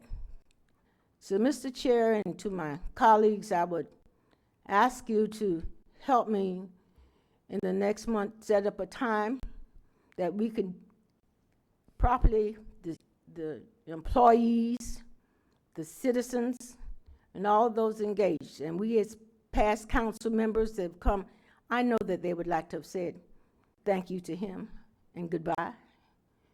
We need to provide that venue and that opportunity. And I entertain any dialogue that, what's your thoughts on that? My Because, thought would be maybe we could set a time, place, date pick the Ocean Center, maybe the upstairs room or something. I don't know if that's too far away. I too think big. that I personally think we should have it, we've never taken the other people that leave here to the Ocean Center. We did it from these chambers. Yeah. We invited him here to come as the manager from in these chambers. So you'd And we said goodbye to him. I say we ought to have a little something here and have the employees and the citizens that want to come set a time in our regular agenda that we could have that. And break and I'll buy the cake I'll help you. and have us some cake and coffee. I'll even bake a cake. Didn't they have an And I may employee make a sweet potato pie. Oh. So I think, what's your thoughts on that? I'm just, didn't they have a party for him? I know I- not, we I know didn't that's have a not what you're party doing for- in the chambers, but I'm just wondering. I don't care. I don't know. Maybe there are some folk that had better sense than us and had something Well, for and it, I don't but know we that, didn't. that the citizens, I mean, there's people like, I'm just saying, Frank Bruno and all that, they never had a chance to maybe come and acknowledge and say, you Thank know, you. where, yes, I agree with you. I like to see the folk that from Malloy Elementary School to be able to come and say thank you. Would you want to set this on an agenda day at Yes, the sir, close? I of- would. At the, cl- at I'm the not close? trying to ask you to reinvent the wheel. I'm just trying to close the chapter. Well, let's set it either at a time, at a lunch type time, or, you know, an hour and a half, or 11 o'clock sometime, in, huh? 11 o'clock in the day Second, and 11 o'clock time certain? time certain. It doesn't matter, but I want you to tell me what you think. What about a lunch? You know, during Well, council time, and we have our hour and a half break, what about if we went downstairs? I think that if we're going, that's not the way we do business. Yeah. We'll do it here. We'll do it here. Aren't we done with that business, though? I mean, Pardon me? aren't we done with that business, though? You can't, the chapter is not closed. We not, I did not. Okay. The folk that I represent, many of them did not have a chance to say goodbye and thank you. Okay. And those that don't want to do that, they don't have to. But there are some that would like to say that. And this is not that I want us to do something that we would do different from anyone else. I believe in equality and equal opportunity. That's what I'm about. And this is one of those times. Joyce, what do you think about maybe starting the meeting that way, and everybody could get here earlier and even mix a little? We start the meeting with that, the formal part, but do like the reception, coffee and donuts, cake, whatever you want, croissant. Yes. Yeah, we do it earlier in the morning and. At it 10 can be o'clock. We can do the informal piece first. That'd be fine. Out in the hallway and. That's right. And then open it up and bring it in and make that a priority first thing on an agenda. I would think that our agenda would have prayer and the Pledge of Allegiance. Then our first thing on the agenda would be a goodbye to. You got it. Does We'll do that it. work? We'll work it in on a date, George. Thank you, Mr. Chair. I know it was long today, but you know, I'm just making up for lost time. I'll get with, I'll give Jim a call and find out what, Works for him. what his availability, and then I'll get back with you to how we can set it on the agenda. We could have done it on a ship, but we sank those. Thank you, Mr. Chair. Thank you. Ms. Denny's. Me? I can. Yeah, okay, I'm No, sorry, you yeah. did. Okay. You were up, but that's okay. Okay, I have a few things. So, first of all, we all received a letter from the Florida Department of State saying that they have been advised that the above referenced property, which is the Green Mound State Archaeological Site in Ponce Inlet, be proposed for nomination for listing in the National Register of Historic Places. As you all should know, if you haven't been there, these are mounds, these are native mounds that there have been chalky ware ceramics that dating back to the 800s. This is quite a thing for Ponce Inlet.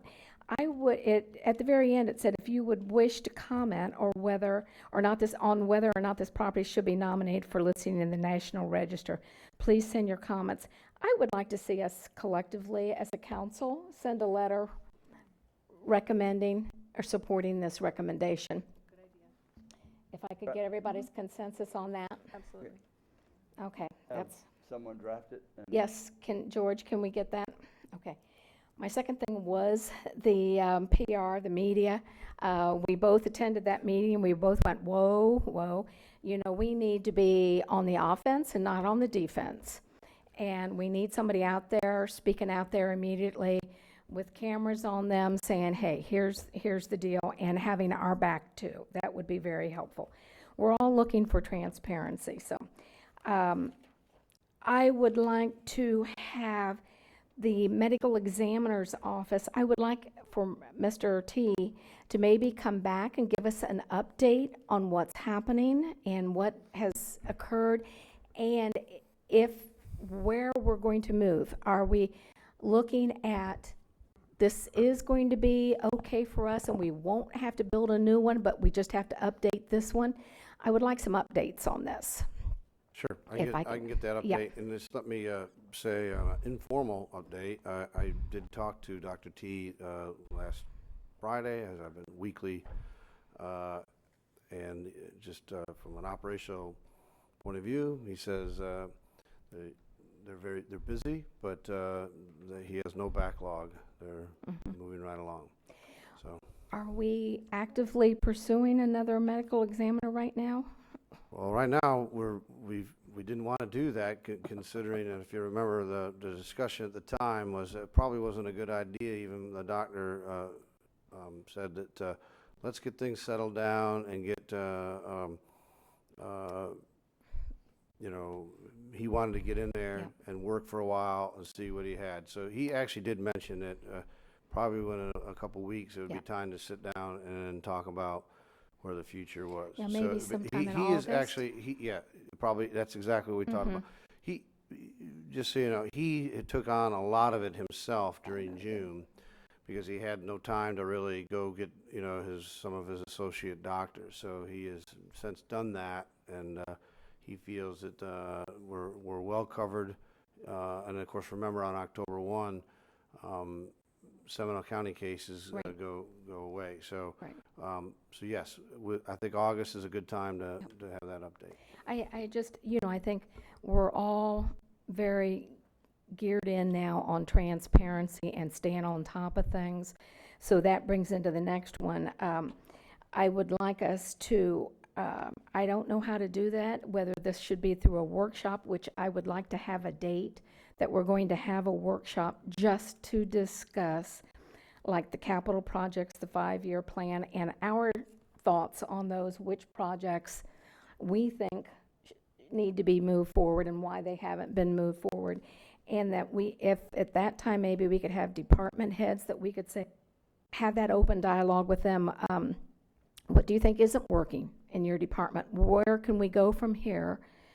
What are your suggestions? And we need to be listening to this. And then we have to have a follow-up plan. This is the time for us to make changes. You know, George, and I know you are doing such a wonderful job of keeping us informed on things, and thank you for your weekly reports. Appreciate that. And I did ask, just so you know, I gathered all the division and department heads and asked them for that same information, because I feel it's important, and we can discuss that again in workshop format. And also, as we go forward with a new manager, I think we should have everything we can out on the table. Yeah, and here's I where think we need to be part of that dialogue too at this point. Yeah, exactly, but yeah. I just wanted to make sure Absolutely. our people were gathering that information. Right. Because it's a large organization, and there are really only a few times a year that we really get to do that kind of examination. So I think that probably really only once a year, but it's an ongoing process through our budget. So yes, we'll put that together. I think that can start when we're talking in August.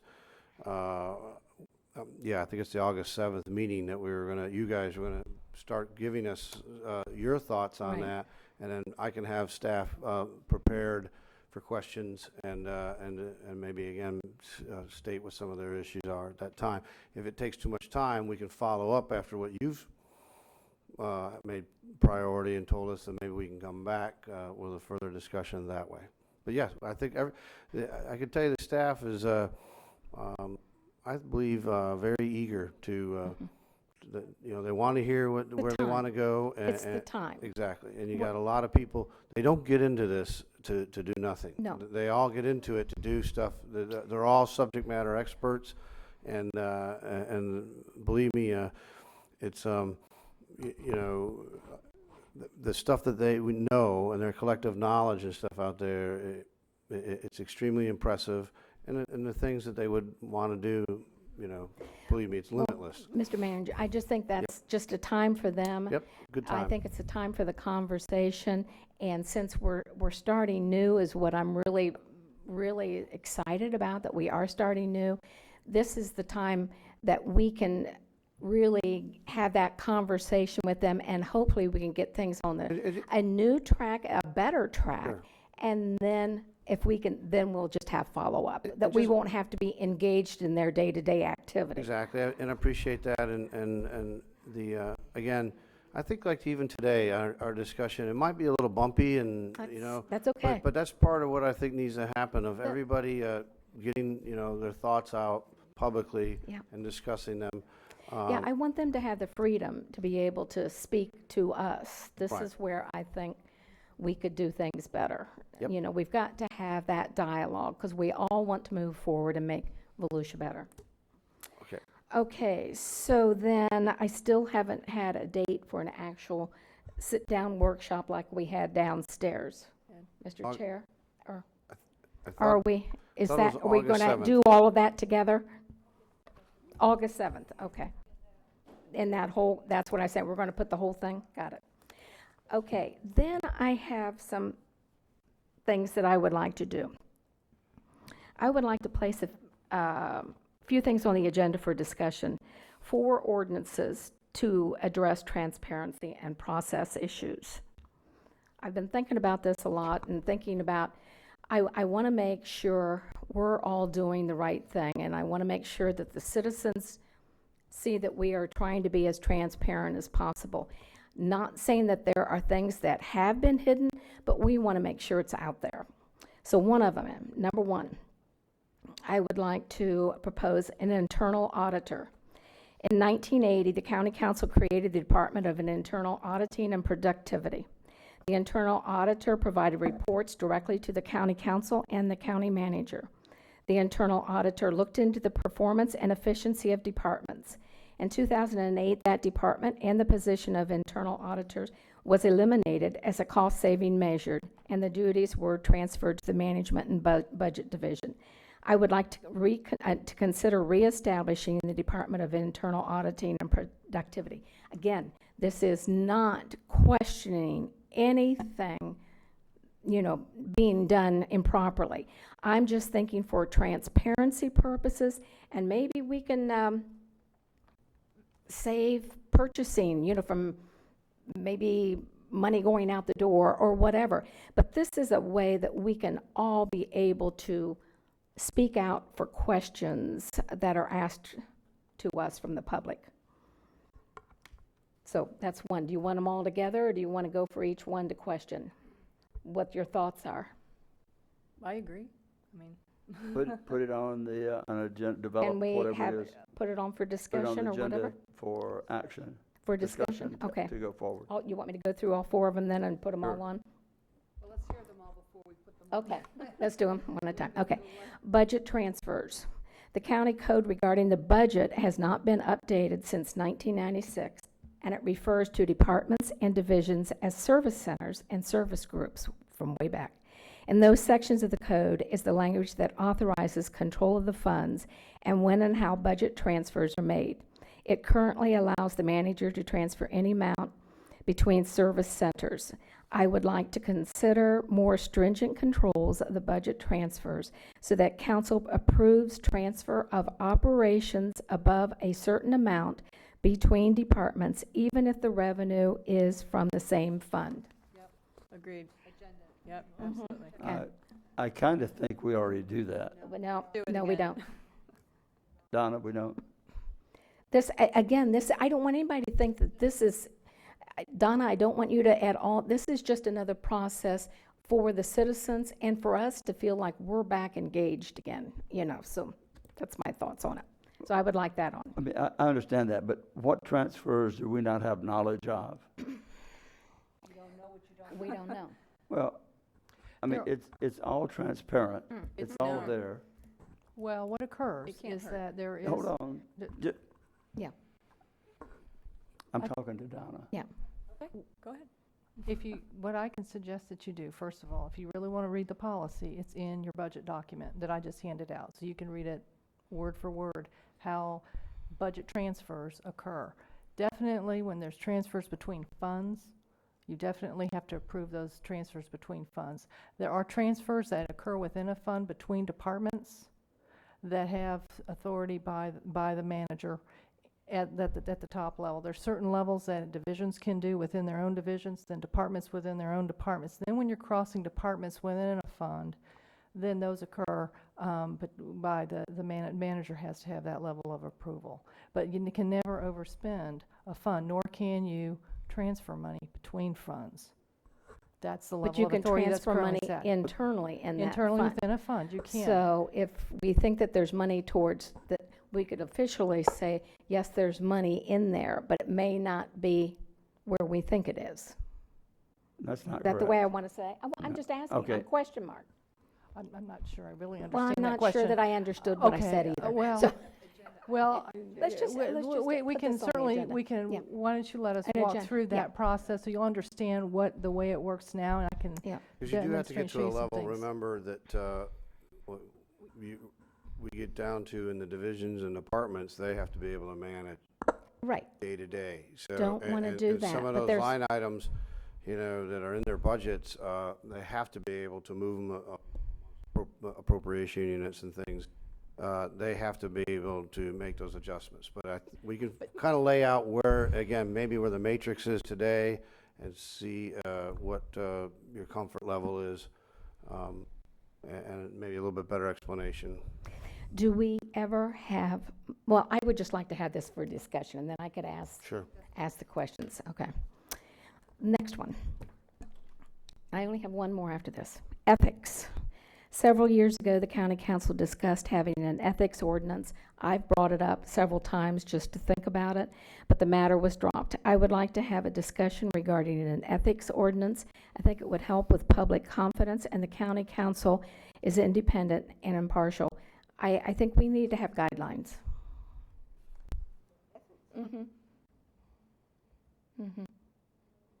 So we have standards. So we're allowed to do this, but we're not allowed to over micromanage or whatever it might be.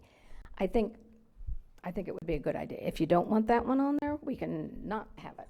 I don't know if that's. I don't understand what- That's not ethics, that's. That's more- not ethics. That's We not already an have that? ethics issue.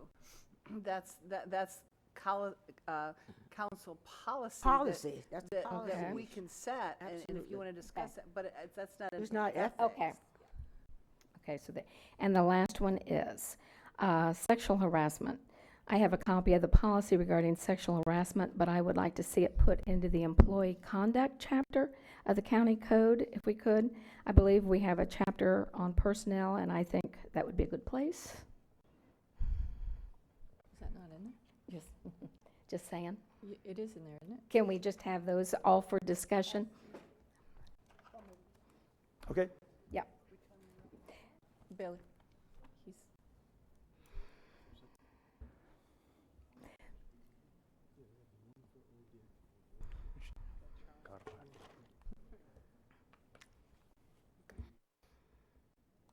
Tom Most, Human Resource Director, we have one currently in our code of conduct, in our policies, but a redrafted one actually with legal that we were going to bring forward at some point, and when the manager left, Can we that do kind that? of Yeah.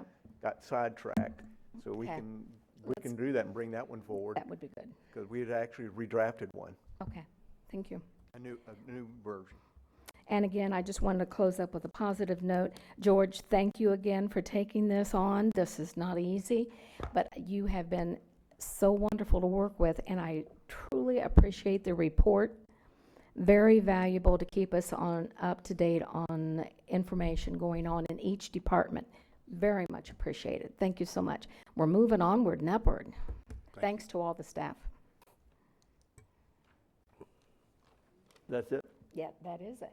Amen. Mr. Eckert. Just some clarity, Mr. Chair. I think you all agreed to I'm saying it back to you, so if I'm saying it wrong, you can tell me. I think you all agreed to a discussion about the internal auditor and about the budget transfer backgrounds. I think, and at least a discussion on the last one, and depending upon the readiness of the draft. And I'm not sure if you want a discussion on a policy governing, I think the subject is council members, because you have an ethics code pertaining to county employees. Is it your pleasure for a discussion on that one as well? Huh?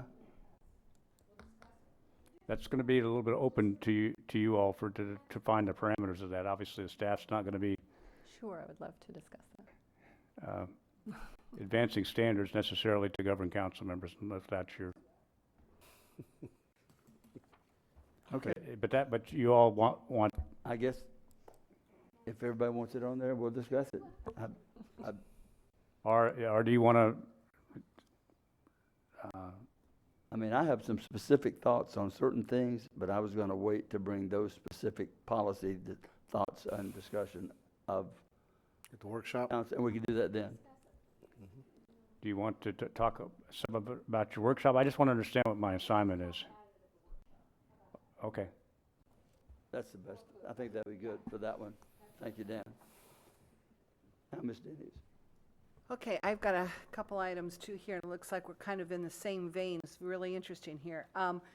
June 21st hosted a water quality workshop at the McGee Room that was more effective than I anticipated and really good for Volusia County. Councilwoman Wheeler was there. Our panelist was Dwayne DeFries, our Executive Director of the Indian River Lagoon, Shalish Patel, President of Dredging Marine Consultants. He was there for practical implementation of the discussion, and Dale Jenkins, who was our Bureau Chief from the St. John River Water Management District, Chad Truxell, the Executive Director of Marine Discovery Center, and Shannon Spees Frost, who's a Program Administrator from the Department of Environmental Protection. What was intriguing to me about this whole meeting was I stood in the back room, and when the cities were represented, the universities were there. It was just a really great representation countywide. But when I heard Abby Johnson, who's a great representative from the St. John River Water Management District, our district member, ask Shannon from the DEP how she could apply to get funding for constituents from the federal level. So we have a state asking the feds, so how can we work this and dovetail it? And I sat and I watched this happen. I'm thinking, just like we have questions, the agencies don't get the opportunity to dialogue across agency like that. And we looked at each other and went, if she's asking that question and we can, it was just the best aha moment for practical implementation. It was so successful. Those that were there have asked, and the DEP has offered. It was actually at the end of the meeting, the DEP has offered to come back and do a technical meeting, which will probably be almost an all-day event. And we're going to look at probably another 4 to 6 weeks out, but they're willing to walk the cities and the agencies and any nonprofit through the application process on what, I'm probably using the wrong fund, whatever the 317 or 350, the revolving fund that we talked about, but they're actually going to come in and do technical assistance and walk us through anybody that wants to attend for that grant process. So it was really, really, it was very, very effective. So I was very happy with that. And then, I thank you for taking the lead on that, because that is important. oh, as you can see from our BMAP, when we had our presentation today, we say timing is everything. I currently vice chair the Indian River Lagoon Council. Billy, second chairs, will be in Sebastian this Friday for the Indian River Lagoon Council full board meeting with the 5 counties, the water management districts, and the DEP. Yet again, so we're on a really good vein here to accomplish some very positive things that are being demanded from us, from the feds, as you can see with these new laws taking in effect. Okay, I want to go back to a council issue. On June 5th, I had requested that council have access to a read-only on the budget. I made that request June 5th. It's not on our council meeting follow-up information sheet. It's not on there. I don't know who records or is responsible when council asks and directs, not asks, when council directs staff for a request from a majority of council, not individual members, but when there is a clear majority request for direction, that's missing from this, and there's been no follow-up, and I asked to have it done before the budget. Here we are, and I've had no response, I've had no information, I've had nothing on it. That needs to be remedied yesterday. It will be. And I don't know who does this, but from here on out, my assistant, Ms. Summerford's here. Deb, I'm going to ask you, or somebody, I don't know, George, who you I'll make assign that call. somebody.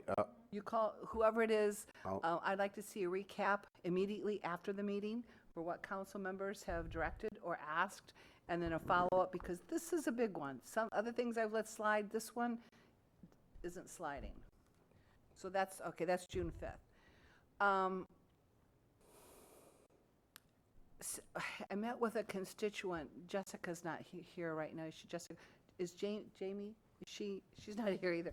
So Jamie Seaman and Jessica and I met with some constituents in New Smyrna Beach on the 16th Street walkover. That was the only area, remember, where we were considering maybe a drivable access, and backed it off to a walkover. What we have now, though, is an erosion problem so bad on 16th Street, we can't even get our emergency vehicles through there that we were using for access. So what I'd like to do, council, that's one of them that we left in limbo. I'd like to come back and ask you that we go ahead and the way it was left on the sheet, the council follow-up sheet, was that staff would bring back a recommendation for a walkover with extra parking there, that angle parking on 16th. We have to do something about that erosion there. We're going to lose everything in that particular area. So with your approval, Mr. Chair and council, if we could direct staff to bring back what that walkover would look like to protect that area down there on 16th Street in New Smyrna Beach, 16th Avenue, yeah, right, street, whatever it is. Is that okay? I think that was part of the discussion that we were going to go forward with, and I think that fits in, don't you, council? So, Just want to make sure, we got everybody, can we just maybe make a quick thumbs up? thumbs up or something, so I know? I heard All no. right. And the other thing we talked about was the ECHO funding for, that has been earmarked and set aside for a boardwalk that doesn't exist.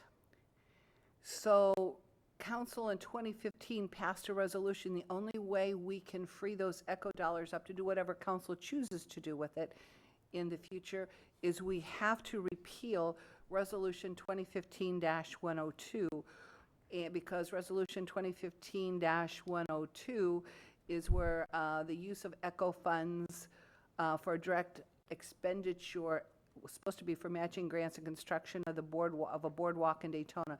So what I'd like to do is make them. Can we do this? Does it have to be advertised, Mr. Eckert, or can we do that now? Yes. Has to be I'm not advertised. Eckert. I don't think it has to be advertised, but I would recommend you put it on the next, Okay. on the Is that succeeding good? agenda. Yeah, I was going to bring that up as one of my workshop discussion items. It's amazing how we don't talk to each other, so we don't know. Same But that page. was one issue that I was going to bring up along with a couple of others.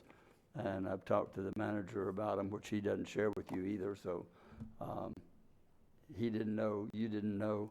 But that's one that I wanted to bring up, to do something with. And I think that'd be a good, appropriate time to discuss that. So I'm clear, so do we want it on the next agenda, or do you want it on your August workshop? No, the workshop, you can't make a motion. We need a motion to Right. repeal the resolution, and then whatever council wants to do with the monies, we can do. I'm not personally ready to I can vote against it, and I will. I mean, we want to discuss it. Put it on the agenda? Is that? Doesn't the ECHO money have to come from the ECHO board? This I is mean, wouldn't it go back into their pot and they would? That's what I'm saying. It would Oh, go I back thought in. maybe you were talking about just us making Well, decisions. it could be, a number of things could happen, including you could decide you're going to put it to some other council project, but it's a multi-step process. The first thing is if you're going to repeal the resolution, gotta then f- the money. then there's a subsequent discussion about what's to be done with it. Right. It's just the first step. Our contemporaneous discussion perhaps, but you first have to take the step of repealing the resolution. And if we could, I'd ask we put that on the first meeting in August. Okay. Okay, so here's one, and again, this kind of dovetails with what Councilwoman Wheeler has talked about, an internal auditor. I find this fascinating that we're on the same vein here.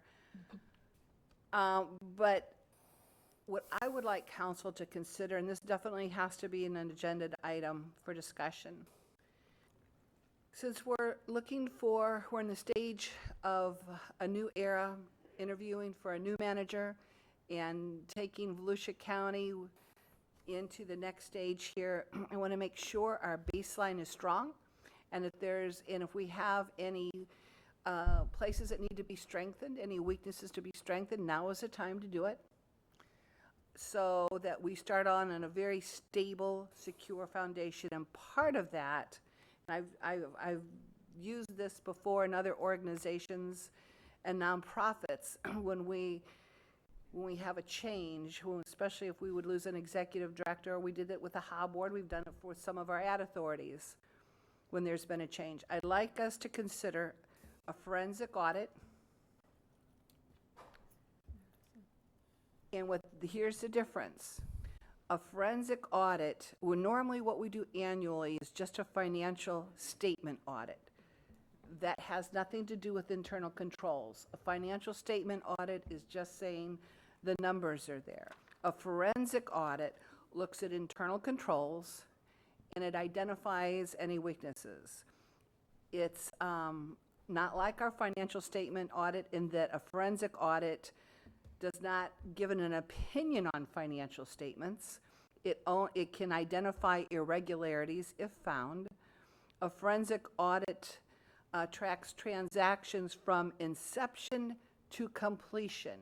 So if we have a project and council agrees to fund it and the purchase order is written, it tracks that transaction or project from the very beginning to the very end, whether it's building a bridge or whatever it is.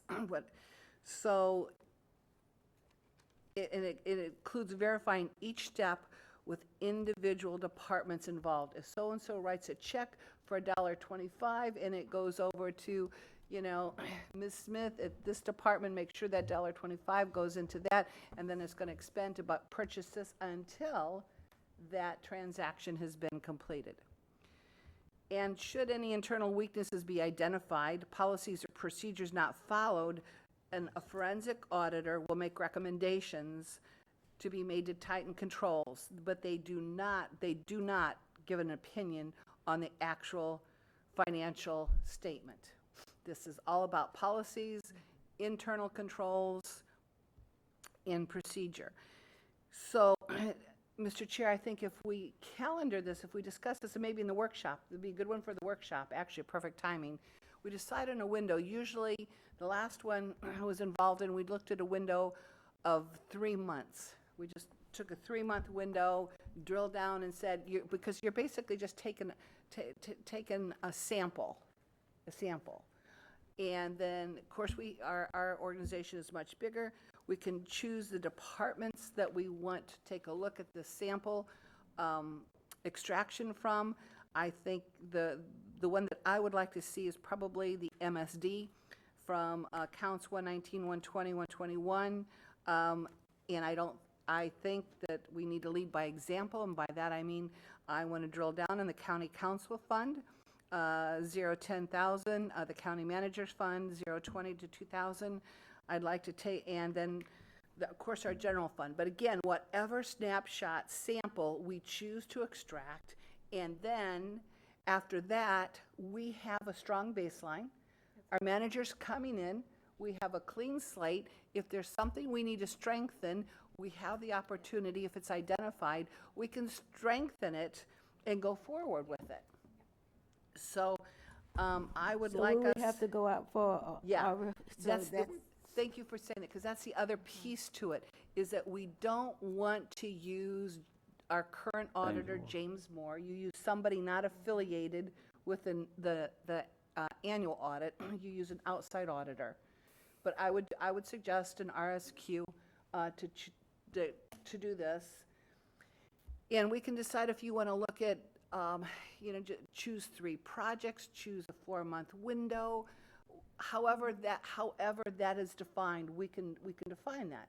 But I think for everybody's benefit and a strong foundation for the future, and I have all the confidence in the world this is going to be positive. And because of that, I think we need to undergo this scrutiny as an organization and just prove how strong we are. And if there's something we need to strengthen, I'm okay with that too. So, Mr. Chair and Council, I would like your support to at least let's discuss this at the workshop. That timing is perfect. And if we could get a little more information, and if you talk to other not auditors, but CPAs about a forensic audit, what it would look like, it would help. So Well, I've done them, or had them done internally on small companies. And when you're looking at a window of 4 months, you're talking about a huge obligation, even for one department. Right. Especially if it's in purchasing or something like that. So I probably think we'd have to drill down and pick a month or a Sure. something. Fair enough. If you want to do something like that. And the auditors in Ormond that did ours, they would give us suggestions for weaknesses within the departments and the things that are not there, which James Moore does for us now. They don't track every single transaction, and I can imagine the time and the cost of preparing that from staff to do that. Not saying it's not a good idea, but I think we really need to be really specific on what Find out we the want. cost and time. The cost, the timing. I mean, the cost is going to be, it's going to be more to do a 4-month forensic audit than it would be to do our full accounting. We don't call it audit, we call it what's the name of it? Our annual statement? Annual, Catherine, it's an annual audit. I mean, yeah. your But they don't auditor's call them annual audit. audits per se, they call them something else. Anyway, it will cost more than the audit for a year.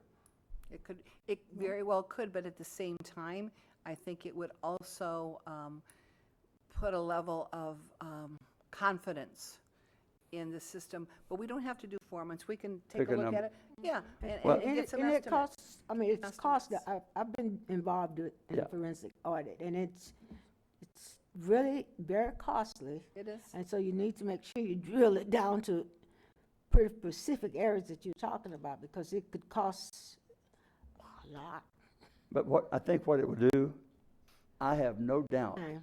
that it's all there. I have no doubt, and I think what it would do, it would dispel all of the myths and the rumors that everything's run amok and money's here, money there. It'd be money well spent, well, maybe, unless they criticize that you used somebody you didn't know or something, I'm sorry.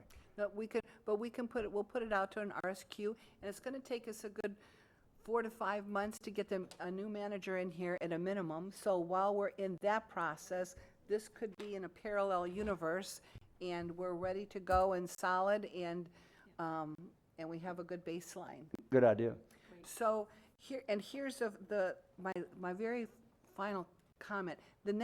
Our next meeting, we're gonna be voting on millage, correct? That's why we have the budget book, and we're at rollback. So the next meeting, well, I have to say this because it's been said out there that that I don't know a whole lot about law enforcement, and that's probably true. That's true, fair statement. But I do know numbers, and I know money, and I have going through the budget, and as you know, I go through numbers. I've reviewed the budget request from our sheriff in its original format, not after it's been edited by our budget department. And it's my understanding that our sheriff has received all the money he's requested in the personal services line item. And the funds in our sheriff's personal service line item are sufficient to fund all the positions in the sheriff's office, including the vacant positions. I don't know law enforcement, but I care about the safety of my constituents. If I've been given incorrect information by staff and the budget that he has asked is not fully funded, I would ask the sheriff to meet with me and give me the correct information before this council approves the final budget, because I'm not sure, but I think it was a 15% increase of $6.9 million to his budget. And if that's not enough, and if that's not the funding that's required to do what's to fund what he needs, please let us know, let me know before the next meeting when we take that final vote. And if I've not been given the correct information by staff, please notify me, and we'll have that conversation before the next meeting, the vote on the millage. And that's all I have, Mr. Chair. Thank you. That was a good last comment. Especially then, since we're now giving him all the money. We gave him all the money last time. It looks like we're going to be giving him all the money this time, and yet the people say, well, it's money that should have been already given to him. Well, you can't give money if people don't request it. Sorry. Mr. Patterson, you finally to you, almost. Closing comments. I thought, had the others, And Ms. Post has not gone. Or Fred. Mr. Lowry. Fred's name. Or Pat Patterson. Fred, I marked you off again. Sorry. I get that a Well, lot. No, I mean, I marked, Denny's was above yours, and I marked it, and I looked down at you for Well, that was next. the first mistake. No, I'm just kidding. I can be real brief. I just want to thank the staff, George and Clay, and all the ones that helped. I think Deltona's been getting more than their share of rain in the last couple weeks, and we've had some issues down there with some flooding and with some basin-type areas that don't percolate the water real fast, especially with all that we've had. And we've had some homes that were being threatened, and there's some, I think, some remnants or leftover issues from Irma that are hurting us a little bit there. And the guys have gone out, made several trips out to several places, and have helped us out in that part of the county. And I appreciate all the help, because it was quick and fast and expedient and everything else. And it was actually it was an opportunity for the city to blame the county and the county to blame the city and all that, but it seemed like everybody got on the page together and got it solved. We're not out of the woods yet, but I do appreciate all the help that I got, especially when most of it was happening on a weekend. And I just want to thank George and you and the staff as well for all the help there. That's all I have. Thank you. Okay, now we'll go to Mr. Patterson. What about, did you skip me? I'm just following the list that I got. Oh, okay, I'm just making sure that I'm I don't after. think we actually go that way as Okay, such. yeah, no. I just want to make sure I'm They still on the change it based upon something. Talk to Marcy. She or Barbara. One of them gave me this, your little list? my little list. Okay. Really don't have much other than some allegations were made on a radio program that that maybe the feds need to investigate the county council, or if they aren't already. And I'm really a little agitated because of this comments of the pay-to-play. It's really coming, again, more unprofessional comments, I think, from the sheriff. And my feeling is, if he thinks that there is something illegal, of course, I mean, he's taken campaign contributions from an individual that he claims we are doing it, that there's something, if he's going to make these kind of allegations, then maybe he should carry forward if he thinks that we are doing something criminally wrong, or somebody needs to come in and figure out what we're doing. I'm all for, if I need to be investigated, or any of the other council members here or previous council members, that maybe something needs to something to happen here. But I'm a little frustrated with those comments. I think it was just out of line. But a lot of things he says are out of line. But it's really kind of frustrating to be accused that or a member of the public that it contributed a lot of his own personal money to various charities, the colleges, and in this community. That I think it's way out of line. And if he has proof, he claims of somebody that said that they were told that they had to contribute money to candidates, then maybe he needs to come forward with these people or this person and whatever and find out what's going on. But I'm tired of it. I really am tired of it.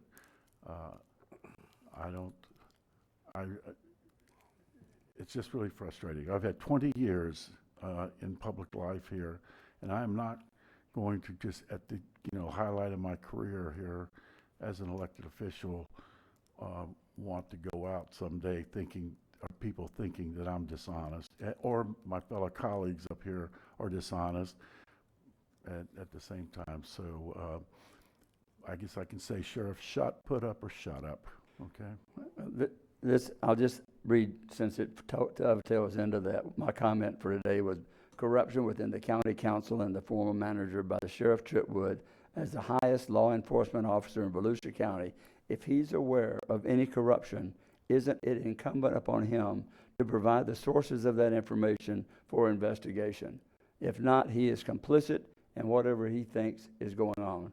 His paid-for-play buzzwords are just that, rhetoric without basis, pointed out by the editorial in the newspaper, which says that's a pretty flimsy justification for the county's top law enforcement officer to be throwing around accusations of malfeasance and corruption.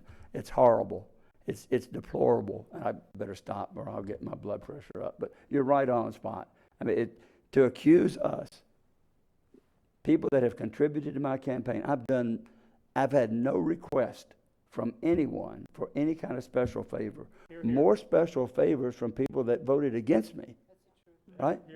More for people that voted against me, and I know they voted against me, for favors, or not favors, but help and things to happen, than anyone that has given me money. There's not any amount of money they can give me that's going to make me affect my decision, or any of you up here are the same way.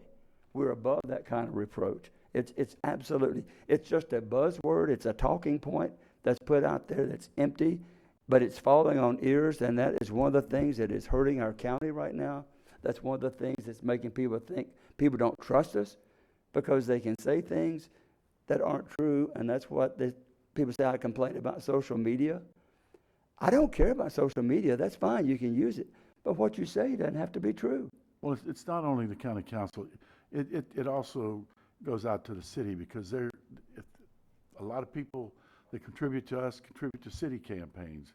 So it's pretty wide-reaching as far as I'm concerned. So let's just, if he thinks he's doing his job, then, but it's got to stop. It really has to stop. And by the way, I noticed his helicopter was very, very instrumental in the one that's put together with Band-Aids or rubber bands and bubble gum. Made a nice discovery of a person yesterday, the day before. So I guess the helicopters do fly, but sorry. I didn't mean, that's just has been bugging the heck out of me too, Pat, so. I'm done for the day. Okay, Ms. Post. More to follow. All right. Well, I have a couple things, and I wasn't really going to start with this, but since we just had that discussion, I'll just start with this, and then we'll get it done.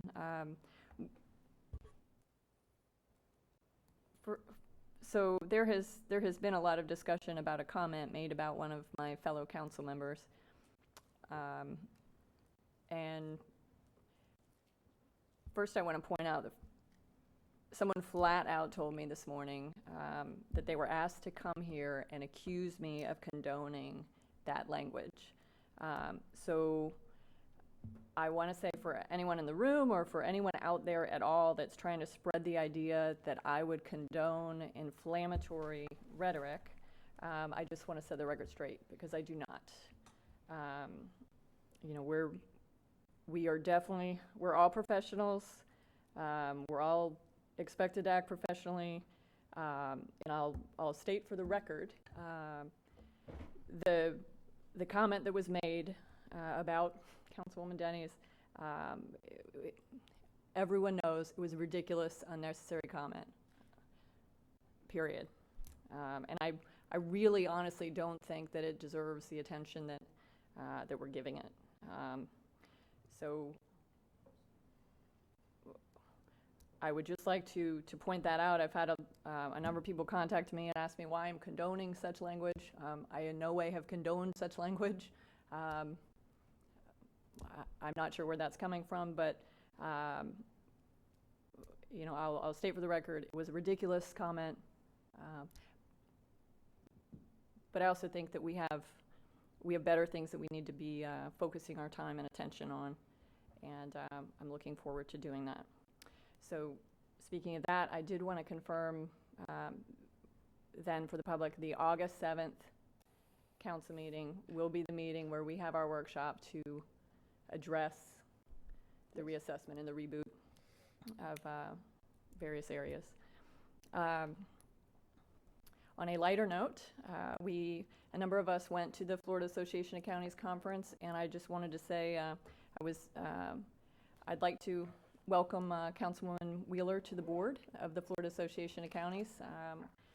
If anyone is not aware, you now have 2 members on the extended board of the Florida Association of Counties, and I think it's fantastic that Volusia County is represented so fully, and I'm certainly looking forward to the impact that we can make collectively. Let's see. Excuse me, can I make one quick comment? I just wish the Florida Association of Counties was supporting us on our lawsuit regarding the constitutional amendments. I think for the amount of money that we pay that organization, for the fact is that we believe in home rule, that I wish that they would support it. So they actually are. Well, they're and not. Dan, They're not backing us up on this and joining in on this lawsuit. They took a vote, and it seemed like they weaseled out a lot of them because they're afraid of their sheriffs. And I think supporting home rule is a lot more important than supporting a local sheriff. So just to clarify that, the Florida Association of Counties is not suing themselves, but they have voiced opposition, and they have been working, and Dan, correct me if I'm wrong here, but I just had discussion on this as well, that they have been talking with you and talking with county staff, and have been doing what they can to assist in any way. Well, I've not had any communication with their lawyers. I've had the staff, I believe, is. I'm really not sure exactly what I know the County Association of Counties has taken a position in opposition to the amendment. Yes. They're not participating in the lawsuit, and I've not had consultation with their lawyers. Okay. But their stance is that, Florida Association of County stance is that they are actively in opposition to the amendment, and they are working actively to be in opposition to the amendment. So I would say that they have not jumped in on the lawsuit, but they are certainly backing us and backing Broward as well. But they're not joining in on it, correct? That is correct. I think their opposition is by other means. Miami Dade, by the way, I believe is going to intervene. But they're jumping in. Yeah. Are they joining in? Their commission voted earlier today. There's some coordination with the mayor that's still involved, who's I think is out of town. But my understanding is the commission voted to intervene earlier today. Okay. The last thing I had was on the impact fee discussion. There's been a lot of discussion in the public on the impact fees, and so I wanted to ensure that we clarified that, got that, the actual factual stuff out there, and just said it is what it is, and let's move on from the impact fee discussion. The July 16th, 2015 council meeting, the impact fees Duncan Associates was hired to do the impact fee study. And then George, actually, so I do want to say, George has done an amazing job in the last few weeks of answering many questions and thoroughly answering many questions. And so I'm not trying to put you in the hot seat on this, but I want to ensure that the public is aware of what the deal is so that we can move forward from this whole impact fee discussion, and that we ensure that we do have the transparency and that there aren't all of these rumors out there. So from the hiring of Duncan and Associates in 2015, that amount was $79,350. And if you can address, I know it's a long, sort of drawn out thing, but if you can address, George, you explained it very well before, as to why that impact fee study was delayed, or however you want to word it. Okay. The study was started, as you said, in 15, and I'm going to, is Clay, well, he may have left, okay, but I'll do the best I can to weave through this in terms of my memory. But 2015, in 15, it was brought forth by staff that, you know, there's an ordinance that says you'll review the impact fees, and I believe it's every 5 years. But putting it in at the time, you were still either in or at the end of, or coming to the end of the moratorium that had been placed on residential fees from the downturn. So, but the idea was, well, the ordinance still, you had to go ahead and do the fee, and staff at the time, I think they believed, well, as long as we have to do this, why don't we take a look at the compression of the various land uses that are out there? I think Clay had described this in one of the other meetings as well. So there are over 40 land uses. So when you're trying to apply these impact fees, especially on the commercial side, which, by the way, is where you get a tremendous amount of impact fees. Not, I'm not sure if it's more this year or not than residential, but in some years it certainly is.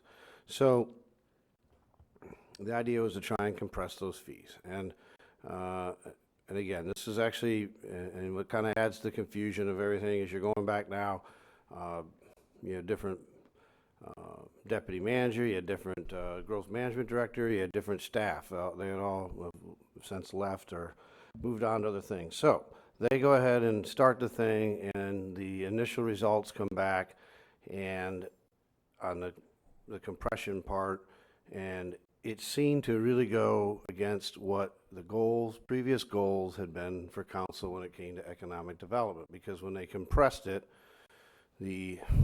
some of the areas like manufacturing and light manufacturing and tech and those type of things that were kind of at our highest level of economic development would now potentially pay a lot more in impact fees. And then things like McDonald's and fast food restaurants and stuff, because they'd be considered more drive-by trips and things, I think is the math that was involved, they would actually be paying less. And that seemed to kind of fly right in the face of everything that we were trying to do.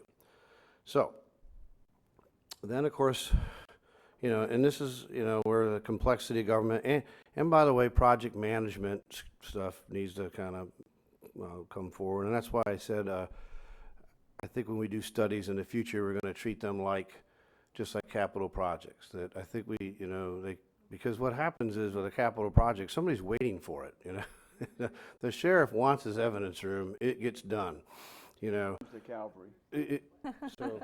Right. So, Did they catch you in the bathroom, Clay? They So, ran and found you? He tried to escape. So what happened at that time, though, we started, like I say, there was no real call. This is 2015, even 2016. You're just really coming back into a ramp up to the economy. And so no one was really looking for the answers. And on top of that, the answers that we had gotten had seemed to take us off in another direction. So it was one of those kind of, I would say, a conundrum, but you know, really what happened is other things started popping to the surface in terms of priorities, and really the smart people that were working on it, you know, were seeking, you know, direction. Well, where do we go with this data? And actually, you know, once it was brought to our attention, you know, after a lot of that had been, work had been done, at least I think you were up to about 3/4 or 2/3 of the project at that point. It did sit because of really lack of priority at the time, and other things came along, namely hurricanes and other issues. And so they really didn't, you know, I think the good decision was made at the time, well, let's leave the thing open, because, and that's what we had made that decision. So let's leave the thing open and see if we can ever use or build on that data, because we may never want to do the collapsing part of it, but maybe there's some salvation of that data. So fast forward to we had the sales tax discussion going, and then eventually, and really that went on for some time before impact fees really part of it, because there was a lot of discussion about how we would do it, what were our needs, and staff was really redirected into that mode. So there was, and then finally, of course, the impact fees issues came up, and I do think that I think had we thought of it quicker and better, maybe it could have come out, but it did, in terms of staff, did bring it out as an option for, well, guess what? We got some data out there. It may not have took us in the direction that we wanted, and I think there was a concern, you know, well, could or would Duncan and Associates even go back at this point, because it was, I don't know, 18 months or two years old. But that's actually, I think Clay or one of his staff went and talked to them, and came up as a solution. Well, yeah, we can probably take this and do what normally would take over a year, build off of what we've done, and that's why we're going to have a report here in September. So there was no real order given to stop or anything. It just languished because of, at the time, early on especially, there was a lack of that kind of urgency. Was that right? No. I think that, you know, you got to run a project and you got to run it through, and obviously now that's the result, is that you have some appearance that something really wasn't the way it was, and I apologize for that. So that, but I would say that these people, though, did make these decisions really at the time. In the context of the time, they were trying to salvage data and do things that they thought, but they're really. We probably should have brought forth the idea, well, what do we do now? Do you really want to go down that path? And I think that would be the difference, is that I think, well, you know what, we may have to have that tough conversation, is, hey, this is indicated that, you know, if we wanted to compress, this could potentially, you know, hurt things that you guys have said in the past, so should we go back and go in another direction? And I think that's the difference of where we're going to go in the future, is more reporting of these things as they're being done, you know, not necessarily waiting for the final. And maybe we'll even build that into the RSQs and things, of, you know, come back and talk to, you know, publicly about where we're going. Is that am I missing anything, Clay? Because, I mean, it's kind of the two of us have had to work it, but in a parallel universe, so to speak. well, Clay, so that the decision to place it on hold and not pursue it was a staff decision, not given to council. I do want to clarify something you said. We were going to pursue it. We never closed the contract because we knew we had an investment in a study that we had to take advantage of. So there was never a decision to shelve, get rid of, close out. That's why the contract was left open. The whole point behind it was that we had found the information was not as, and George has done a great job of detailing all of that. We knew that we wanted to get back with that same contractor, renegotiate the remaining phase so that we could do actually what we're trying to get accomplished now. The one thing I do really want to point out, when you look at the scope that was approved as part of the contract, with Duncan and Associates, they've got a series of tasks. Task 2.1 is a staff review draft. That's where we're at. 2.2, which is the phase we're trying to get to, Covering all of the impact fees. is the public review draft.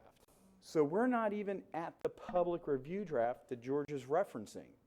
That is why, now, should we have acknowledged to the council members probably about a year and a half ago that we've run into this issue, we are going to renegotiate with them and work through some of these issues? Because I really want to make it clear, the whole point was that you don't want to have to go back and redo the work several times over. When we got the initial staff review draft, we saw the unintended consequence of the impact on manufacturing and industrial.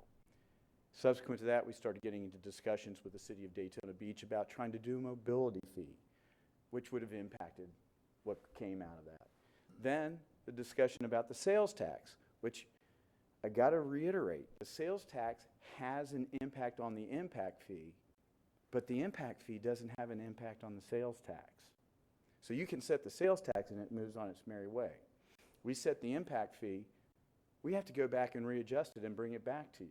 So then we're paying the consultant twice for the work. That's why. Homestead's on that too, it affects it, doesn't it? Won't the homestead affect that? No. But, and that's why, if you remember at the June presentation, we said one of the top, the three options, one of them was go ahead, let the sales tax happen, have the consultant update it, and then come back with one pass at the impact fee. The second option was finish out the study, update it, take action, then we have the sales tax, then we can go forward, and if the impact fee is changed, then we have to come back around and take in what accounts for the sales tax.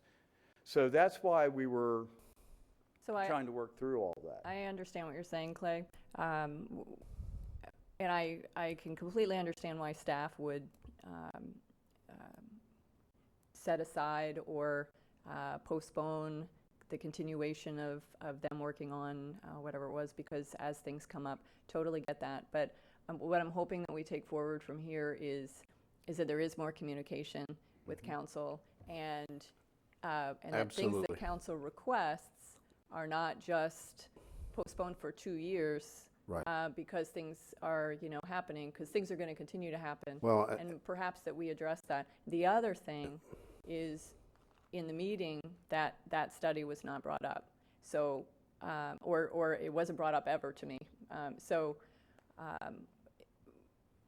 We've got to, on those two fronts, we've got to just look at it, put it out there, say it is what it is. Let's get past the impact fee discussion. Here's what it is, everyone, and move forward. But I just want to ensure that is something that we'll be working on from now on. You got it. Okay. That's all I have. Thank you. Mr. Eckert. Yes, sir. I want to clarify something, because some of the people I was speaking, a good number of the FAC staff are lawyers. So I want to clarify when I say I'm not talking to the lawyers, what I mean. FAC opposed the constitutional amendment during the revision commission process and lobbied the issue. FAC voted not to challenge the revision by litigation. They had discussed the matter with neighbors Gibble and Nickerson, and a very able lawyer there by the name of Greg Stewart, who had made a proposal. And when I say lawyers, that's when I'm referring to Greg in this case. Greg was not asked to do anything, not been paid to do anything, and I haven't sought his input beyond the discussion of finding out whether or not they were going to participate. I was not at the Association of Counties conference, so some of you may know better what FAC has done than me. My understanding is the board of directors adopted a resolution in support, and they may be planning, supporting the opposition, and that they may be planning other efforts, I don't know. So when I say that I haven't had any contact with their lawyers, I don't mean the very able staff that they have who are our lawyers, including the executive director and their legislative director, and probably one or two more that I can't call to mind right now. Okay. Just, I'll make a couple of quick ones. I appreciate all the discussion and all the thoughts that we have done today. I think that's needed. I look forward to where we are going. I know that people keep putting out about transparency. I think everything that I have available to me is available to everybody in the public. It's there, and maybe we need to do a better job of letting people know that you can find out all the information on the website. If we need to have our website adjusted, which I know that was one of the discussions that we had at the meeting, one thing that was brought up. I think Deb or Billy, one of you brought up something, somebody brought up about getting better and getting out in front with Twitter, Facebook, things like that, or other medias. It's blogs even, and maybe we do a Volusia County Council blog or something. I'm not just saying that for that. It's amazing the number of people, and the News Journal can tell you that their subscription rates are not what they were 20 years ago. The rates of charging are probably greater, but their rate of readership, the same with all printed media, is going away, and people are getting the blogs, and they're getting that source of information, or misinformation, whatever the case may be, because it doesn't have to be credible. And that's kind of concerning. But I do think, and that's something that ever since we started getting involved with trying to be transparent with technology, it's so difficult to get everyone to be willing to go and look at our website, the things that are there. I mean, I get a request from somebody wanting to know how many county tennis courts or public tennis courts are there between Port Orange and Ormond Beach. Well, I think somebody else should probably answer that, but I Googled it and told the person. So things that we can do to make our website more navigable on anything that we can put out there, getting that information out, correcting misinformation from staff. If staff is criticized for something, I don't know whether we don't need to have a battle, but if you let things continue to grow and go on, they gain a life of their own. They keep multiplying. It's like the old game you had as a kid playing. Johnny fell and scraped his knee. By the time it got around to the 14th person, he's in critical care in the hospital, losing both legs, And that's or the broken window theory. That's exactly what happens. And people latch onto it as being the gospel truth, because I've tried to remember and try to understand. Everyone thinks whatever they say is right, and they're right. Even though it's only their opinion, it happens to disagree with my facts, but that's okay. So it's hard to accept that. One of the other things is I think we react sometimes too much to what one person may say. If you read the letter to the editor, the guy he had a solution. I put in something nice, I thought. I posted, we should probably look at the Main Street Bridge and start trying to find the funding and the source of funding to replace that bridge in the next 15 or 20 years. The second comment comes back, we got to save it. We've got to save it. I'm going, okay, one day you can save it and you go to cross it and it'll be like this. There won't be a crossing because the parts are not available.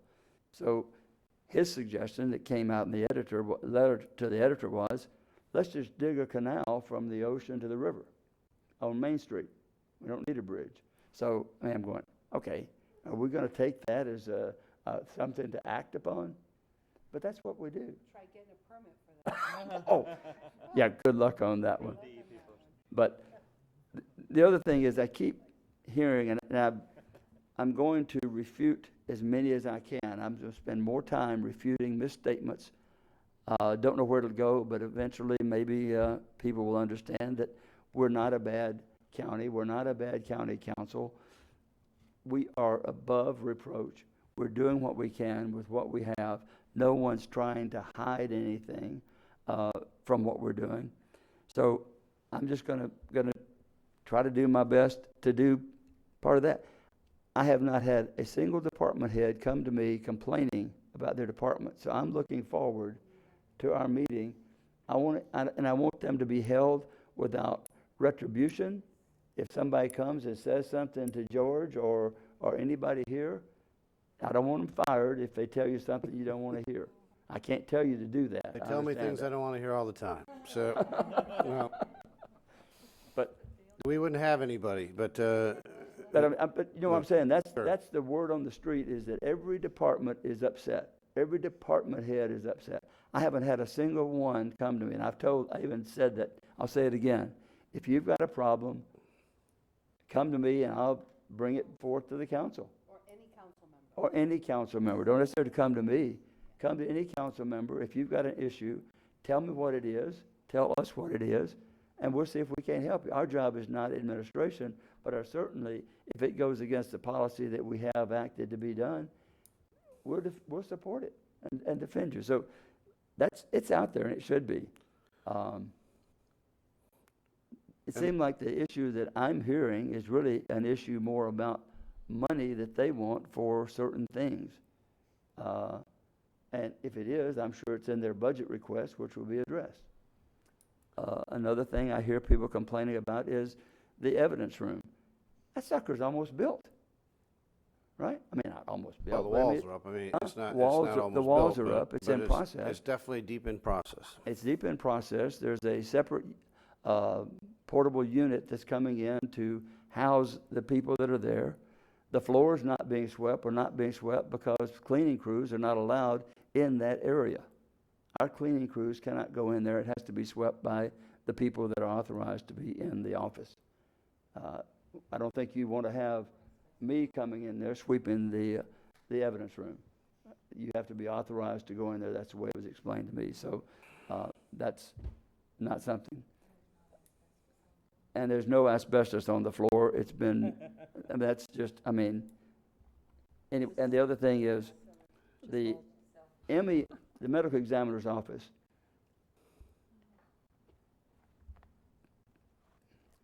it is up, and you said it, and we shared information before. He said it basically after a week by instituting the policies, procedures that he did. He spoke to us and told us what needed to be done. He's gone in, Dr. T has gone in and put those into place, so much so that we probably will not even need the coolers that's ordered, or maybe almost here.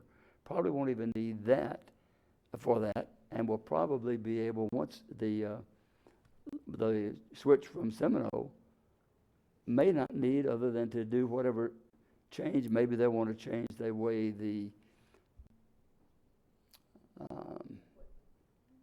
the way they're instead of having everybody on gurney, whatever they want to do. Yeah, he's got. I think and like I say, he's established. I think some greater hours that he's open, and some other things that we'll discuss when it comes time for that update. But yeah, everything he said, is stuff he indicated, and it seems to be coming true to what his original analysis. And he was happy with the employees, which he told us that. He's very happy. And we got great, I got to tell you, we have great staff in Volusia County. And I think that people sometimes need to be heard when and they don't, it's such a large organization, and it's spread out. And that's something that's a challenge. I work with our division heads, department heads. You got over 20 fire stations spread out all over the county. It's a challenge for our folks to get out to those people, but that's something that I try to push. I mean, when you're talking road and bridge, and you got 1,200 miles of roads and four different offices that they operate out of, we try to use things like United Way campaigns and things where we'll go on out and try to use that time to talk to them and get feedback. I know John does that in Public Works, and the other people in the other departments, the same thing. But it's massive. So the idea really is, and again, that's what I said, part of the internal communication strategies need to work on making sure that, you know, if there are complaints, that they are getting addressed.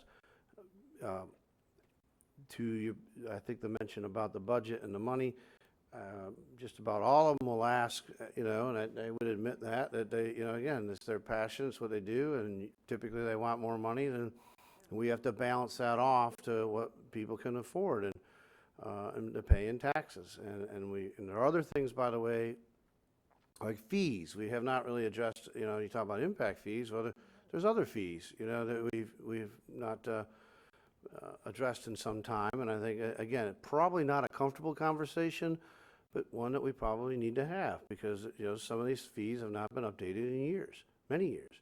So we'll have to talk about that as well.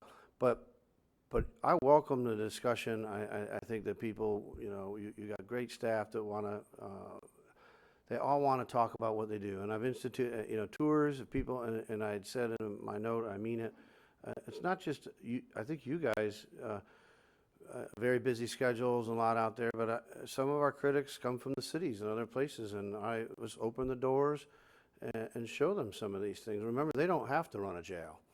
You know, they don't have to run some of the stuff that we do, and so let's get them out there and see the complexity of it and what we're really doing, and we're working on that as well. Can I just share with you? You know this, you helped me set it up. Thursday, I will be touring EVAC, and I am bringing an elected from each of the 4 cities in my district with me. So as I tour facilities, I will be doing exactly that, and staff has been more than accommodating. So this is one thing that we can do, council members, exactly what Mr. Rechtenwald is saying. I intend to bring my electeds, because of Florida Sunshine Law, only one from each city, but they will be going with me during these tours of our departments, and it has been welcomed. And it's a breath of fresh air, and I thank you for that, Mr. Rechtenwald. I think it's being embraced in a very positive force going forward. So thank you. And you'll hear, that's great. Thank you, and I appreciate that. And again, I've encouraged my division and department heads that they'll tell you how it is. I mean, and that's fine. And I just, like I say, yes, they could probably all use more money in some way, shape, form. We've addressed, I think, all their needs that we can in this budget. But that's not to say, again, like I said, there'll be things, and that's what we need these meetings and a little bit of direction. Because the other part of it is they have a professional knowledge, but they need to know what the council direction is, you know, and set that priority.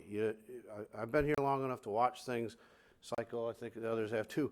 You know, I've seen when there was maybe a bigger disconnect in terms of, you know, some folks, I would say at the Wild West, but they have an idea professionally about where they want to go, and it might not be in the same direction or might not be the priority of that council. And I think that's something that through the years, I could tell you that working with Jim and all that, I mean, really brought everybody's focus back around to remembering who is setting the policy.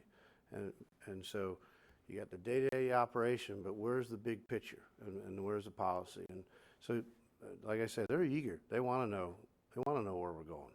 So, You know, you got some Clint Eastwoods out there wanting to make your day, I guess, huh?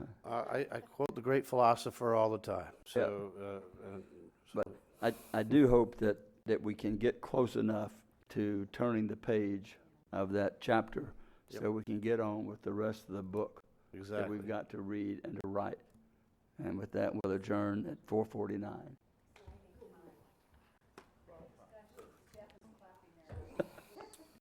They know they're getting more money now.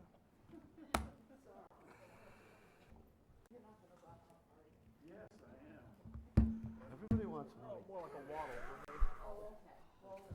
I was changing light bulbs on the That's right. What are we doing here? I was